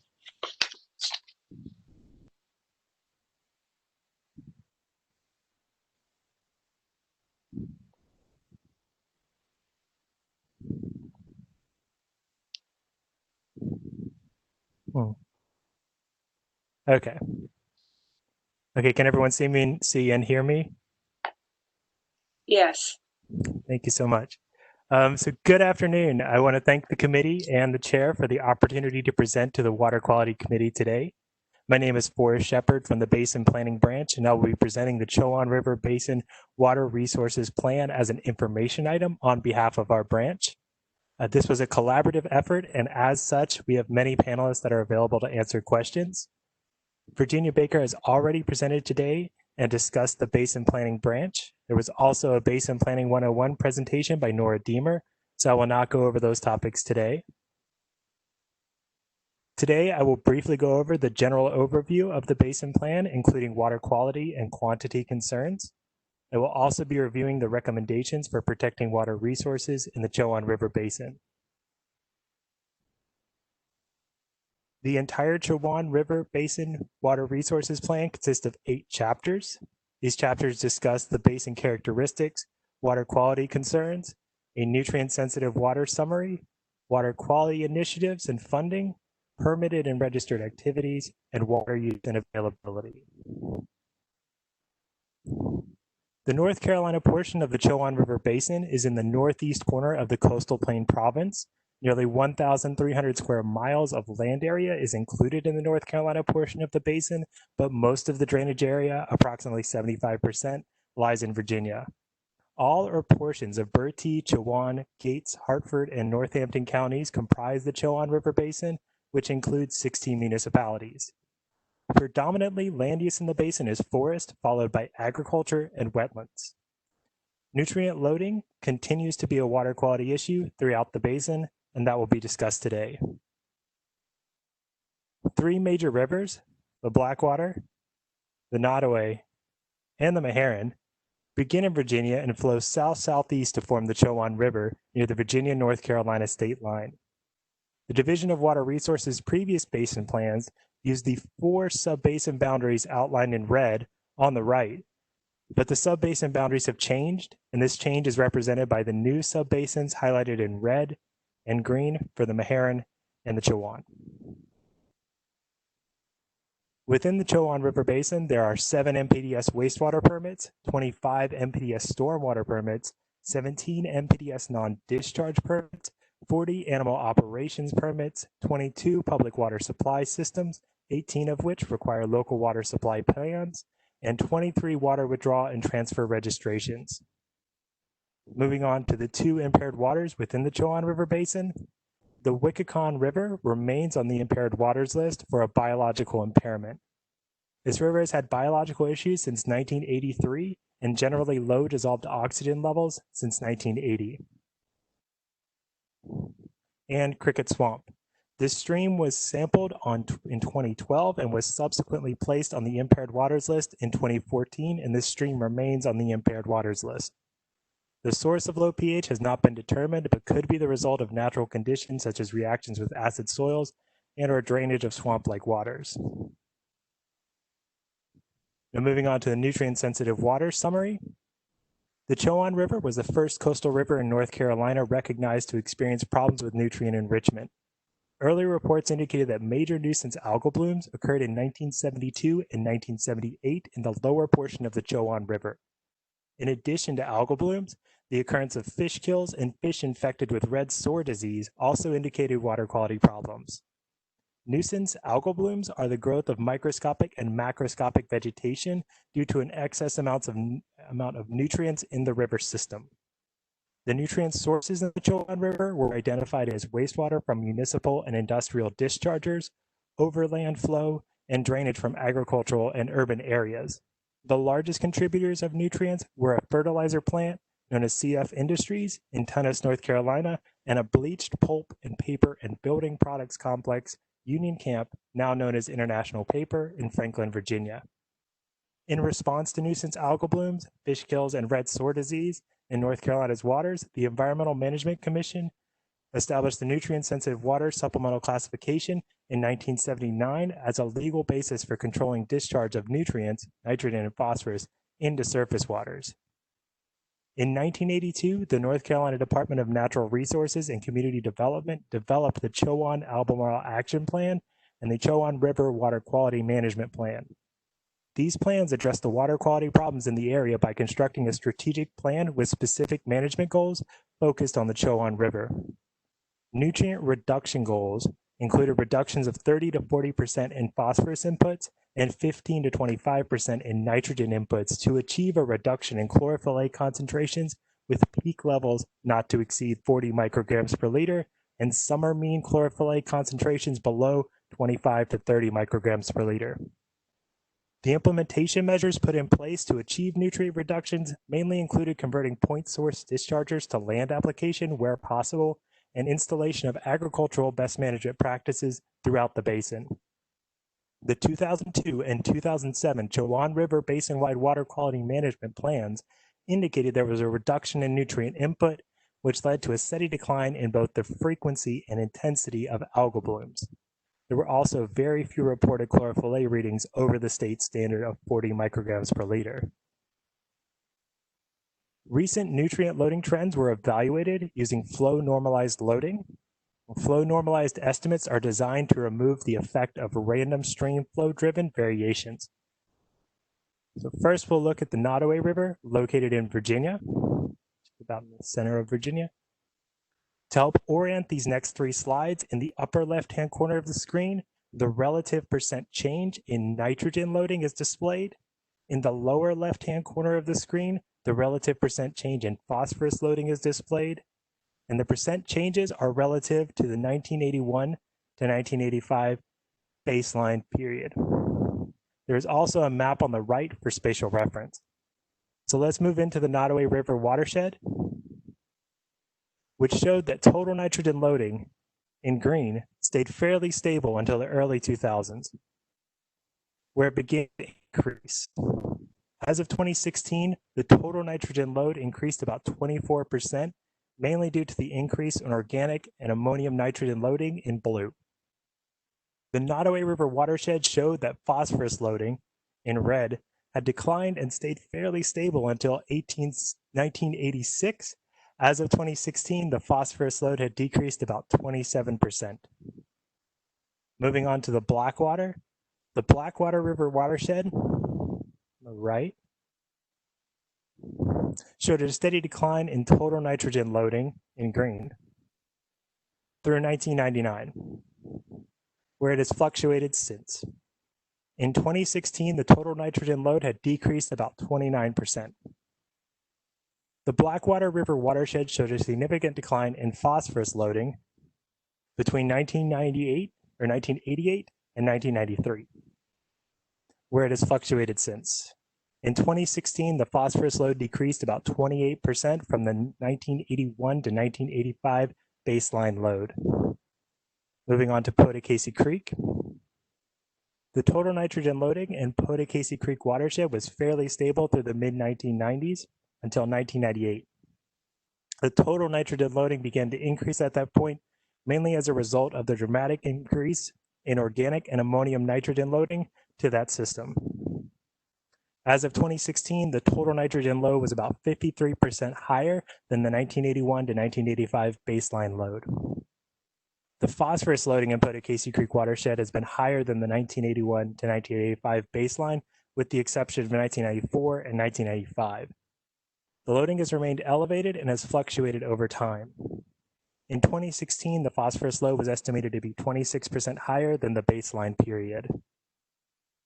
Chlorophyll A was also a metric used to evaluate nutrient reduction goals. Please note the axes break on the figure.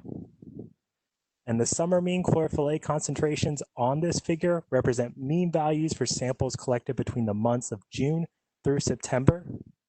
And lastly, the stations are ordered from upstream to downstream on the legend and within the bars. So this is upstream and that's downstream. And for reference, this is upstream and downstream stations. The summer mean chlorophyll A concentrations declined in stations along the main stem of the Chowan River and remained below the target 25 to 30 micrograms per liter indicated by the hatch mark bar from between 1994 and 2012. The lower Chowan River segments near Coleraine and Eden House in purple and dark green, were also determined to be meeting the chlorophyll A water quality standard of 40 micrograms per liter as indicated by the red bar. And these stream segments were subsequently delisted from the impaired waters list in 2008. The summer mean chlorophyll A concentrations exceeded the summer target in 2013 at the lower section of the Chowan River near the Coleraine station. Subsequently, in 2015, the recorded summer means were elevated above the target summer mean at the two lowermost stations, Coleraine and Eden House. Higher summer means returned to the Coleraine station in 2017 and 2018, and the Chowan River is currently not impaired for chlorophyll A. Moving on to algal blooms. The blooms formed since 2010 have generally shifted to the potentially harmful algal bloom category of blooms with potential human health concerns. The year 2015 has been identified by many in the basin as a turning point when algal blooms began to occur on a persistent basis. As we saw on the previous slide, the chlorophyll A concentrations have risen over the last several years, and alongside this, there's been an increase in algal cell counts of potentially harmful algal blooms. Although these two metrics have increased concurrently, chlorophyll A does not always reflect the intensity of the bloom. This can be the result of sampling method differences, type of species present, and or if the bloom is dying off or being dispersed. Since 2000 in the lower Chowan, 61% of the blooms greater than 20,000 cells per milliliter and 86% of the extreme blooms, which are greater than 100,000 cells per milliliter, occurred in the last 10 years, with a majority of the algae being potentially harmful algal bloom taxa. During this increase in blooms that has been occurring in the recent years, there are times when high microcystin toxins have been detected above the WHO guideline of 10 micrograms per liter, which indicates moderate probability of acute health effects from recreational exposure. In regards to the last 2 years on record, there have been many reported occurrences with values above the WHO guideline indicated by the asterisks, with many blue-green algae taxa being the dominant taxa. In closing, the location of algal blooms in large river systems like the Chowan is highly dependent on many environmental factors, such as nitrogen and phosphorus availability, stream flow, and climate impacts like temperature, light intensity, precipitation, wind-driven tides, and storm events, which can cause pulse loading and more episodic events, which are difficult to capture. Additionally, the location of blooms shift constantly with these changing conditions. Moving on to water use. Water systems are advised to maintain adequate water supplies and manage their water demands to ensure that the average daily use does not exceed 80% of the available supply. Public water supply systems supplied an average of 6 million gallons per day to an estimated 66,000 people in 2018. Collectively, water systems in the Chowan River Basin are expected to have adequate water supplies to meet current and future demands. Closing out on the recommendations, we've identified 10 areas for recommendations. These include agricultural best management practices and waste management, developed areas, nutrients in the Chowan Basin and Albemarle Sound, interstate cooperation, stream flow research, administrative communication and public relations, climate change, forestry and water quality, as well as things the North Carolina Department of Environmental Quality can do, and recommendations for water use and demand. We're going to highlight a few for the discussion today. I have 9, so this is almost to the last slide. Identify and evaluate opportunities to continue promoting and implementing nutrient reductions, BMPs, throughout the basin. Number 2, additional information is needed about the location of poultry operations and land application sites statewide. DEQ should evaluate existing regulatory requirements for poultry operations, including possible registration program. Number 3, there is a need to provide new financial support and additional staff to state agencies and review the Chowan River Basin Ambient Monitoring System program to ensure that the program is capturing the algal blooms, algal toxin production, nutrients, and physical characteristics needed to understand current water quality conditions and algal bloom development. 4, establish better communication between Virginia DEQ, NCDEQ, and the Albemarle-Pamlico National Estuary Partnership. 5, continue to support and expand the ambient monitoring of groundwater in the Chowan River Basin and statewide through the Groundwater Management Branch. 6, consider implementation of non-point source management strategies analogous to those in other nutrient-impaired watersheds, i.e. buffers. 7, consider financial incentives to promote strategic preservation and restoration of riparian areas such as grants and tax credits. 8, information about water use needs to be collected from all water users. And 9, lastly, the division should continue to work with the Nutrient Criteria Development Plan Scientific Advisory Council to develop appropriate protective criteria recommendations for the Chowan River and Albemarle Sound. This work began in October of 2019. The next steps for this plan is to go out for public comment through October and then return, hopefully for final approval in January. Thank you for your time, and I will open it up for a discussion.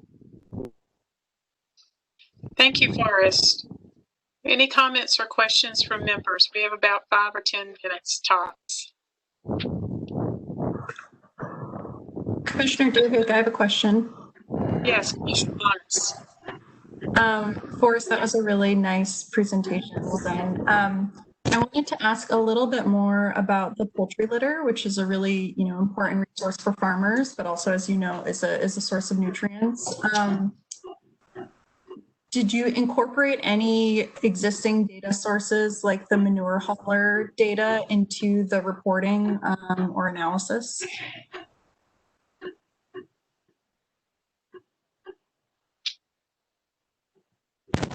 Give me 1 second. I'd like to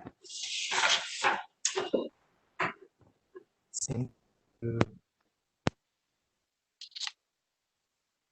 That may help. Okay. If I could hand this over to Michelle Raquet, and then possibly have her, if she needs to, defer to Danny Smith. Would that be okay? Of course. Hi, this is Michelle. We did not specifically incorporate information related to manure haulers.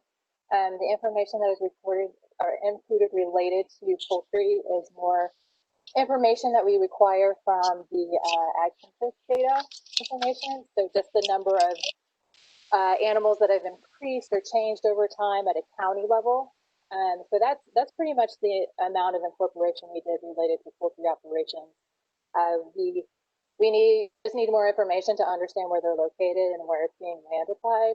So that's one of the challenges, is not really getting to the extent possible. We use the census data as best as we could.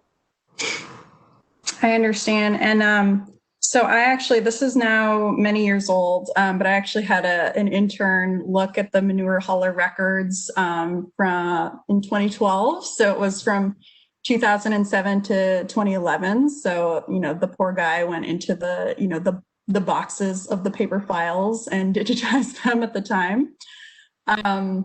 And so I dug up that research and just wanted to share a couple quick things because it did look like there were some manure haulers reporting from the Chowan as well as some other parts of the state. And at the time there were 61 haulers. But it seemed like they were challenged in doing that reporting accurately, since there were less than 30 of the 61 haulers reporting, and less than half of those had complete data. And what we saw was that the data represented about 9% of the estimated litter from those reporting counties. So definitely not a complete data set, but also interesting to see from what data there is, how the litter is moving. And it'd be interesting to see if there's any way to update that, or ideally to get a more modern system of reporting in place for them.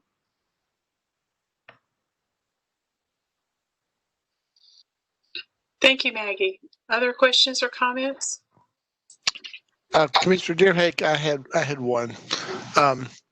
Forrest, this is a little higher level question than Commissioner Modis, but it is sort of alarming over the last 5 years to see those high spikes. And I wonder, does the report speak to any particular observations about other events that occurred in the basin during those 5 years that seem to have correlated with those spikes? For example, were those unusually high flow years or low flow years, or any other particular factors that you sort of look back and you think, oh man, this is what's leading to those spikes, or at least have a hypothesis, rather, I should say. Are you speaking to the spikes within the chlorophyll A information, or are you speaking to any spikes within the nutrient information? Primarily the chlorophyll A, although I realize the two are linked. I don't know if Nora is on the phone. She worked very heavily with the nutrient information. Of course, I am here. Can you all hear me? Yes. Okay, I've got connected. So there's a lot of research going on right now, Dr. Myberg, and trying to really figure out what the sources of the nutrients to this system are that are contributing to the higher frequency of algal blooms and the higher concentrations. So we're really just beginning the investigation and trying to better understand. There's a lot of researchers that are working, as well as we have the Nutrient Criteria Development Scientific Advisory Council, starting to look into this watershed as well. So the answer is we don't know right now what's happening. Whether, it probably is likely a combination of things, some change in the climate, as well as some additional nutrient sources that we're trying to identify. Well, if you could keep us posted on that, it is sort of striking. It's after looking like it was kind of, the chlorophyll A numbers were relatively stable for a relatively long period of time and had improved since the initial establishment of the basin plan. To have it all of a sudden have an inflection point like that was pretty striking. So you wonder what the connection was. So thank you for that. Yeah, well, we're seeing, looking at the data, you can also see some inflection points on some nutrients. Not exactly lining up with the chlorophyll, but and in time they're going to build up and those kind of things. So I think there's just so many things coming to play here that, like I said, we're working with a lot of researchers to try and figure this out, tease out, do some more statistical analysis and those kind of things to see if we can figure out. So we will definitely keep you posted. Nora, do you informally know any data that from either 2019 or from last summer that sort of did any of these things repeat themselves? So 2019, yes, we had serious blooms throughout the system last year. This year it seems to be a little bit quieter, but I think we've had a lot more rain this year. I think the weather patterns haven't allowed the blooms to set up kind of like they have, although I believe this year maybe the blooms are occurring more out in the Sound versus in the Chowan River itself. So it really just depends on rainfall and flow and those kind of things of where these things are setting up. Thank you, Nora. Sure. Anyone else? We have time for one more comment or question. Madam Chair, this is Pat Harris. I guess I have a question, observation type. First of all, thank you for the team. I had the opportunity to learn about the Chowan with staff, and I do appreciate that opportunity. Recently, and very recently, this question was posed to me, and so I wanted to put this on the table because the Chowan to me has not changed a lot as far as land use and that type of thing, in my opinion. And I know 75% of it is in Virginia, which is a little harder to manage. But Forrest briefly mentioned CF Industries. And the cost share program, the Ag Cost Share program, started in the 70s. And it was in the 70s that CF Industries was determined to be a large contributor of nutrients into that basin. It's located in Tunis, North Carolina, just below Winton, above Edenton. And so I just dug in a little bit more. I know that it's basically operating under a groundwater remediation non-discharge permit. The site is closed. It's an EPA Superfund. It's got sealed holding ponds with, I guess, slurry trenches to catch anything. And I guess the question, because these nutrients are coming back, and I know there's been some shifting maybe in the agricultural side on poultry and some of that, but I was just curious and wondering if at some point we get some information to see if there is what the monitoring looks like at that site. For anything that came in the 70s, I think the slurry trench went in 1979. I don't know if there's any deterioration. Could that be a source of nutrients? So I don't mean to pick on one, but that was such a large contributor back in the 70s. I think it's worth a look. And this is the first time staff is hearing that, because I was just kind of learning about this recently. So I did want to put that on the radar screen as something that we might want to look at. Thank you. Thank you, Vice Chair Harris. I'll just wrap this up and say I'm sure the staff would be happy to talk one-on-one with you if you have additional questions or comments about it. Thank you for the excellent presentation and for the very important recommendations that have been made. I'm particularly concerned about the public health side of it with the harmful algal blooms, the microcystins and cyanotoxins. So hopefully close coordination with the county health departments and coastal resources will be made there as well. And the other thing I will just point out is that the poultry population seems to have increased about 15% since 2007. There was a dip in 2012. But more importantly, it's the increase on a county basis, as you've pointed out. It's dramatic in some counties more so than others.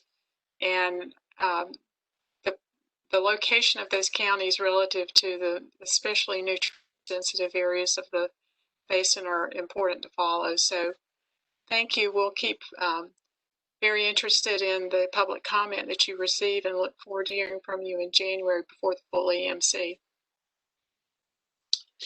Now we'll move on to the next information item. It is the Neuse Watershed Modeling Update given Session Law 2020-18, presented by Karen Higgins, who is the Planning Section Chief for Water Quality. And this is a relatively brief presentation. I think she's got somewhere in the area of about 10 minutes, and we have about 5 or 10 minutes for questions. Karen. All right, thank you. I'm going to share my presentation, hopefully.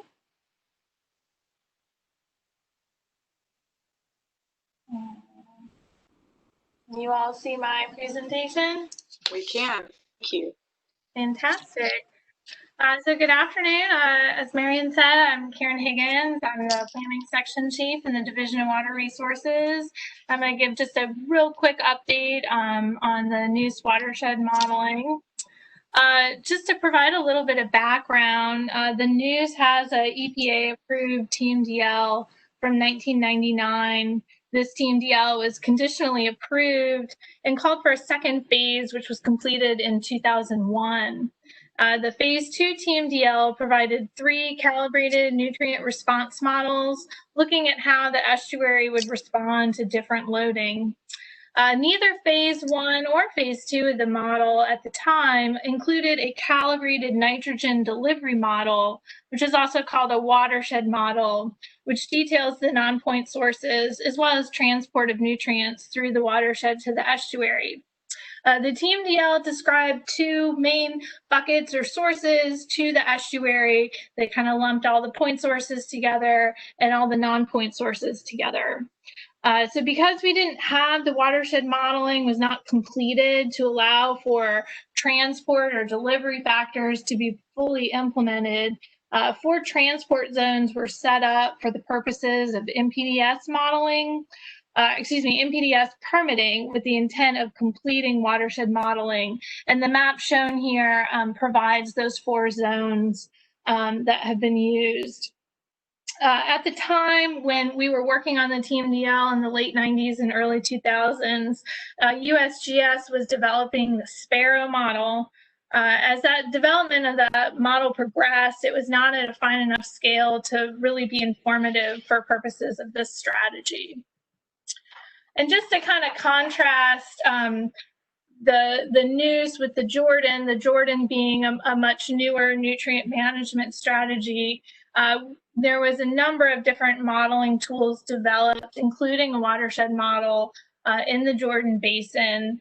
And so because this watershed model was performed, we had the data to support full application of delivery factors to both the non-point source bucket and the point source bucket. And you can see on this map, it just kind of details all the small watersheds. And then on the right, the table is just a zoom in of what those different delivery factors are. They are looking at the percent of nitrogen and phosphorus making it to the reservoir. Since phase 1 and 2 of the TMDL were done, there have been a couple legislative changes over the years. Pursuant to a session law in 2007, point source to non-point source trades could only occur within the same 8-digit HUC. This also applies to non-point source to non-point source trades. In 2019, there was a session law that expanded where these trades could occur, allowing point sources to purchase offset credits downstream outside of that 8-digit HUC. The department supported the 2019 session law, which provides flexibility and cost savings.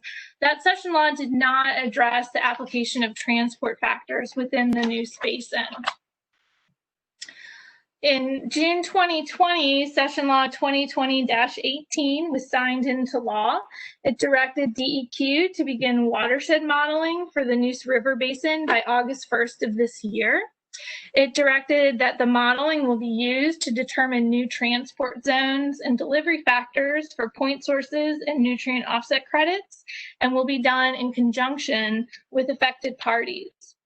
DEQ proactively submitted an environmental enhancement grant proposal prior to the session law, requesting funding for the watershed model. The grant application was modeled after a successful 319 grant awarded by DWR to Triangle J Council of Government in 2013 that developed a watershed model for Jordan. The grant application details the watershed modeling with stakeholder engagement throughout the process. It provides a proposed timeline for modeling to be completed by early 2023.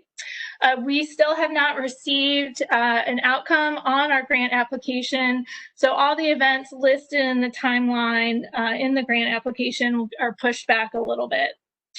We shared a copy of the application with stakeholders requesting feedback in late July. We were disappointed that the Neuse River Compliance Association submitted a letter to the Attorney General requesting our proposal be denied. I believe a copy of that letter was also sent to the Water Quality Committee members. In the letter, they state that DEQ falls short of the necessary goal of preparing a calibrated nutrient response model for the Neuse estuary. As stated previously, 3 calibrated nutrient response models were completed in 2001 as part of the phase 2 of the TMDL.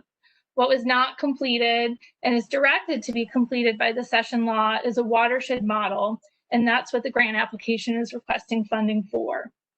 The session law also states that once the watershed modeling is complete, the EMC shall incorporate the new transport zones and delivery factors into the rule.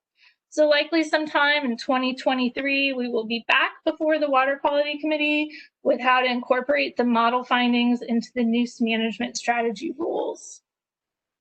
And with that, I'm happy to answer any questions. Thank you, Karen Higgins. Are there any questions from members? We've got about 5 minutes. We're running a bit behind. Any questions or comments? Not seeing any. This river basin has been the focus of so much attention and action over the decades, and well deserved, as we've taken many issues and worked toward improving the river. There's still a long way to go. I guess I should say that I'm interested in hearing why the calibrated model has just now really come to be. Did you say, Karen, it's because the Sparrow model wasn't adequate in 2000? Is that one thing I heard? That's correct. So we did the nutrient response model. We were in the phase 2 TMDL points to the Sparrow model, looking for the nutrient delivery. But as I said, it hasn't proven to be at a fine enough scale to be used for management strategies like this. And feedback we've gotten recently from EPA indicates they wouldn't accept Sparrow. Pam Beam is on the call, and she certainly can speak much more eloquently and more detailed than I can about modeling. So I'm happy to pass it to Pam if you need more details. Well, we are short on time. Maybe we can talk offline, or if other members want to join the conversation about that.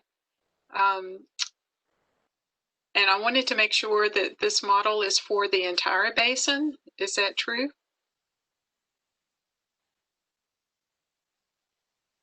It is going to be for the entire basin. The Upper Neuse River Basin Association is doing its own watershed modeling for the Falls Lake watershed. So we're not looking to duplicate efforts that are already underway there, but this will be used and provide a better picture for us for the full basin. So how will you coordinate on that? Are the two models going to be compatible and able to consolidate them? Shall I jump in, Karen? This is Pam. Hi, this is Pam Beam. So if right now what we're thinking the plan is that the models, we wouldn't want to recreate what the Upper Neuse River Basin Association has already spent so much time and resources developing a watershed model for that area. So we don't really see any purpose in this watershed model explicitly including the Falls Lake watershed. This model would start at basically at the dam. So what we would do then is just, this is about developing transport factors. So we would know above Falls Lake what that transport is for any sources above Falls Lake based on the Upper Neuse River Basin Association's model. We can then apply that to the downstream model that we will be working on. Okay, thank you.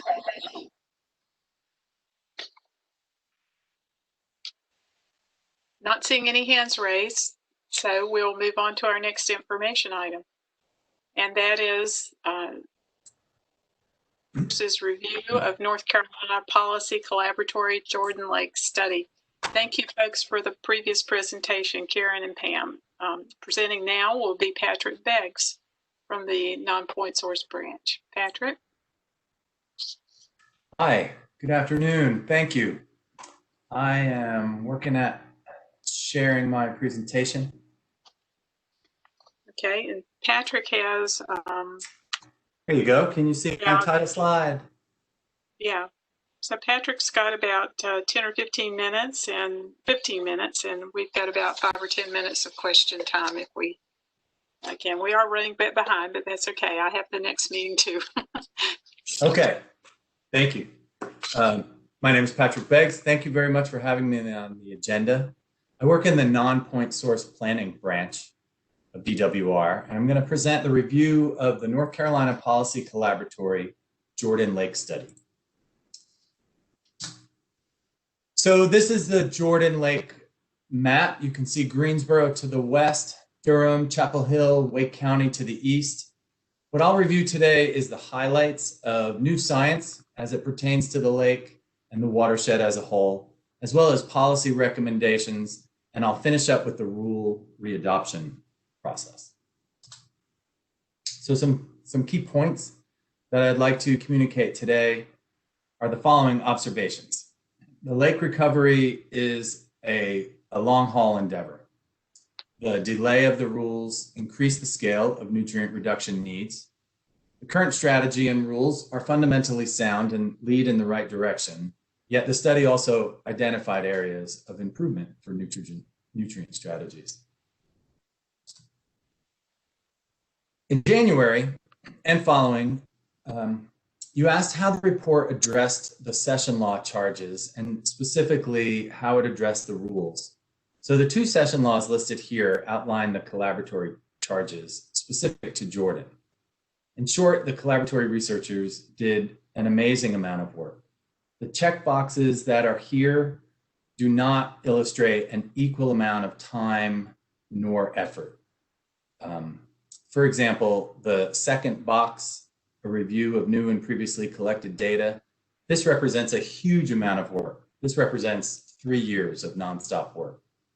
A lot of valuable research was performed and received, and I don't want to diminish that in any way.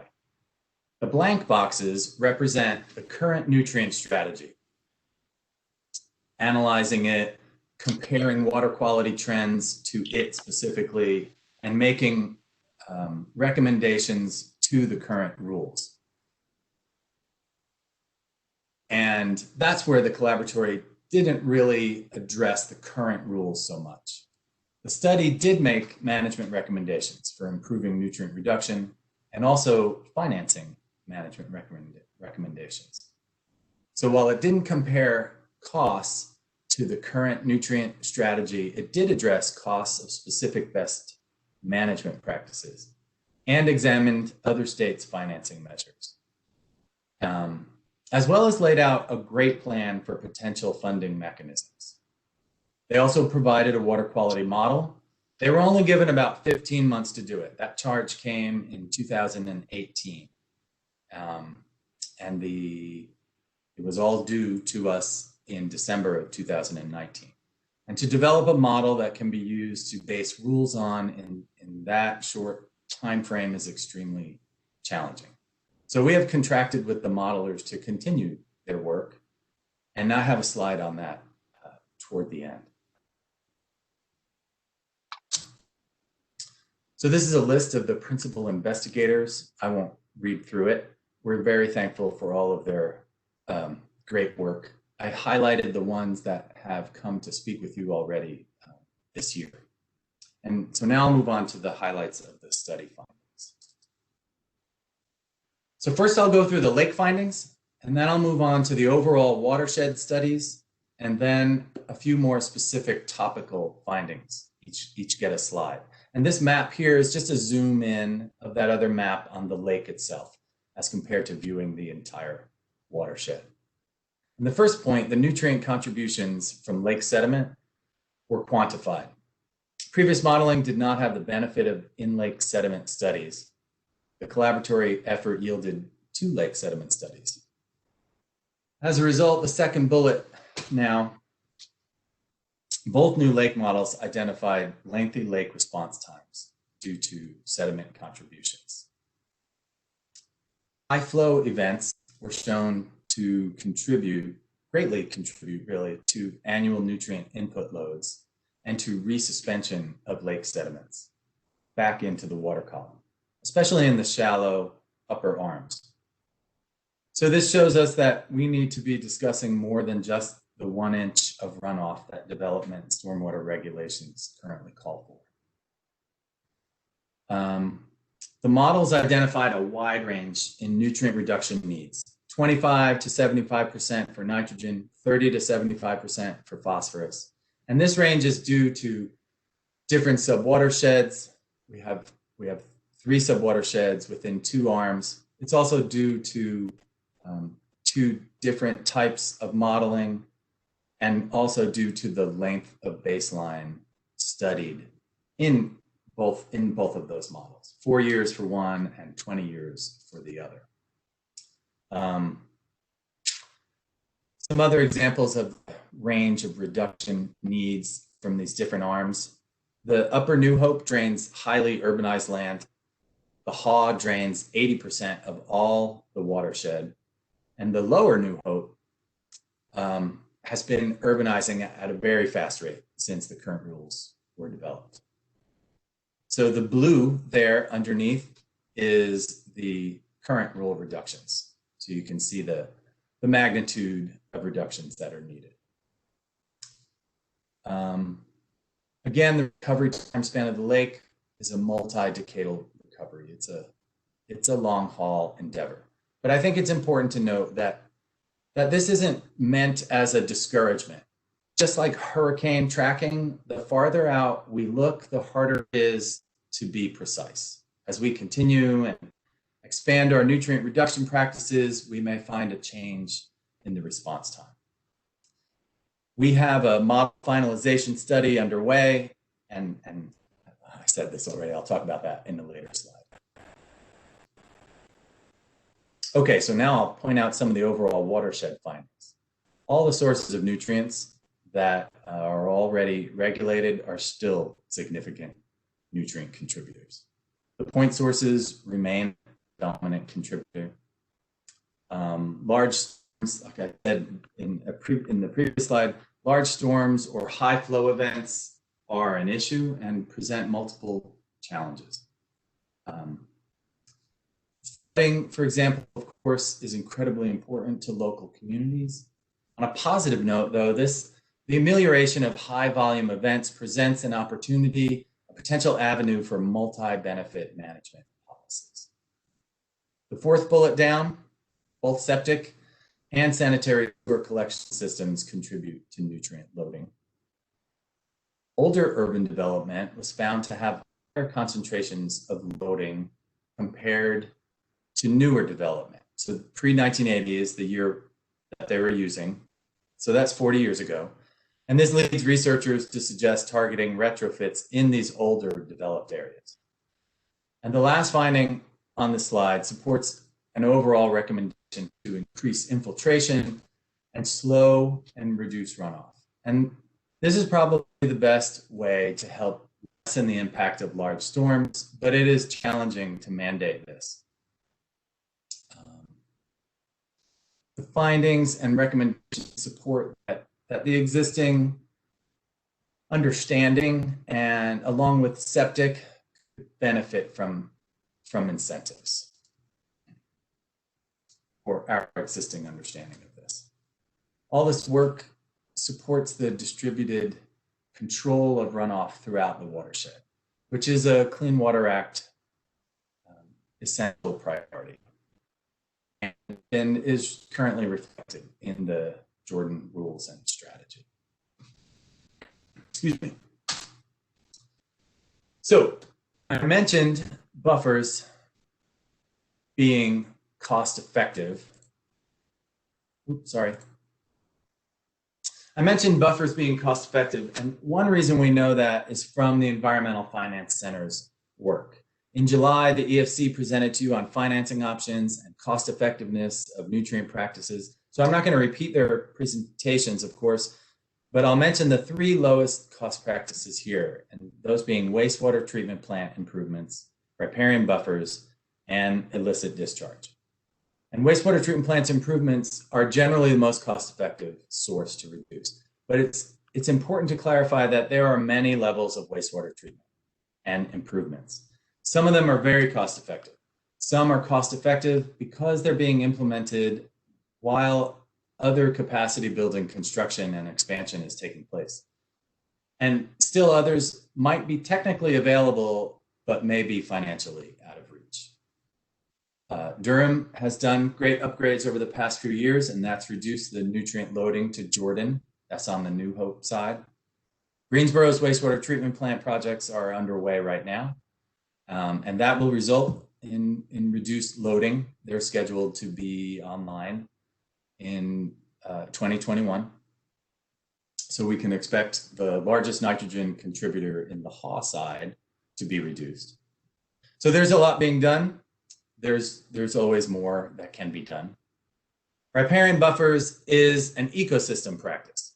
It's cost effective and it has many co-benefits beyond the obvious nutrient reduction. I mentioned buffers and infiltration, so I'll just say that these co-benefits are directly for the local community as well as everything downstream.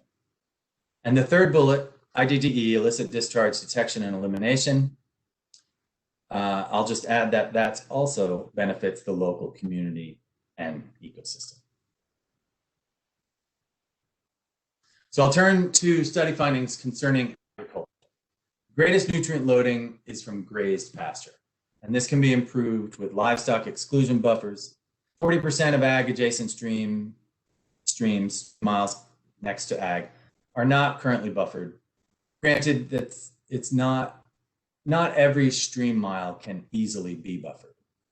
Earlier, I mentioned how wet years aggravate runoff problems, and with ag, the nutrient loading increases more from ag land than from any other land cover during wet years.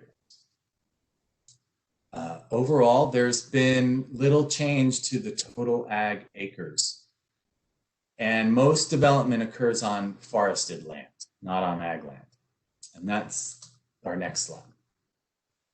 So a policy analysis was conducted to verify and discuss the merits of or the shortcomings of forest conservation as a nutrient reduction strategy. And what they determined was forest preservation needs a coordinated watershed-wide effort to hedge against nutrient load increases. It has many co-benefits. As I've been using this word, these benefits fall into environmental, social, and economic categories and include health benefits. Like some of the other practices I mentioned, incentives need to be developed for this too. Incentives to conserve high priority land, to reforest ag land, and to coordinate the planning and development of land. So most developments in the watershed occurs on forested land, which has the lowest nutrient loading rates by far of any land use. So losing forested land to development causes one of the greatest increases in nutrient loading, and therefore the most important to neutralize. Along with that recommendation for incentives and planning, the collaboratory has a few more recommendations, which I've mentioned, and I'll list them all here in this slide, but I think I have mentioned all of them already. Their recommendations are to reduce point source loads, to prioritize older urban infrastructure retrofits, mitigate agricultural loading, especially during wet years, minimize or offset new development loading, coordinate forest preservation, maintain and repair septic systems, and from an ecosystem perspective, restore streams, reconnect floodplains, fence cattle out of streams, and increase riparian buffers and infiltration. And the bold items are categories that are dealt with in some fashion under the current nutrient strategy. So now let's turn to the modeling finalization that I mentioned earlier. Just as the other researchers done, the modeling researchers did excellent work, but the legislative charges allowed them only 1 year, and 1 year to develop and complete a calibrated lake or watershed nutrient model to base the rules on is an incredibly challenging time frame. So further modeling will allow us to develop the models to better inform rulemaking. We're currently contracting with Dr. Bowen with assistance from Dr. Obenauer. Dr. Obenauer spoke to you in March, shared on all of the presentations, all of the modeling. So the modelers, they'll be able to fully incorporate all of the study data because a lot of this was going on at the same time. So all of it was not able to be incorporated. They'll be able to improve various calibrations, produce standard attainment curves for reductions, and obtain peer review of the product and refine it accordingly. And that is very important for regulatory processes, to base regulatory processes on. And that's to be completed in 21, 22. So that I want to cover on our review of the collaboratory report.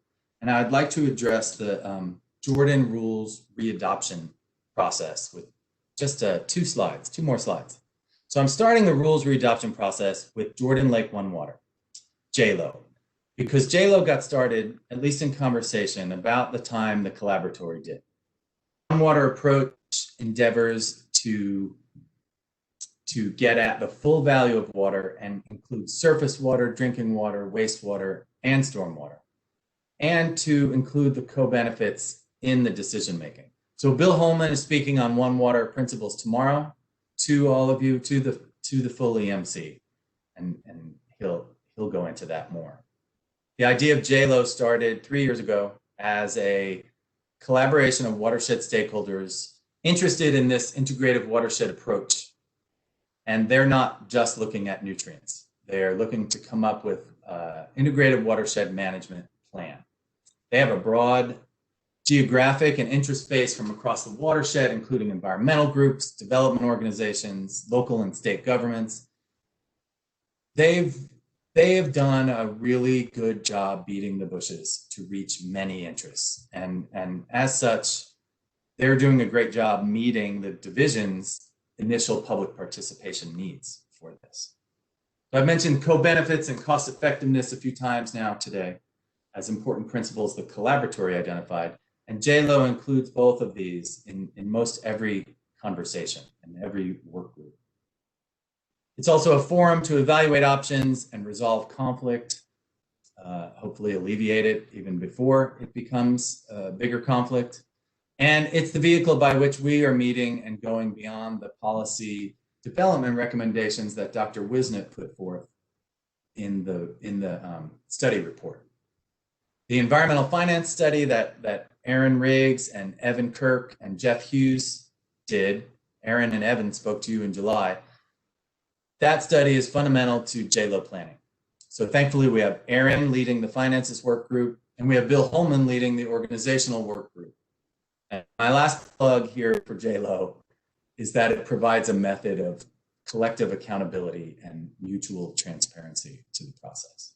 So hopefully I haven't taken too much thunder from Bill Holman tomorrow. And this is my last content slide, just to give you an idea of where we are in the rulemaking process. The only thing that has changed in the last few months is the inclusion of the extension to lake modeling. And after we develop the draft rules, then we'll engage in the more formal rulemaking process, including fiscal analysis. And that's what I wanted to share of our review of the Jordan Lake study by the Policy Collaboratory. Thank you. Thank you, Patrick. We have time for questions. Commissioner Deerhake, this is Commissioner Davis. I have one quick question. Yes, ma'am. Mr. Beggs, I just want to be clear in my understanding. Is it true that most of the communities and facilities are meeting the current regulations, and the issue or the concern is that there's a deficit in the current rules to meet the water quality standards? Well, the rules were delayed. The new development rule was delayed, so nothing in the new development rule is getting done. And the existing development, there's two stages. The first stage is planning, and that's being done. The second stage is the implementation of retrofits for existing development, and that was delayed also.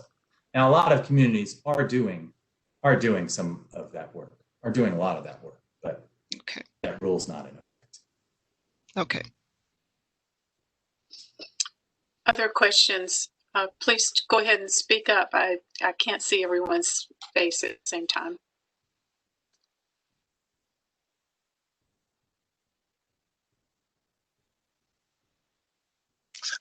Patrick, this is Stan Myberg.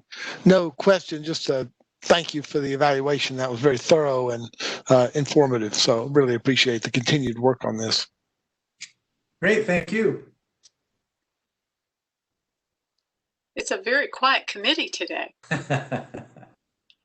Well, I'll offer a couple of thoughts. And that is, what can the EMC do along the way, or is there something that the division can be doing, in addition to everything you already do, as the JLO process proceeds? And the notes that I have down here include strengthening or being very strategic in promoting land conservation. Is there any way that the division can communicate that to the public or to the most strategically placed sub-watersheds to promote that and identify instruments for financial assistance with land conservation? Well, JLO is working at coming up with recommendations by the end of this year. They've set back a few months with COVID. And I expect there will be specific recommendations in that report, in that list of recommendations. Triangle Land Conservancy did a report in the last couple of years on identifying high priority lands in Jordan. And that's being incorporated into the JLO work. I think that as JLO figures out the best way to hold this out to people, whether or not we're able to do that face to face, I don't know, November and December. It would be great. And I'm sure the division will be there. I'll be there and others will be there. I think it would be great. I will invite the EMC members to these rollout meetings. It would be great for people, for the public and local governments, for all these stakeholders to see the EMC involvement and support. Okay. So like nonprofit funding sources as well that might be interested in grants for land acquisition, for example. This one thing that comes to mind, you mentioned the Triangle Land Conservancy, for example. So I don't know whether you told me previously or if you mentioned it today, but you said that Greensboro and Durham are doing major upgrades to their wastewater treatment systems. Would you like to mention that? Yeah, so Durham has done that the last few years, and they have reduced their nutrient output tremendously. Greensboro, I believe that they will be finished this spring or winter or spring on improvements to their TZ Osborne plant, which they took 2 plants and one plant now sends to the other plant, and that TZ Osborne plant is being expanded for both capacity and for nutrient management. So we expect there'll be a big reduction because of that come this spring, this coming year at least. So that's a lot of work that's been done by those 2 areas, 2 different places in the watershed, okay. 2 biggest places in the watershed. And there were 2 check boxes on one of your early slides that the collaboratory was unable to get to. Will the division be addressing those along the way? And those included comparing water quality trends to the current rules and studying and analyzing nutrient management strategies. Yes. So the,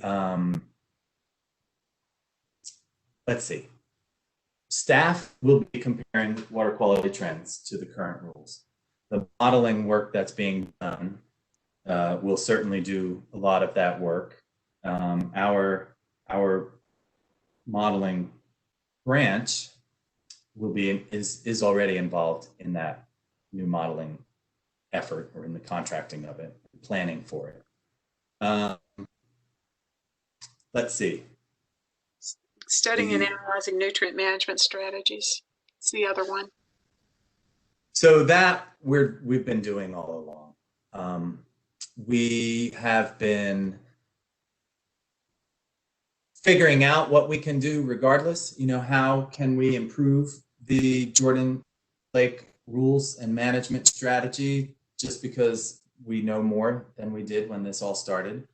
Looking at what the collaboratory has given us, also brainstorming with all of these folks in JLO and their different work groups to figure out what can change with this. And also just sitting down staff ourselves and taking all of this data and comparing it. So everything that's on that charge will be getting done. Okay. Or on my final comment is, I don't know whether it's better to wait for JLO to make formal recommendations, but I think if nothing else, the division could step up outreach to the agricultural community on the benefits of cattle exclusion from waterways. Maybe work with your communications office and also the cost share programs to seek ways to reach out to cattlemen to promote cattle exclusion structures and cost sharing opportunities there. Okay, we work with the Division of Soil and Water Conservation, which is in the Department of Agriculture, and they are very involved in JLO, and they have and in the rules management, and they have already started for over a year now reaching out to the agricultural community as a part of JLO, but also individually, just as kind of a farmer to farmer thing, so they can have better conversations. And telling them what's being done in neighboring states, I think, goes a long way too. Okay. Yeah. And we're gathering a lot of that information. Right. Any other comments or questions? Well, thank you very much. We'll move to our final information item for today, and that is an update on development of Falls Lake Stage 1 existing development program. And we have two presenters. We have John Heisman from the Non-Point Source Program and Forrest Westall, who is the Executive Director of the Upper Neuse River Basin Association. I believe John is scheduled to speak first. Yes, that's right. I'm here. Let me just try to share my screen. Thank you.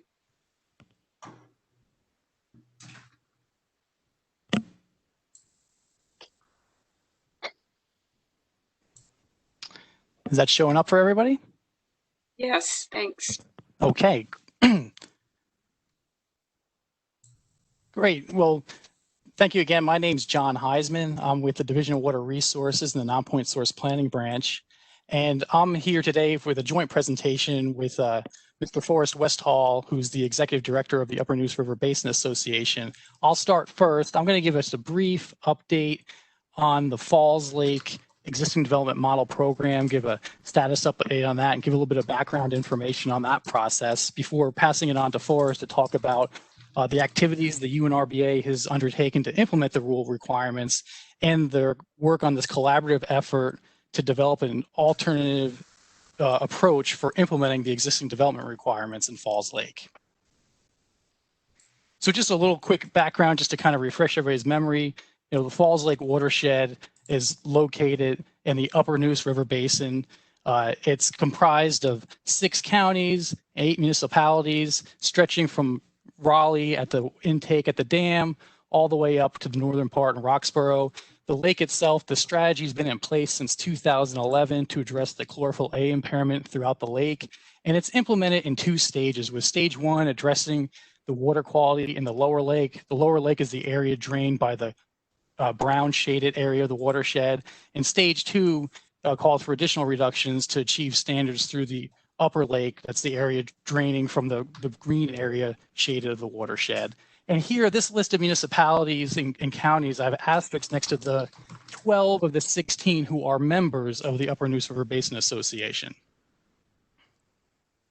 So in terms of status, the rules have been implemented since 2011. And the local governments have been implementing those rules. And along the same time, the Upper Neuse River Basin Association, they've been doing a re-examination process that's allowed for under the adaptive management component of the rules, where they've been collecting additional information and working on a remodeling process to re-examine the stage 2 requirements of the Falls Lake rules. And they anticipate that work being done in 2023.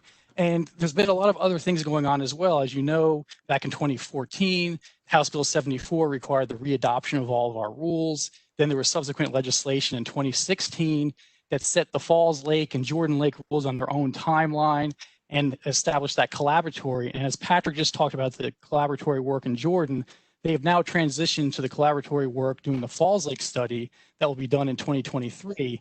And there's a lot of coordination going on between the UNRBA and the collaboratory with the complementary studies that are happening. So the UNRBA's remodeling work and complementary studies can be considered in that collaboratory study that will be done in 2023.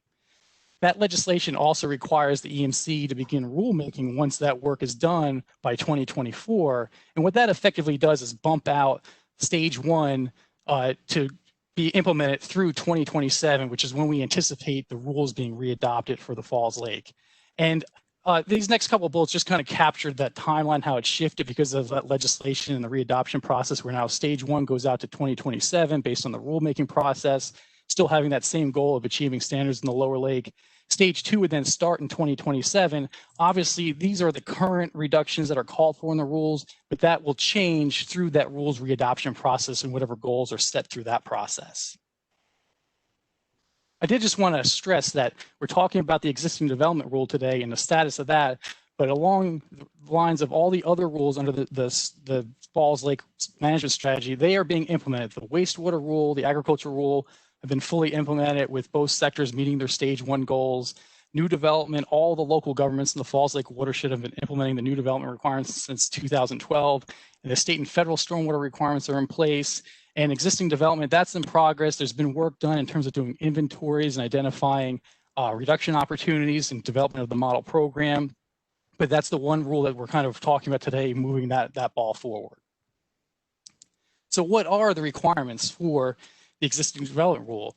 Stage 1 Falls ED basically requires local governments to implement reduction programs to offset any nutrient loading from lands that are developed since the 2006 baseline and before they implemented their new development rules. So anything between 2006 and 2012. The rule also requires DWR to develop a model program that lays out the tools and the practices and methodologies for implementing the rule. We brought that forward to the EMC in 2013. At the time, we requested the EMC allow the division to take it back and continue working with stakeholders to expand the toolbox of available practices. So since then, we've continued to work with the local governments in a collaborative process to expand that toolbox of available nutrient reduction practices, update the accounting tools, develop preliminary jurisdictional loads, and working on revising this model program and developing an alternative implementation option through this collaborative effort with the UNRBA and the NGOs. This rule is definitely probably the most challenging of all the rules. Developing new practice standards, developing crediting involves a lot of subject matter experts, stakeholders, goes through the NSAB, so it's a slow process. And with the jurisdictional loads, there's a lot on the line with what those loads are calculated to be. And there's been disagreements over time on how they should be calculated and how to develop the practice credits for those things. And those are part of the things that using this innovative approach that Forrest is going to talk about in his presentation helps us kind of get around those roadblocks with implementing this rule. So the model program will address 2 implementation options that will be available to the local governments. Basically, affected parties can either implement a local program where they lay out their jurisdictional loads and all the different practices they plan to implement to get those reductions, or they can choose this joint compliance approach that's allowed for under the rule that essentially allows local governments, municipalities, counties to combine their reduction needs, from both point sources and existing development and meet those reductions jointly. And the model program will address both of these methods and lay out the pathway to follow either option. In terms of what the key components of the model program will be, they'll basically lay out the required elements that local governments will need to address in what they submit for their local program. That will include estimating their jurisdictional loads, their load reduction needs, doing a measure opportunity assessment, evaluating opportunities for different practices and the load reduction potential for those practices. And that will feed into their implementation plan, where they will lay out the types of activities they plan to implement and the lands that they'll affect, and the prioritization of those practices, the magnitude and duration of the reductions they expect to get from that in their implementation plan. It'll also lay out some requirements for the joint compliance approach. And currently the proposal for that is this interim alternative implementation approach that we call the IAIA, which is an investment-based approach using a joint compliance like I talked to you about, and essentially ensures that projects are implemented in stage 1 while de-emphasizing the pounds accounting, and affected parties that choose to participate would commit to a fixed amount of money spent on projects each year. So looking forward, we're going to continue to collaborate with the UNRBA and subject stakeholders during September and October to finalize the model program. This today is just really a primer. We'll come back to the water quality with the final model program in November to request approval to go to the January EMC for final approval of the model program. Once that's approved, local governments have 6 months to implement their programs. Submit and begin implementing their programs. And then DWR has 14 months to make recommendations to the EMC on their final programs, but we plan to complete that process much quicker than that. So I'm going to stick around to answer any questions, but I'm going to stop sharing my screen and allow Forrest to jump in with his portion of the presentation.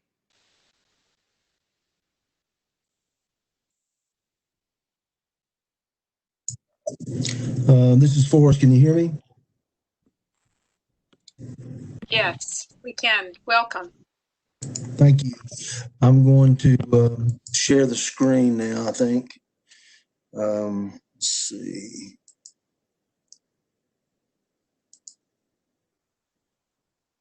All righty. Well, good afternoon, Chair Deerhake and members of the Water Quality Committee. I appreciate the opportunity to be here with you today. The Upper Neuse River Basin Association has been a very active and engaged group of local governments in the watershed for a long period of time. They was originally formed in 1996 to talk about water quality issues relative to Falls Lake and in the watershed. The members of the UNRBA were very engaged with the development of the rules, and they developed what they called a set of consensus principles, and that included, as was summarized by John, 2 stages of nutrient reduction goals. And the reason for that was that the hill to climb to get to stage 2 is a very steep hill. It's very expensive, it's very technologically challenging, and it's very logistically challenged, because the reduction levels that were mentioned there is 40% reduction in nitrogen and 77% reduction in phosphorus for stage 2 for all development in the watershed. And that means all the land that has already been developed. It's still a primarily wooded watershed or undeveloped watershed, but there are large sections of development, particularly in the city of Durham, but the other municipalities in the watershed as well that go into the lake. And so when you start looking at the cost of having to reduce and offset the loading from existing developments, you have to look for opportunity, and you have to look at the cost associated with that. Since the development that occurred was not planned based on trying to reduce the amount of nutrients going in, you have to retrofit. And that ends up being an extremely difficult and costly endeavor. The stage 2 rules estimated both stage 1 and stage 2 over $1.5 billion. The first stage was about a $500 million estimate based on the physical note developed for the rules, and over $1 billion for the stage 2. So it is a very difficult bar to cross over. So the UNRBA shifted in 2011 to re-examination of the stage 2 rules. I came on as the executive director in January of 2012 and have been working with them since then. I want to give you just a little background, because we are going to be coming back to the EMC, as John noted, in 2023 to talk about the study that we've performed, incorporating the additional studies done by the collaboratory. And as John said, we're working closely with them and meet periodically and go through their research. So we're going to incorporate all of that into a reassessment, new models. We'll have 3 lake models and 1 watershed model. So there'll be 4 models being developed in the watershed. The NRBA has already spent over $3.5 million on monitoring for between 2014 and 2018. We have worked with the Division of Water Resources to develop our quality assurance plans for the monitoring, for the modeling, for all the work that we have done. So we have been very we've been very diligent in working with them on making sure that the data we collect has a strong science base, because we want to have a very strong evaluation of the behavior of the watershed and behavior of the reservoir. Earlier today, you heard about the watershed model for the rest of the Neuse. In the upper Neuse, our watershed model has over 300 sub watersheds that will be modeled going into the watershed. So it's a very detailed model. We have been very open in our process. We've had a lot of stakeholder involvement. We had a forum back in February before COVID-19, thankfully, and got through that. And we had a lot of folks involved with that. Our meetings are very open. We have our technical advisory or steering group. The Path Forward Committee meets every month. The board meets 6 times a year. Those are open to the public, and we have oftentimes people participating in those discussions that are not necessarily associated with the members. So it's a very integrated process. We just wanted to note that Falls Lake is providing drinking water for 500,000 customers. Raleigh, of course, is takes the water and then treats that water and distributes it. The algal toxins and the measurements that have been made in the lake so far have been well below, almost an order of magnitude below any kind of concerns of toxic levels. It's supporting aquatic life and recreation. No fish kills that have been related to nutrient activities. The volume of the reservoir provides sufficient oxygen levels, except in the very deep areas. We've got a very detailed study that we looked at that on to look at the supporting of the fish DO levels in the lake. It supports a large recreational fishery. It supports a lot of swimming. It's a resource to certainly the region and to the area. So I did provide you all, and I appreciate the feedback you gave, some links to the information that we've developed, and I hope you have an opportunity to look at that. Hopefully in the future we'll have more time and I can go through and talk some more about the studies we've completed. But the implementation of stage 1 rules, the most difficult and challenging part, as John said, is the existing development, offsetting the impact from existing development in the watershed.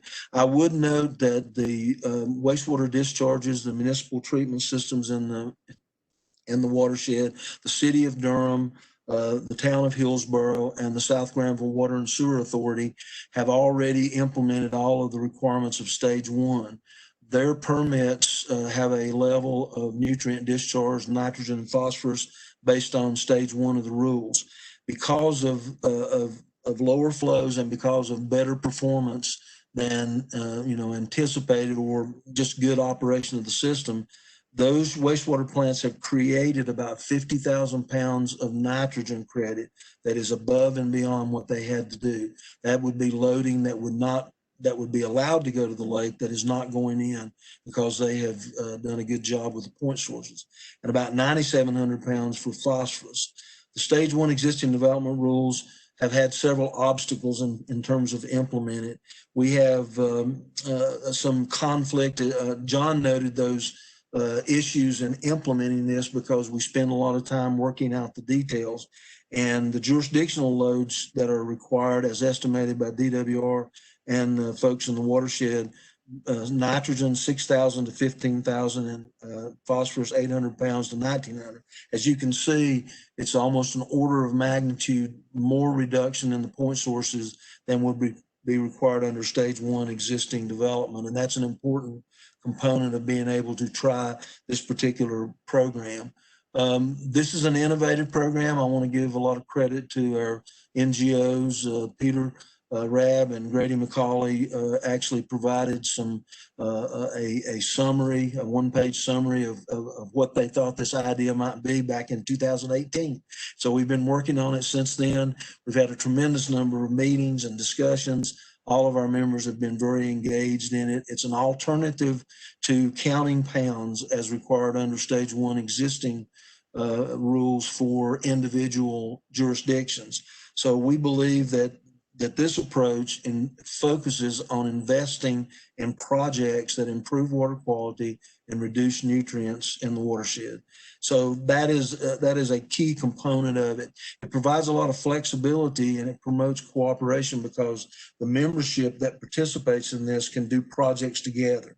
The way that we're going to set it up is they can work with each other to do projects. For instance, if the city of Durham has a project that Granville County wants to participate in, then they would do that. It also includes a lot of practices and actions that are not currently have a load reduction credit.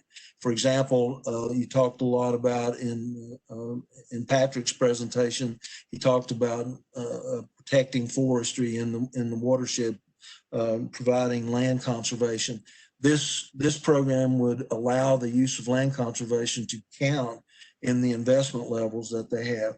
It's a voluntary program, but if they don't participate in the IAIA, they'll be required to develop their jurisdictional loads and go through that process. It's interim because we're waiting for the completion of the reexamination that I just briefly went through. And so we can make our recommendations in 2023 on how the rules should be modified, and those will come to the EMC. Obviously, DWR is very engaged in that and have been engaged from the very beginning. So this is the critical steps that remain ahead for us. We are obviously doing the September 9th summary today to the Water Quality Committee. Our board meets next week, and they're going to be reviewing the program document. And I sent, during the meeting today, I went ahead and sent the members of your committee and you an email that has a copy of a two-page summary of what the IAIA is, and also the most recent draft of the program document, which has the details on how this program would work. It is a multi-page document, and there's a lot of things that need to be developed. There'll have to be an interlocal agreement between the participants. That is being developed at this time. In October, we're going to be reaching out to our local governments and the elected members there to get support of participating in the IAIA. At the November 18th, 2020 board meeting, we anticipate having the members, the directors, indicate whether they're going to participate. At this point, every one of our members has indicated a positive view of the IAIA, and the general indication is they're going to participate. I did present to the board at Wake Forest recently, and they seem to be leaning toward participating in the program as well. The commission, of course, meets in November, and that will be, as John alluded to at that meeting, he'll bring the model program. We're working with John to review the model program through the UNRBA membership so we can provide feedback on that. We're looking at January to basically pull together our completed program and to start the process of getting folks to sign on. The EMC, John's plan is to bring the model program to the EMC, and that starts the clock that John alluded to before, the 6 month. The proposed implementation date at this point is at the beginning of the fiscal year for the local governments in the watershed, July the 1st, 2021. Of course, the reason for that is to make sure that resources get allocated and commitments get made on an annual basis. It will be a 5-year program is what we propose, with investments every year. There may be multiple projects or projects that go over the 5 years, but we have set some investment levels in the watershed. The minimum investment level right now is $1.5 million a year. Some local governments in there, like Raleigh and Durham, are spending more money than would be required, but we anticipate getting at least that much investment on projects in the watershed. So that's a very brief summary of the work of the UNRBA, and we greatly appreciate the opportunity to speak to the EMC and the Water Quality Committee today about the work that's being done. I want to give a lot of credit to the jurisdictions in the watershed. They've been extremely cooperative, working with each other to come up with some innovative and cost-effective ways to improve water quality in the watershed and in the lake. Thank you, Forrest. Any questions from the members? Commissioner Deerhake, this is Stan. And Forrest, let me just first thank you for the very helpful and very thoughtful presentation, and to commend you for your collaboration with the department on working through this. I looked very briefly at the key core principles, and one thing I didn't, I very much understand your point about getting away from pounds, that there's a lot to be said for that.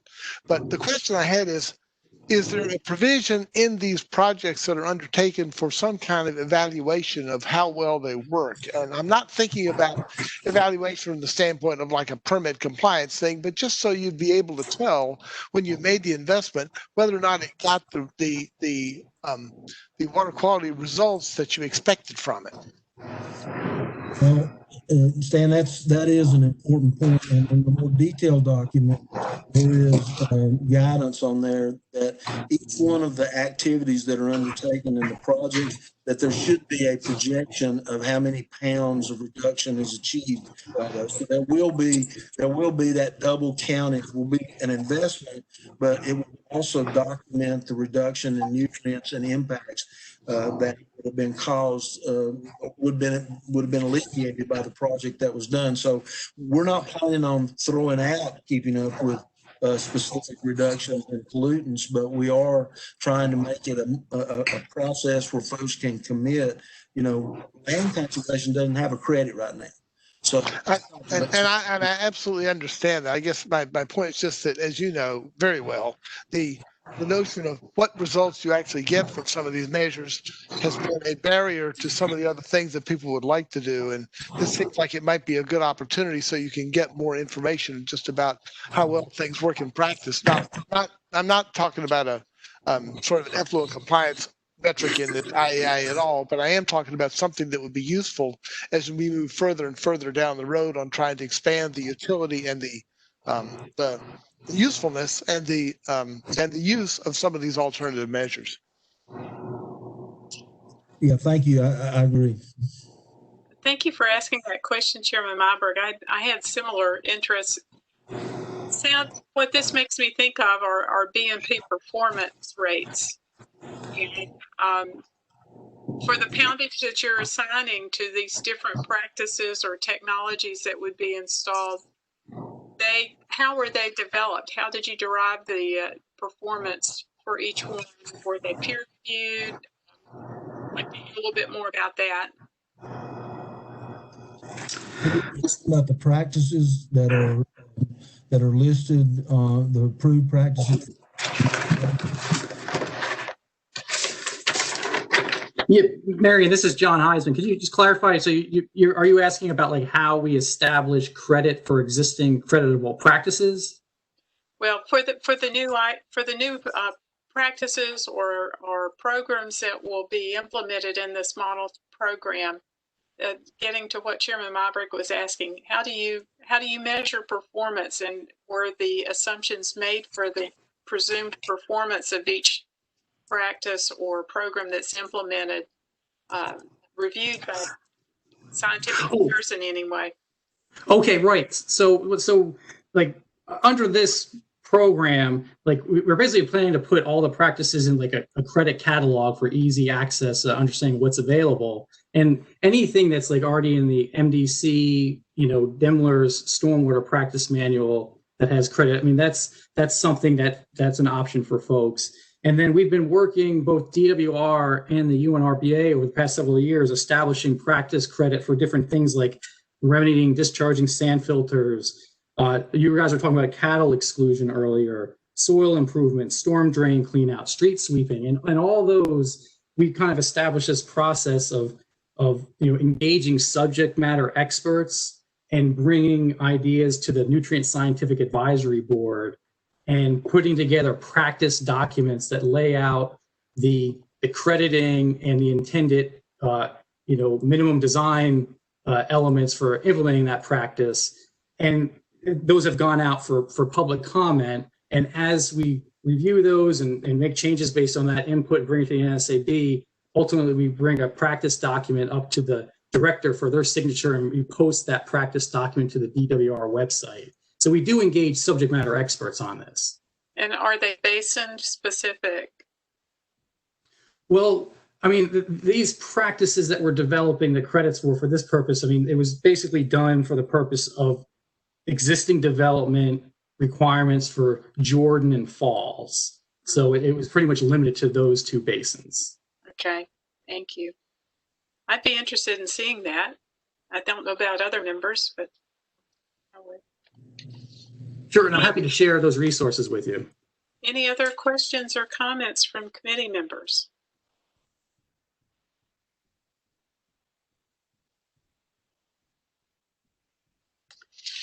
Well, we're at the end of our meeting. I will just remind members that I am maintaining a list of future committee interests. Please feel free to let me know if you have any additions or revisions to it. Division Director Smith, are you online, and would you like to make any comments? Good afternoon. No, I'll wait till tomorrow to provide comments. Thank you. Okay. I do believe we have a public hearing scheduled for the Lower Cape Fear swamp classification removal now. It took a little time because it involves some federal content, and the federal government had to play a role in it, but it is back on the calendar now, and I think this fall we're having a public hearing on that. So, and Commissioner Monis, I believe, is supposed to be the hearing officer, so we'll look forward to hearing about that. Any closing comments from commission members? I can go through one by one, or you can raise your hand if you have anything to add. Madam Chair, Mitch Gillespie here. Yes, sir.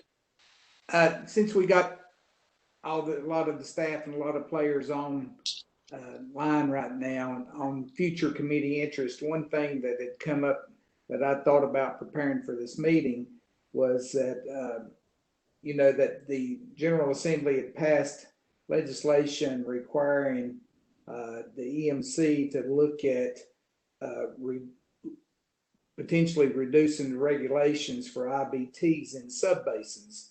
And I understand this is not the Water Allocation Committee, and I'm sure we're going to be looking at that but it occurred to me looking at the basin-wide plan and the Chowan plan, there was some thoughts come to my mind about that this committee should potentially look at also, as the Water Allocation Committee will be looking at it, I'm sure, after however these EQ decides to proceed with this. But one thing that we need to look at, I think, in relationship to that is a set of criteria that we could look at as far as whether or not it should be allowed in some of these subbasins. For example, like whether or not there's how many miles of impaired streams there, whether or not it flows into reservoirs or lakes or to the ocean, whether or not the type of use is in that basin and sub-basin, where there's forestry, agriculture, whether or not there's interstate cooperation that needs to be taking place, like in the Chowan. And also, if DEQ decides to go this direction, then another set of suggestions could be whether or not to allow it would be to implement some of the recommendations that has been pointed out in the Chowan, and maybe looking at it like that. So that's sort of just a real fast, some of my thoughts on that, and something that I think this committee could look at and come up with some criteria under certain conditions. Very good suggestions. Thank you very much. And we'd like to work with Commissioner McAdams and his committee on that, sure. And speaking of working with other committees, I know at our last monthly meeting, we had mentioned that the need for water quality to work with groundwater and waste management committee on an issue that is still on the to-do list for the Division of Water Resources. They just were not able to organize it by this month. So any other members have any closing comments before we wrap up?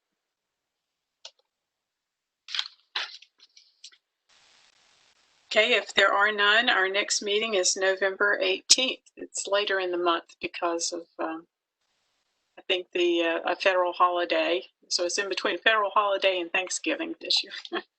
So thank you.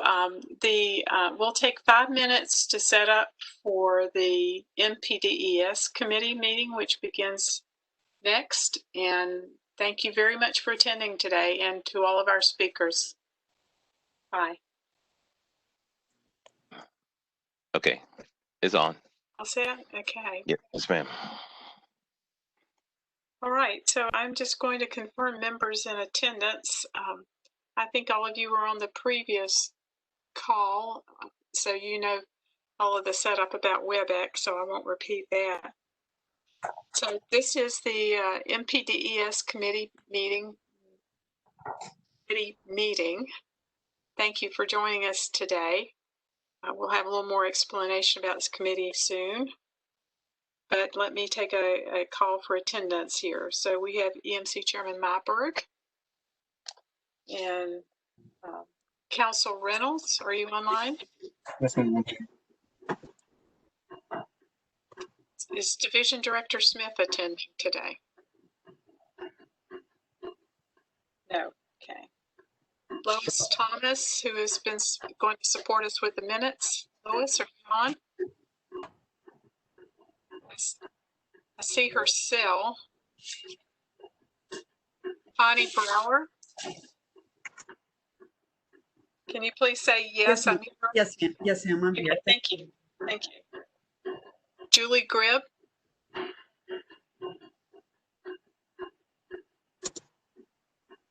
Julie Gribb.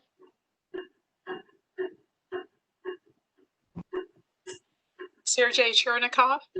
I'm here. Yes. Lois Thomas.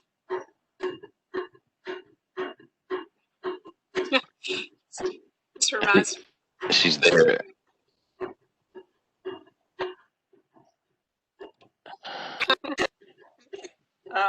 Well, Lois, I think, was going to Lois. be recording. Yes. Okay. All right. Lois is there. Okay. Julie Gribb. Can you hear me? Julie, distantly. Are there any other participants that I haven't called? Okay.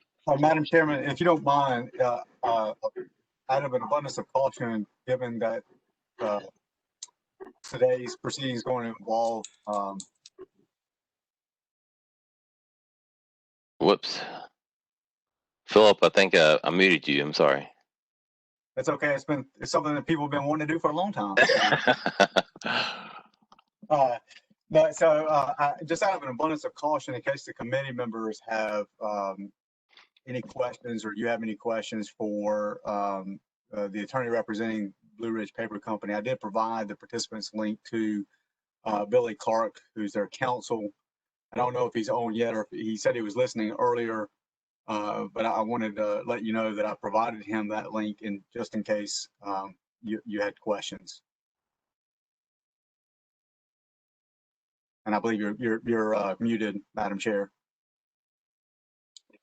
How about now? Can you hear me now? Yes, ma'am. Yes, ma'am. I see Mr. Clark as a attendee. If he wants to be a participant, if you got any questions, I can make him a panelist if you want me to. We'll let you know. Thank you. Okay. So welcome to this meeting of the North Carolina Environmental Management Commission's MPDES committee. My name is Marion Deerhake, chairman of the committee, and you have already heard committee members in attendance today during our roll call, as well as our staff supporting today's meeting. Today we will hear one action item. This meeting is being held via WebEx with a phone-in option for all participants and other attendees. It is important to note that this meeting will be conducted as our other EMC meetings, and that only EMC members and those called upon by the MPDES committee chairman will be recognized to speak. This meeting is being recorded, and minutes will be prepared for review and approval at the committee's next meeting. We don't have regularly scheduled meetings necessarily, but we'll make arrangements for the review and approval. So I will begin with our call for North Carolina General Statute Section 163A-159E, which mandates that at the beginning of any meeting of a board, the chair shall remind all members of their duty to avoid conflicts of interest under this subchapter. The chair also shall inquire as to whether there is any known conflict of interest with respect to any of these matters before our committee today. Are there any concerns expressed by committee members, any reservations? Okay, let the record show there are none. Our next item is an explanation of the meeting and variance review.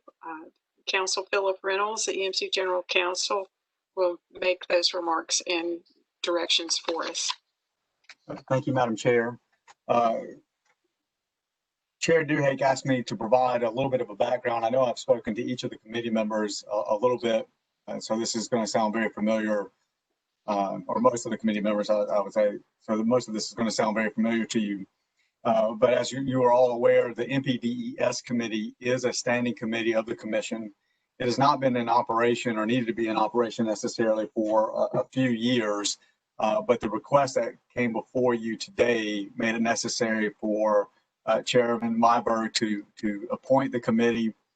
I won't speak for him, but my understanding is that given that this is closely related to water quality issues, and in fact, the EPA treats this type of an action, or the consideration of this request action as being a change in standard, or treated as a change in standard. And so he asked that, I felt that the members of the Water Quality Committee would be very well equipped to handle this request as part of the NPDES committee, with the one exception of Commissioner Davis. Given the nature of the NPDES committee, there are specific rules and requirements regarding conflicts of interest, which I've pointed out to all of you and provided you all both the EMC's own rule as well as the Code of Federal Regulations. And given that Commissioner Davis served or worked with Stanley County, which was an NPDES permit holder, the rules prohibited her participation in the meeting or as part of the committee. But I have talked with each of you, and you've all confirmed that you don't have a conflict of interest under the special provisions for conflict of interest, or I suppose under the normal conflict of interest provisions for participating on this committee. I'll say that this committee is that what you're considering today is also quasi-judicial in nature, meaning that you will need to make your decisions based on the record, although you're not being asked to make a final decision today. I don't want to provide any spoilers for everyone because you're about to see two very good presentations from Sergey and Connie about this issue. I'll just simply say that this permit and this specifically this variance for color has been an issue of interest for a number of years, and the last time that this variance was considered was 2010. There was significant litigation regarding both the permit and the variance, but it's coming to you today from staff and from a request by the variance holder to consider having the variance removed, which would necessitate first going out to public comment.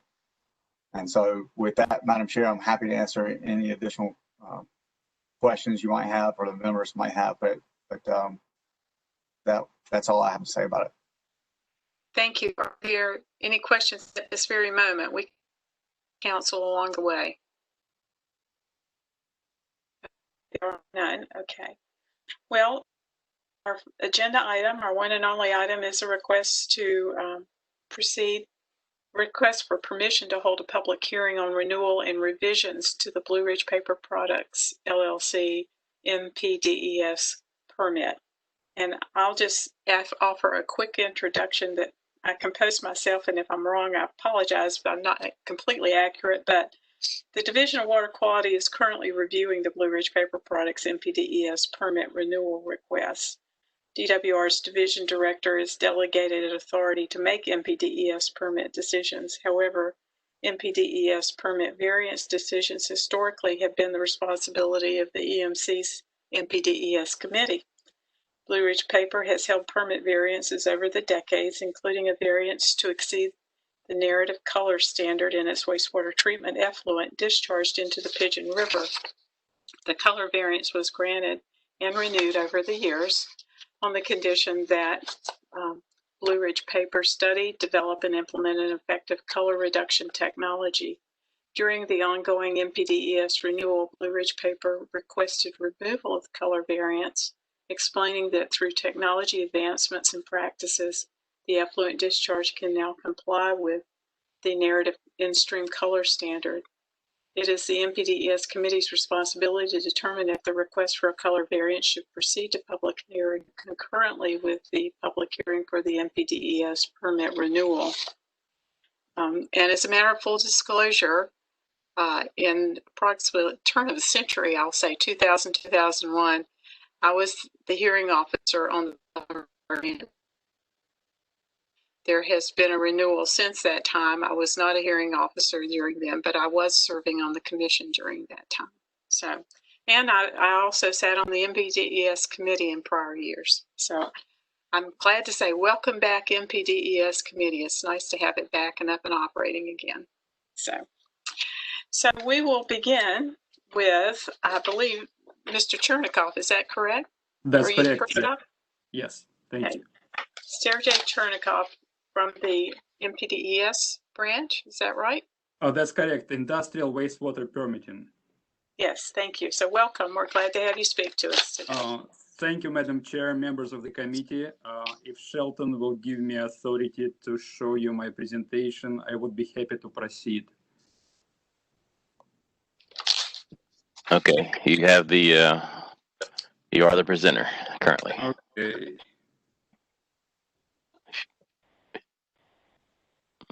There you go. Okay. Can you see the presentation? Yes. Okay, thank you so much. Good afternoon, Madam Chair, members of the committee. Thank you for giving me this opportunity to present you information about Blue Ridge Paper Plant and long and complicated permitting history. The Blue Ridge Paper Plant is located in Haywood County in the western part of the state. This is a very old facility. It was first established and built in 1908 to produce pulp for the Champion Paper Mill in Hamilton, Ohio. Blue Ridge Paper Corporation acquired ownership of this facility in May of 1999.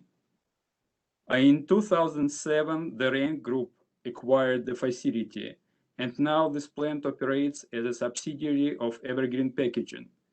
Company employs approximately 1,500 people in this state. Blue Ridge Paper Plant is integrated pulp and paper facility. It operates 2 fiber lines, 1 hardwood line and 1 softwood line. It has 3 paper machines and 1 paperboard machine. It produces a variety of products, including envelopes, specialty paper, stock for milk cartons, and other various products. Because of the controversy surrounding the permit, in 1985, EPA took jurisdiction over this permit and issued NPDES permit to Champion International for discharge from the Canton Mill to Pigeon River. In 1994, jurisdiction for the permit has been returned to the state authorities. In 1996, the state of North Carolina issued a proposed final permit that had to become effective January 1st of 1997.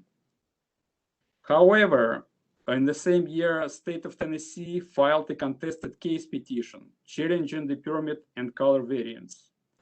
After extended negotiations, parties that included both states and EPA entered into a settlement agreement, and this agreement established a process for permit renewal in 2001.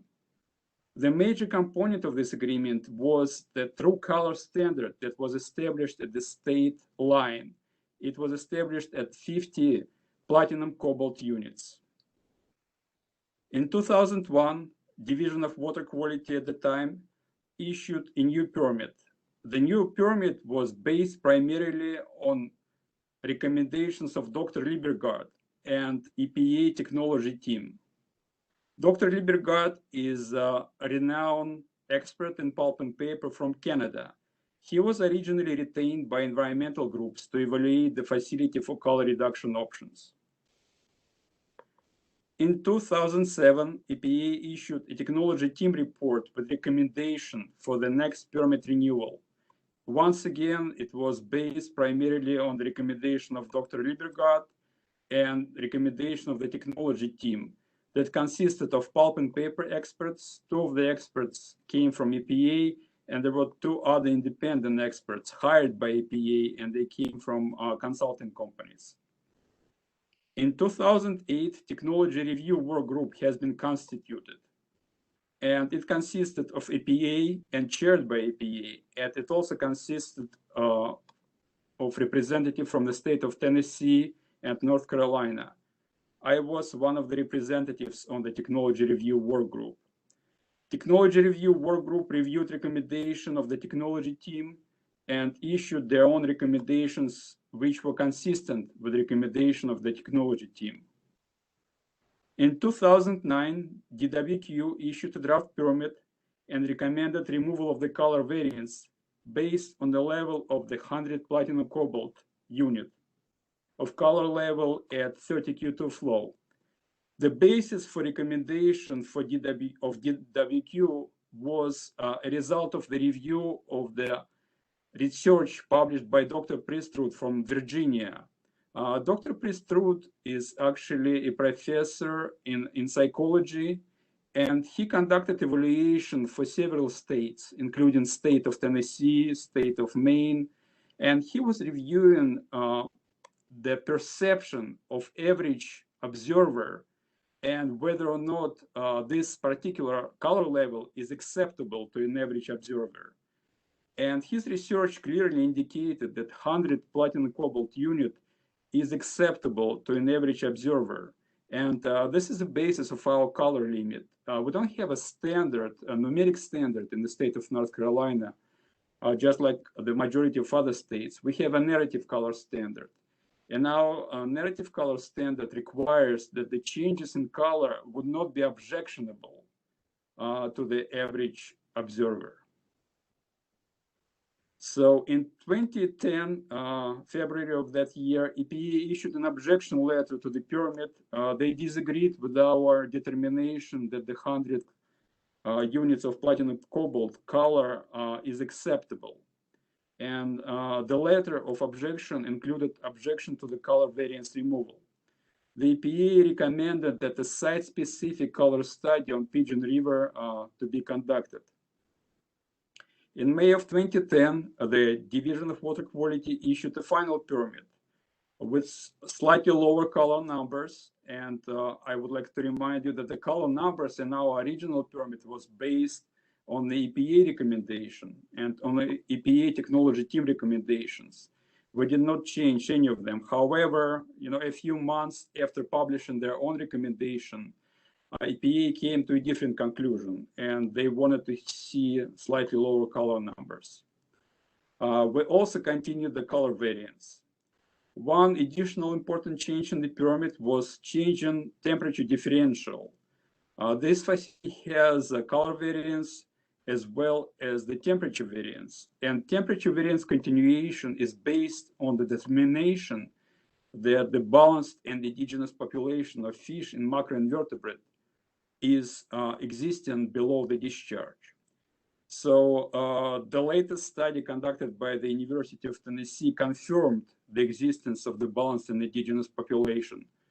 Nevertheless, EPA wanted to decrease in the temperature differential, and it was implemented in the latest permit. After the permit was issued in 2010, in May of that year, in July of that year, the permit was adjudicated by the SELC, and they represented several environmental groups. In 2012, a partial settlement agreement was signed, and that settlement agreement contained a requirement to conduct a site-specific color study.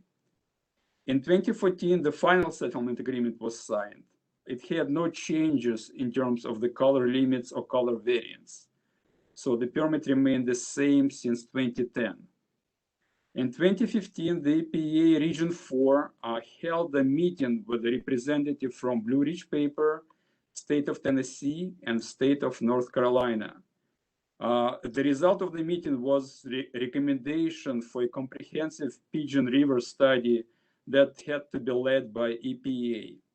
In 2017, EPA has finished a study. However, EPA decided not to provide anybody the final study report. Over the last 30 years, the facility has made significant improvements to the wastewater treatment abilities. The color has been reduced by more than 90% since 1988, from approximately 388 pounds of color, 1,000 pounds of color per day, to less than 36,000 pounds of color per day, which is more than order of magnitude decrease. Since 1990, the mill has spent over $500 million in expenditures on environmental process improvements. In 1998, the mill installed and now successfully operates bleach filtrate recycling, which is a unique technology to remove color from the filtrates from different bleach processes. The capital cost for bleach filtrate recycling was approximately $30 million. In accordance to the latest Dr. Liebergut report, which was published in July 7 of 2006, this facility is ranked #1 in the world in terms of BOD, COD, and color removal. The mill was also ranked #2 in the world in terms of TSS and absorbable organic halides removal. After modernization in the early 90s, the effluent flow decreased from 46 million gallons per day to 26 million gallons per day due to the extensive recycling measures implemented at the mill. The concentration of BOD and TSS in the company discharge is typically within the range of 5 to 10 milligrams per liter. And this is a significant achievement for any industrial facility. Because of the changes at the wastewater treatment system, in-stream conditions in the Pigeon River significantly improved. During the years 2014 through 2018, monthly average color at the state line has averaged 21 true color units. And at the Fibreville Bridge, the true color has averaged 41 true color units. The Fibreville Bridge is the first sampling point below the discharge, and it is located approximately 0.4 miles below the discharge. The value of 41 true color units is well below the agreed upon in-stream color limit of 50 platinum cobalt units. However, Tennessee still lists the Pigeon River as impaired for color, and Tennessee, just like North Carolina, does not have numeric color standards. They have a narrative color standard. Since 1989, no dioxin has been detected in the mill discharge, and because of that, most fish consumption advisories for dioxin have been removed in 1998 and 2002 in both North Carolina and Tennessee. The last fish consumption advisory for common carp in the Waterville Lake was removed in 2007. The biological studies conducted by the University of Tennessee in 2005 and then again in 2014 has determined that Pigeon River has an imbalanced and indigenous fish community. The studies also found a diverse and healthy macroinvertebrate community in the Pigeon River. However, at one of the sites below the discharge, the benthic community in the Pigeon River is considered impaired. Impairment is likely based on the poor habitat, which has a score of 55 out of 100 and high conductivity. However, no relation to color has been established. This issue will be discussed in the next presentation by Connie Brower. River run walleye has returned to the Pigeon River. This fish has a very high sensitivity to the water quality, and return of this species indicates significant improvements in the water quality in the Pigeon River. The Pigeon River has also become a trophy smallmouth bass fishery. The number of rafters in the state of Tennessee has increased from 21,000 in 1995 to almost 150,000 in 2007. The Division of Water Resources proposes permit condition that will protect aesthetic water quality standard using the state rules. The lowest monthly 30Q2 flow at the facility was measured at 129 cubic feet per second. This value will be used for the compliance purposes at the Fiberville Bridge, which is the first point for sampling established in the permit. The permit will have a requirement for the facility to meet Delta 50 platinum cobalt units, which is a difference between upstream and downstream true color at the Fiberville Bridge when the flow in the Pigeon River is equal or above 129 cubic feet per second. This concludes my presentation, and I will be happy to answer any of your questions. Thank you. Are there any questions for Mr. Chernikov?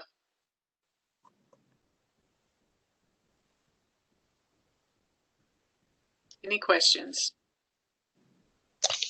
Well, this is Chairman Myberg. I have to ask,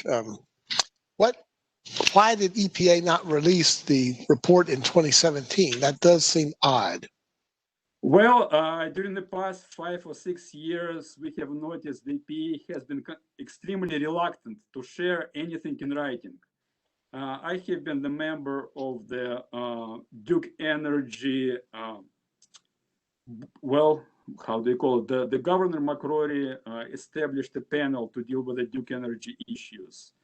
And as you're aware, it was the biggest controversy since 2013, and I was a member of that panel, and we have communicated frequently with EPA. And despite numerous requests for information or their opinion, EPA steadfastly refused to give us anything in writing. Even simple email was very difficult to obtain. I'm not sure what was the reason for that reluctance. I've been with the state government, with the Division of Water Resources for the last 20 years, and I have never encountered that previously. So whether or not this is a political issue or a personnel issue, but this is not really a huge news to me because I observed it for the last 5 years, but we have tried and tried and tried. And it's, it is extremely unusual for the public agency to refuse to share public information. We have decided not to be confrontational and not to file a request for the freedom of information. We could have done it, but we had so many other studies that have been conducted previously by different companies and including EPA that we decided it's not really worth it to create a controversy over this report. Well, I have to say, it just seems puzzling. I've sat, as you know, on both sides of this desk now, and it seems, and I can't speak for anything in EPA in the last 3.5 years. It just seemed a little unusual. It is unusual, but that behavior became to, apparent during the last 4 or 5 years. Not only on this issue. Once again, I dealt with them on many other issues, mostly Duke Energy, but other industrial facilities as well. Any other questions? Well, I might take a moment to make a couple of observations and tell you about my thought process after I received the original documents. Maybe that will help some of you too. When I received the notice about this request, my first inclination was to go to the 2010 permit conditions or settlement conditions that were there.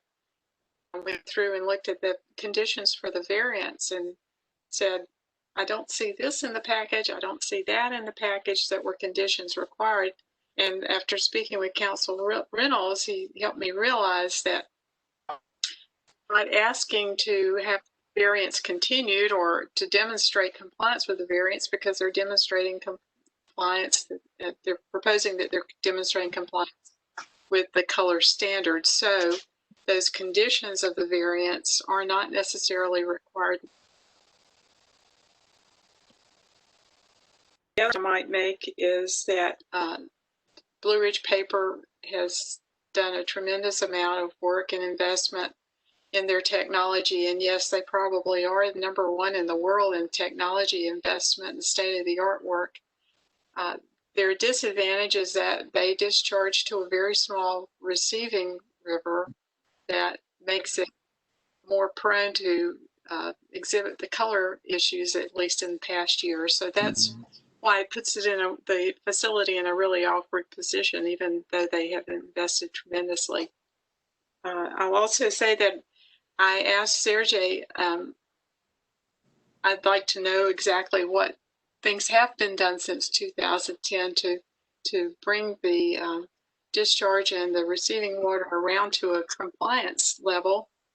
It wasn't quite clear looking at the original documents that we received. And so that's why I sent you the 2015 annual report that Sergey recommended would be a good example of the chronology of the work that's been done at the facility. And it was a tremendous help, Sergey. Thank you very much for supplying that.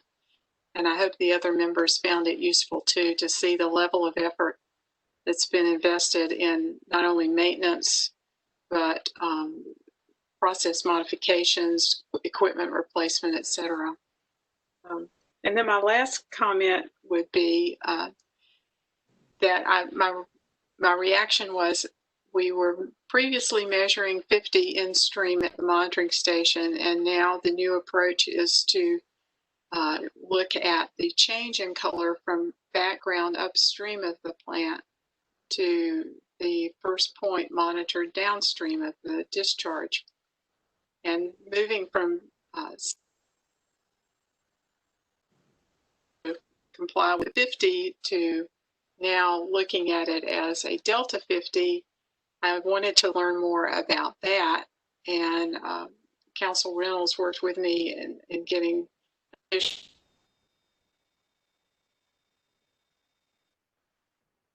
division, and perhaps y'all can address that in your response, Sergey. Oh, absolutely. Yes, I would like to point out that the issue of color is extremely difficult issue. As I mentioned before, we have a narrative standard. And as far as we know, there is no other state that have a numeric standard. Just because it's the beauty is an eye of the beholder. Every person has a different perception, and it also depends upon the condition of the stream, sunshine or rain or background. So when the first settlement agreement was established and signed between EPA and both states, the 50 was used only at the state line. We have never agreed or established 50 at the first downstream point. Okay, thank you for clarifying. Right. And we're using Delta 50 as consistent with what Tennessee is doing for their facilities. State of Maine also has Delta, but it's Delta 40 for each river. So it's not a new approach. We use something that other states have done. And what we're trying to do here is we're trying to exclude impacts from the upstream color contributions. I agree with you, Madam Chair, that they are in a fortunate position to be on a small river. But if you look at the Aquaterra report, which is very extensive and it takes a lot of time to dig into, but they looked at the similar streams in this area, and they looked at the French Broad River, they looked at the Hiwassee River, and the color actually in the rivers, in those rivers, except for the few miles, between the facility and the lower sampling points, is approximately the same. So we're looking about 20-25 platinum cobalt units. So, and once again, the EPA determination that 50 is interpretation of our color standard is based on the ability of the observer to detect it. But our standard is based on the objectionability of the color. So, and that's a big difference. I still believe that the position division took in 2010, when the permit was renewed recently, is appropriate, because research by Dr. Pristrud in various studies that have been done in Tennessee and in Maine and in Pennsylvania, he believed that 100 platinum cobalt units is the level of objectionability. So, and that's, you know, that's where we have a difficulty. EPA determination is based on level of detection, and our, you know, original proposal was based on the objectionability level. I can show you, you know, this is a little show and tell, like in the, you know, elementary school. So, but I like to do it. These vials have 50 platinum cobalt units and 100 platinum cobalt units. So it's not really easy to see the difference. You can see it, especially when the depth of the river is a few feet, but the bottom of the river is also brown, which makes it much more difficult to detect. But if you have the white background, it's possible to see it, but it's not easy. So once again, I'm just trying to demonstrate that the issue is extremely difficult. There is no objective scientific criteria to definitively say what is objectionable and what is not. It's not like the toxic standard for selenium, which can be established in a scientific study, or arsenic or other heavy metal. This is all extremely subjective. So is it going to be, are you correspondence with Region 4 and with Tennessee, or is that something Connie's going to talk about? Oh, I can tell you, we have contacted Region 4 and the state of Tennessee with our proposal, and we had conference calls with them a few times, and they did not have any significant objections to our approach.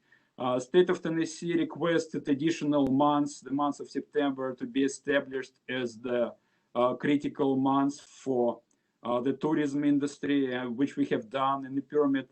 And EPA didn't really have any concerns or objections about color. They had some questions about the temperature issues.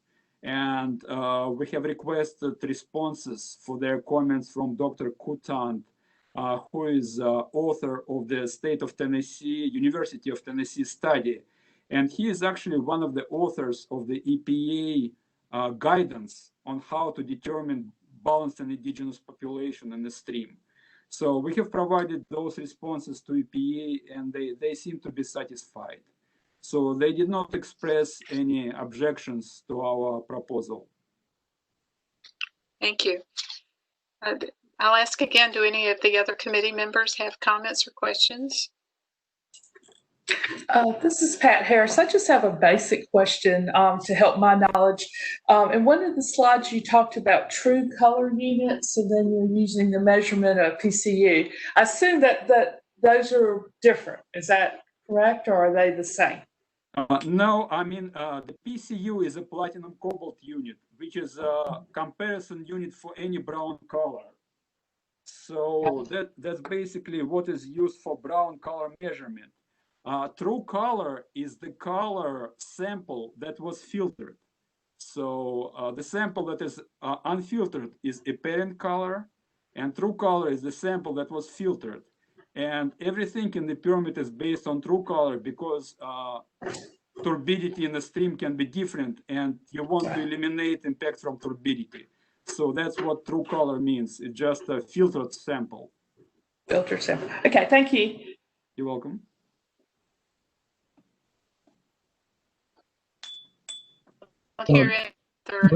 Chairman, Madam Chairman? Yes. Commissioner Carter? Yes, it is. Thank you. Well, a couple of quick questions. Are there any more presentations for today? Or are we? This is the only one today. Well, we have Connie Brower is presenting, but this is the only action item. Okay. Is Connie's presentation going to be on this same matter, though? Yes.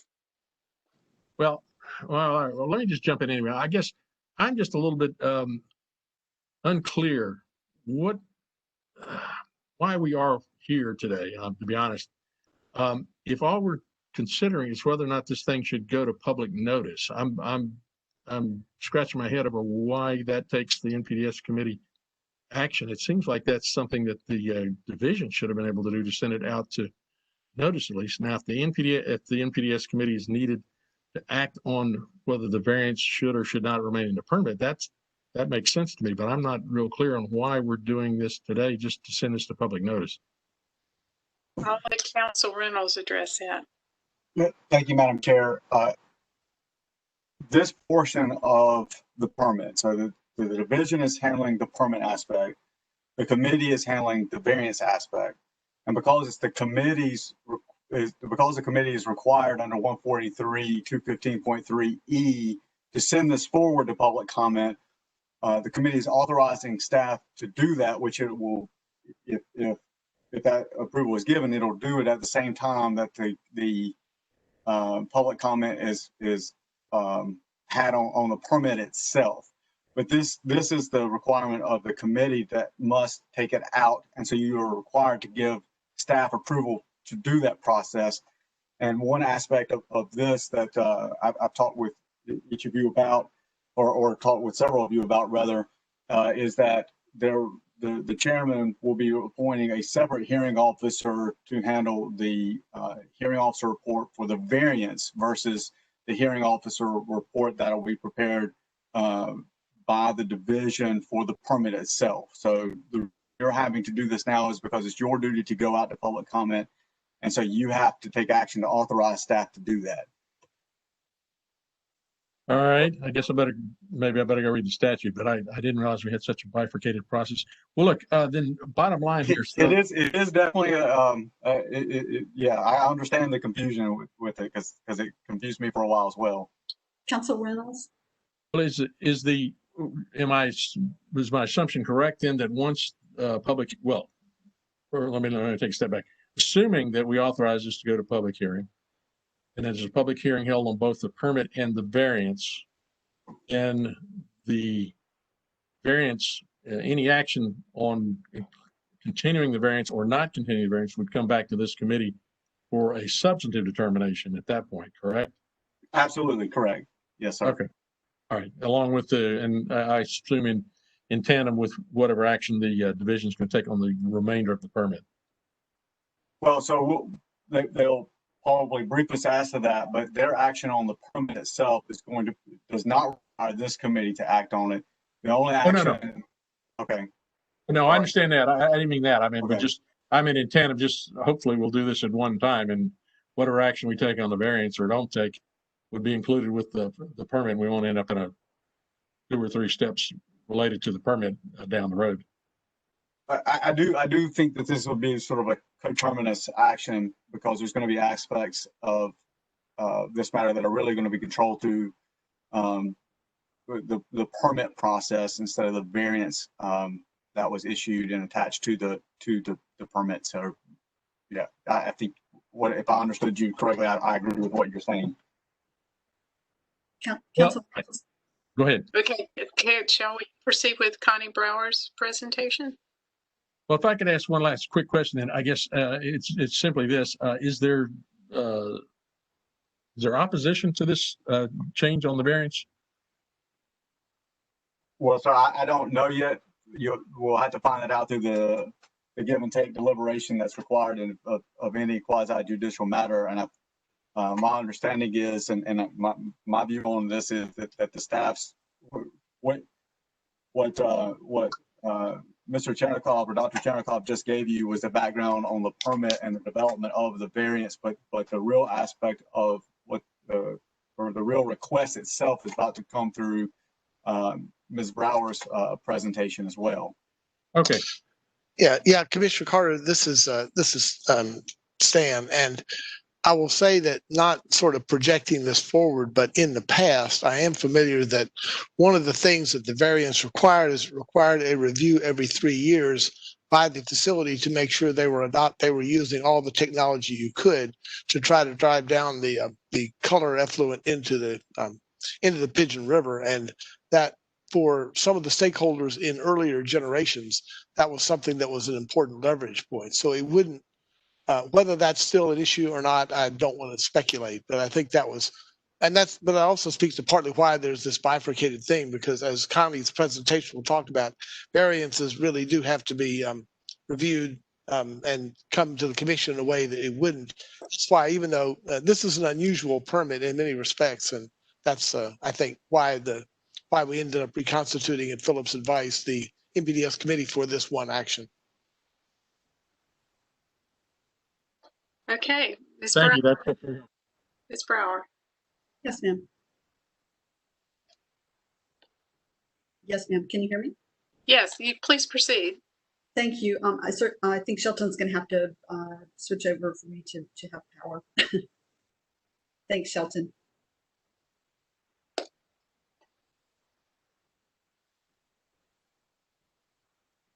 Okay, there you go. You have it now.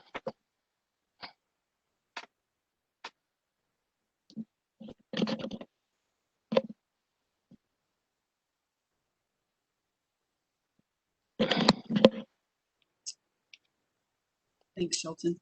Mm-hmm. Good afternoon, everyone. I'm sorry, now I've got this Shelton's pictures in the middle of my screen. I apologize. So today, first of all, I'm going to just Chair Carter's question. Today, I'm here on behalf of the water quality standards side of this question, and I am currently water quality standards coordinator in the classifications and standards section rules review branch of the Division of Water Resources. Good afternoon to everyone, Chair Deerhake and members of the committee and council. The first thing that we would address is the last question. So as a water quality variance is actually considered a change to water quality standards under federal law, under 40 CFR Part 131.14, both the application and its removal are both subject to public notice, public hearing, and US EPA action. So we're here today to discuss that aspect and to request to proceed to the public notice and hearing on removal of the color variance that's currently applicable to Blue Ridge paper.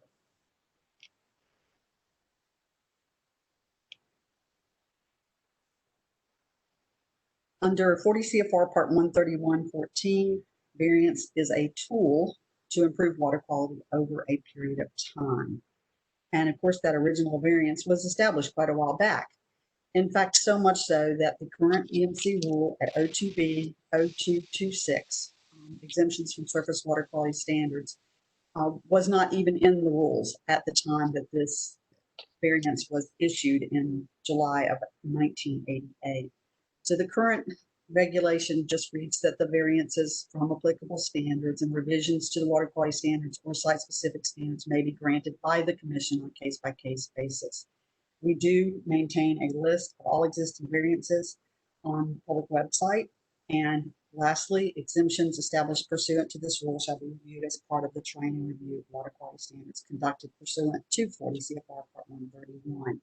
So the original color variance was established in 1988, and it was actually cited as being established under North Carolina General Statute 143. 215.3E. It was not referenced as this rule was not adopted until 1995. The last triennial review hearing was held on July of 2018, and Chairman Weiberg was our hearing officer for that, and water quality variances were examined during that point in time. When we asked for public comment on these, we received minimal comment, and actually just simply that someone supported that these facilities should be allowed to have variances. So DWR has concluded that a color variance from the narrative historically interpreted as an in-stream true color value of 50 PCUs, that's what Dr. Turnikoff just talked to you about, is no longer necessary. And additionally, after reevaluation of the permit and examination of the actions to reduce the color as a pollutant, additionally review of applicable 40 CFR regulations, we have noted that significant improvements to in-stream concentrations of color in the Pigeon River. In fact, they've been in compliance with the 50 since July of 2010. And that idea, combined with specific color limits that Sergey just went over, that will be placed into the updated permit, and an additional updated reevaluation regarding the narrative standard provision does support the removal of the variance. Additionally, consistent with 40 CFR Part 131.14a.4, a state may not adopt a water quality standard variance if the designated use and the criterion addressed by that variance can be achieved by implementing technology-based limits required under Section 301B and 306 of the Clean Water Act. One of the things I would make note to you about that is that 2015, the US EPA updated parts of 40 CFR Part 131.14 and included directives referring to pollutant minimization plan. I think what Sergey has just talked to you about and what Chair Deerhake spoke to you about was exactly that over a period of many, many years, the facility has worked very hard to do a pollutant minimization plan and to reduce the color in the stream.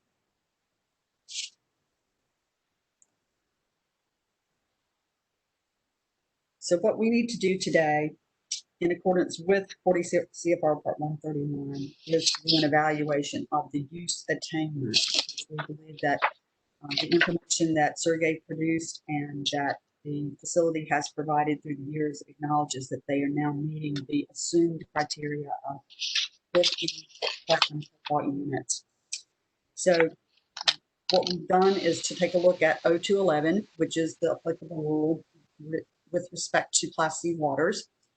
And the rule that's particularly of interest here is item 12 in 0211, where it refers to colored or other waste, that only such amounts shall not be injurious to public health, secondary rec, aquatic life and wildlife, or adversely affect the palatability of fish, the aesthetic quality, or impair the waters for any designated uses. So under that, colored or other waste shall include any substances that cause any discoloration of the surface water or adjoining shorelines. Each of the narrative components has been evaluated to ensure that no color-related impairments to a use had occurred for any designated uses in the segment of the Pigeon River. So this examination, we're going to go sort of in order of the designated uses that apply to this area and following the rule in 0211. So public health protection, there are no health advisories issued for color in the water by DHHS, as DHHS looks at contaminants and the exposure to those contaminants in the water. Color is not associated with any adverse health effect. In fact, the public values the actual health benefit of river-based recreation, which is our next item to examine, the secondary recreation. The water body is not currently classified for primary recreation. However, the Pigeon River is frequently highly used for primary recreation. The American Outdoors Association in 2015, under the Smoky Mountain Outdoors examination, ranked the Pigeon River the #3 most visited among the top U.S. whitewater rafting sites in the nation. Additionally, in 2018, a study was done that included information that said that visits to the Pigeon River had increased over 1,000% from 1995 to the 2016 measuring date. So the last bullet here is the palatability of the fish. The color is not a parameter associated with any fish palatability issues, so we didn't have much more to examine about that. Of all the things in my presentation today, I'll tell you all that this one is my most feared just because the words are hard to say. So I am not a biologist, but fortunately for us, we have a biological assessment branch out at our water sciences section with the Division of Water Resources, and they handle benthic macro invertebrate examinations. The examinations that they do are at a monitoring site that is at State Road 1642, which is just downstream of Blue Ridge Paper. This site has been examined 15 times over 35 years. The test that they use to examine this is called an EPT Richness Index.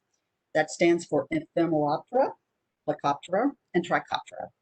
It estimates the water quality by examining the relative abundance of 3 major orders of insects with low tolerance for water pollution. With that said, they had an index rating of fair, saying that the water quality is stable and does not appear to be worsening. However, benthic macroinvertebrates, if they are not rated good fair, do go on the in-stream evaluation for the 303D list as an impaired water body. The impairment is most certainly not color, as nothing was noted about color being an impact to the macroinvertebrates. The habitat is actually what is generally perceived to be the problem. The habitat is relatively poor, and the causation noted by the latest report indicates a lack of riffles, low riparian inputs, and high water temperatures. And in addition, high specific conductance. In-stream color, again, was not noted as a reason for this benthic impairment. And I'm going to talk to you about that a little bit more in just a second. Whoops. Okay. Sorry.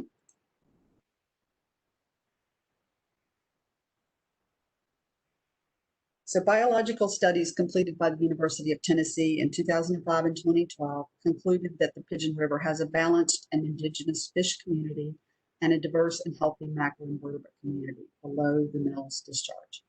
The state of Tennessee additionally has identified a return of a very sensitive species. That's the river run walleye. A walleye is a perch, and it is apparently quite tasty. So they are excited to see that back in the rivers there. The reappearance is an indicator of higher water quality. Pigeon River has also become a trophy smallmouth bass fishery. In 2014, Blue Ridge Paper submitted a balanced and indigenous population study related to the 316A thermal variants that Sergey also mentioned a minute ago. And that supports the same conclusions that we have a diverse and healthy community. The DWR staff concurred with that assessment. The aesthetic evaluation is probably, as Sergey mentioned, the most challenging. There have been a number of studies on aesthetics, and they are very, very challenging to interpret and to determine exactly what someone is saying. I think Sergey mentioned this as well, but a lot of times what we're dealing with is personal preferences and perceptions, such as somebody looks upstream and mentions that they don't like the sight of an empty Coca-Cola can on the bank, but they aren't really looking at the water. So it made it very challenging for us to look at some of the studies that have been done. Additionally, natural settings such as leaf litter can change the color of the stream upstream and downstream. And additionally, the bottom substrate and anybody's personal experience may affect these evaluations. So this is obviously the most challenging one. So with that in mind, US EPA interpreted the in-stream narrative color standard for North Carolina at 50 platinum cobalt units many, many years ago. So that number was based on the ability of the average observer to detect the in-stream color, but it was not actually set on whether or not it's necessarily objectionable to the observer to see a color differential. So the EPA interpretation was likely a conservative read of the rule. Our Division of Water Resource Reevaluation does conclude that at the current permit and in-stream levels that Sergey went over, the discharge does not affect the aesthetic value of the stream for citizens of the state. The Pigeon River is currently Section 303D listed as impaired for benthic macroinvertebrates. As noted in the evaluation of the aquatic life, the color of the water is not believed to be associated with this impairment at all. The Blue Ridge paper submitted a balanced and indigenous populations assessment under the 316A, which is actually a federal evaluation, and the federal evaluation evaluates the effects of the temperature on the water on the biological community. And while the BIP is not directly related to the color variance, it actually does provide the division additional insight as the fish data noted good and improving diversity And the Benthos data indicated some impact from the thermal discharge, but it was determined that the balanced and indigenous threshold defined by 40 CFR Part 125.71C was met and therefore was approved by the EPA. So lastly, we will get to what we had talked about. A state may not adopt a variance if the use and the criterion addressed by that variance can be achieved by technical-based limits. We do believe that the designated uses are being met in the Pigeon River, and that if they are meeting the permit conditions of the Delta 50 PCU measurement between the upstream Canton and downstream Fiberville Station, it will not contravene the narrative state surface water quality standard. This review is consistent with the provision contained in the 2001 variance action by the state, which goes on to state that the variance shall extend for an indefinite period of time, subject to consideration during the water quality standards triennial review. And to Mr. Carter's question, any modification or termination based thereon shall be subjected to the public hearing process required by GS 143-215.3. So our public hearing request falls under both this 2001 variance action, and it also falls under the regulations at 40 CFR Part 131.14 for removal or change to water quality standards. So today we're here to request approval to go out for public notice, public hearing, and comment. This is required by state and federal regulations to advise the public of the revised NPDES permit conditions applicable to Blue Ridge paper products, and to announce the decision that the facility is no longer eligible to continue the coal variance for this facility under the provisions of the Clean Water Act. And with that, that's my request, and I'll answer any questions. Thank you, Connie. Are there any questions for Ms. Brower?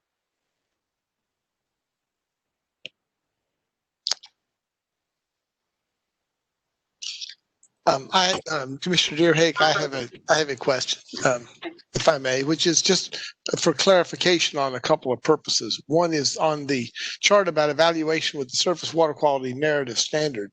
Is the return of the walleye in the river run, and similarly the trophy smallmouth bass fishery, are those both occurring below the dam? Yes, sir. Okay, so you're not having walleye above the dam.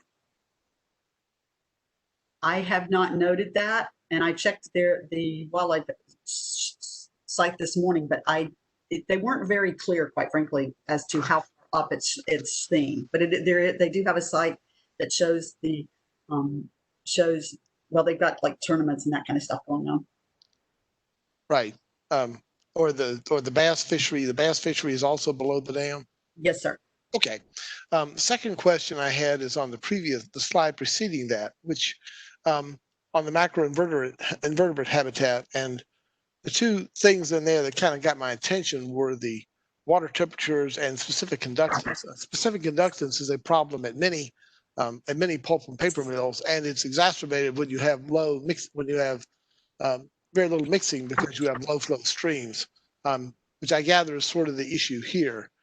The question, I guess, about the permit would be that in the technology review, did the technology review conclude that everything that could be done with respect to specific conductance or water temperatures was being done as a technological basis?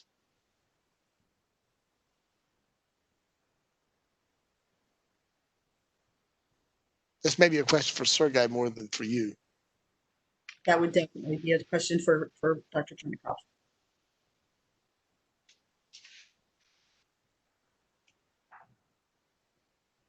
And if now is not a good time to answer it, I wouldn't at all stand in the way of going out with this, but I just think that's a question that would need to be considered. Yes, I'd like to answer that. The water temperature issue is handled under the 316A variance to the temperature.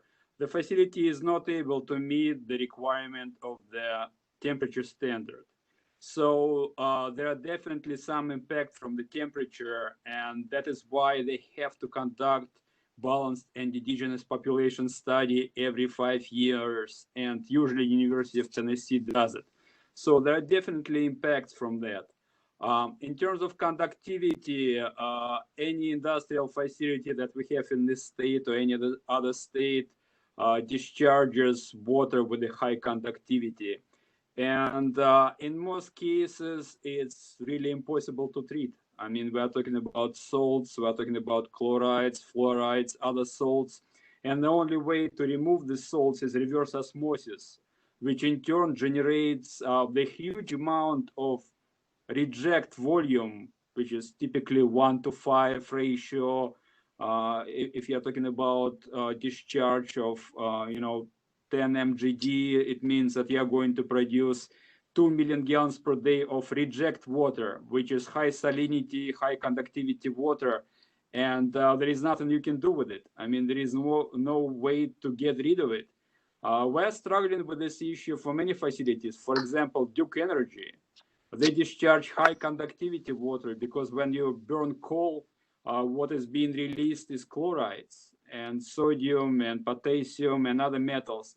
And that's very high conductivity. And the only way to remove it is to evaporate all of it.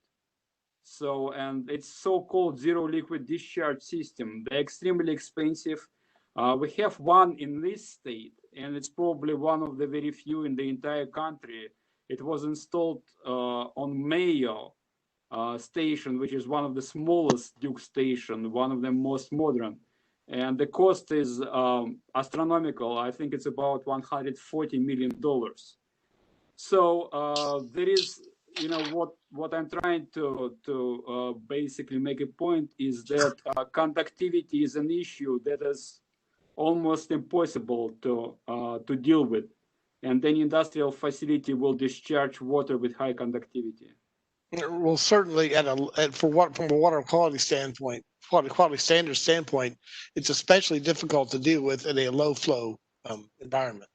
That's correct. Yes. Yeah. One way they tried to deal with it was installing a diffuser, and that's definitely shortened the mixing zone, and it provided ability for the fish to freely swim through it. And they're easily able to meet the chloride standard, which is 230 milligrams per liter. And Right. that is the main standard we're looking at when we're trying to see if the fish will have some major difficulty in adapting to the stream. Thank you. You're welcome. Dr. Myberg, I'd like to add just one thought to that too. In talking with our biological assessment folks, I felt like that the good news about this whole facility was further added on that the last time that they did the EPT test, which again, I'm not going to try to say that again, they were only one taxon away from a good fair rating, which again to me says that the actions that they have taken on multiple levels are working. But I'll go back to the same thought here with the fact that the variance is really about color. So I don't want to lose that thought, but I did want to tell you that it does look like that the EPT test has been improving or being steady over a goodly period of time, which is good news. No, that's very helpful, and I can say I think without going outside the bounds of the purpose of this meeting is that no one disputes that there has been tremendous progress at this facility over the period of the last 20 years, and no one disputes that at all. Okay, am I on? Can everyone hear me? Yes. Okay.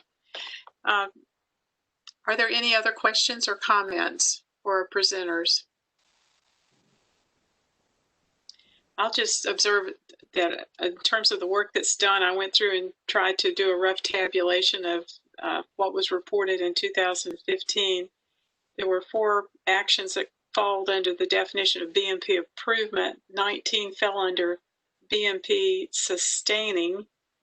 9 fell under the technical review work group's recommendations, and 1 item responded to Dr. Liebergott's recommendation.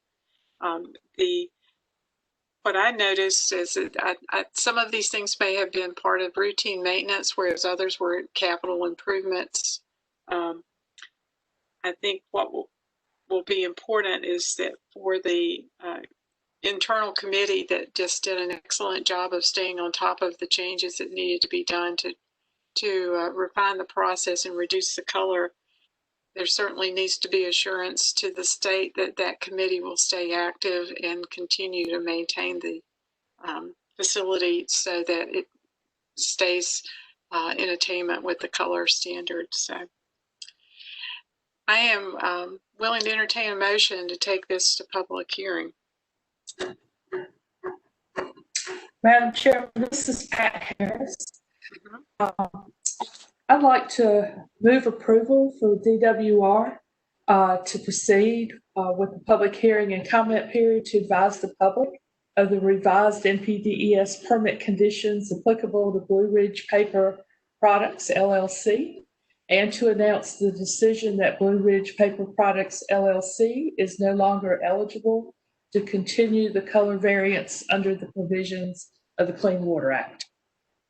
My goodness, aren't you prepared? I just read her slide and kind of changed it a little bit. Hopefully not the intent. Well, thank you. Do I hear a second? I'll second it. That was Commissioner Carter. Yes, ma'am. Okay, thank you. Any further discussion? All those in favor say aye, and I will take a roll. Let's see here. We've got Commissioner Carter. Aye. Commissioner Gillespie. Aye. Commissioner McAdams. Aye. Commissioner Monas. Aye. Vice Chairman Harris. Aye. Does Chairman Myberg wish to vote? No, thank you. Yeah, okay. That's no, not vote, not no on that one. No vote. Okay. Yeah, the ayes have it, motion carries. That is our one and only action item for today. Are there any closing comments that the commissioners wish to make? This is Commissioner Myberg. I think we have had a volunteer for the hearing officer for this this permit. Commissioner Deerhake, do you want to announce that, or do you want me to announce it? You go right ahead. That's your role. Oh, thank you. I'm here pleased to announce that Commissioner Gillespie has volunteered to be the hearing officer on this one. So, Mitch, if you're still up for that, thank you very much. Yes, sir, I am. I worked on this back whenever I was at DEQ, so it's a familiar topic for me. Well, I would especially like to thank Phil and Connie Brower and Sarah J. Chernikoff for all of the work they've done in the past month to prepare us for this. We thank you very much. Thank you. As I mentioned earlier, this committee only meets, so we're not scheduled for another meeting. So I will work out how best to have us review and approve the meeting minutes at a future date. Thank you again, Chair Beck. We appreciate it. You're welcome. So if there are no other comments or no more business, this meeting stands adjourned. Thank you. Thanks to everybody on the committee for doing double duty on this. I really appreciate it. Thank you. Thank you.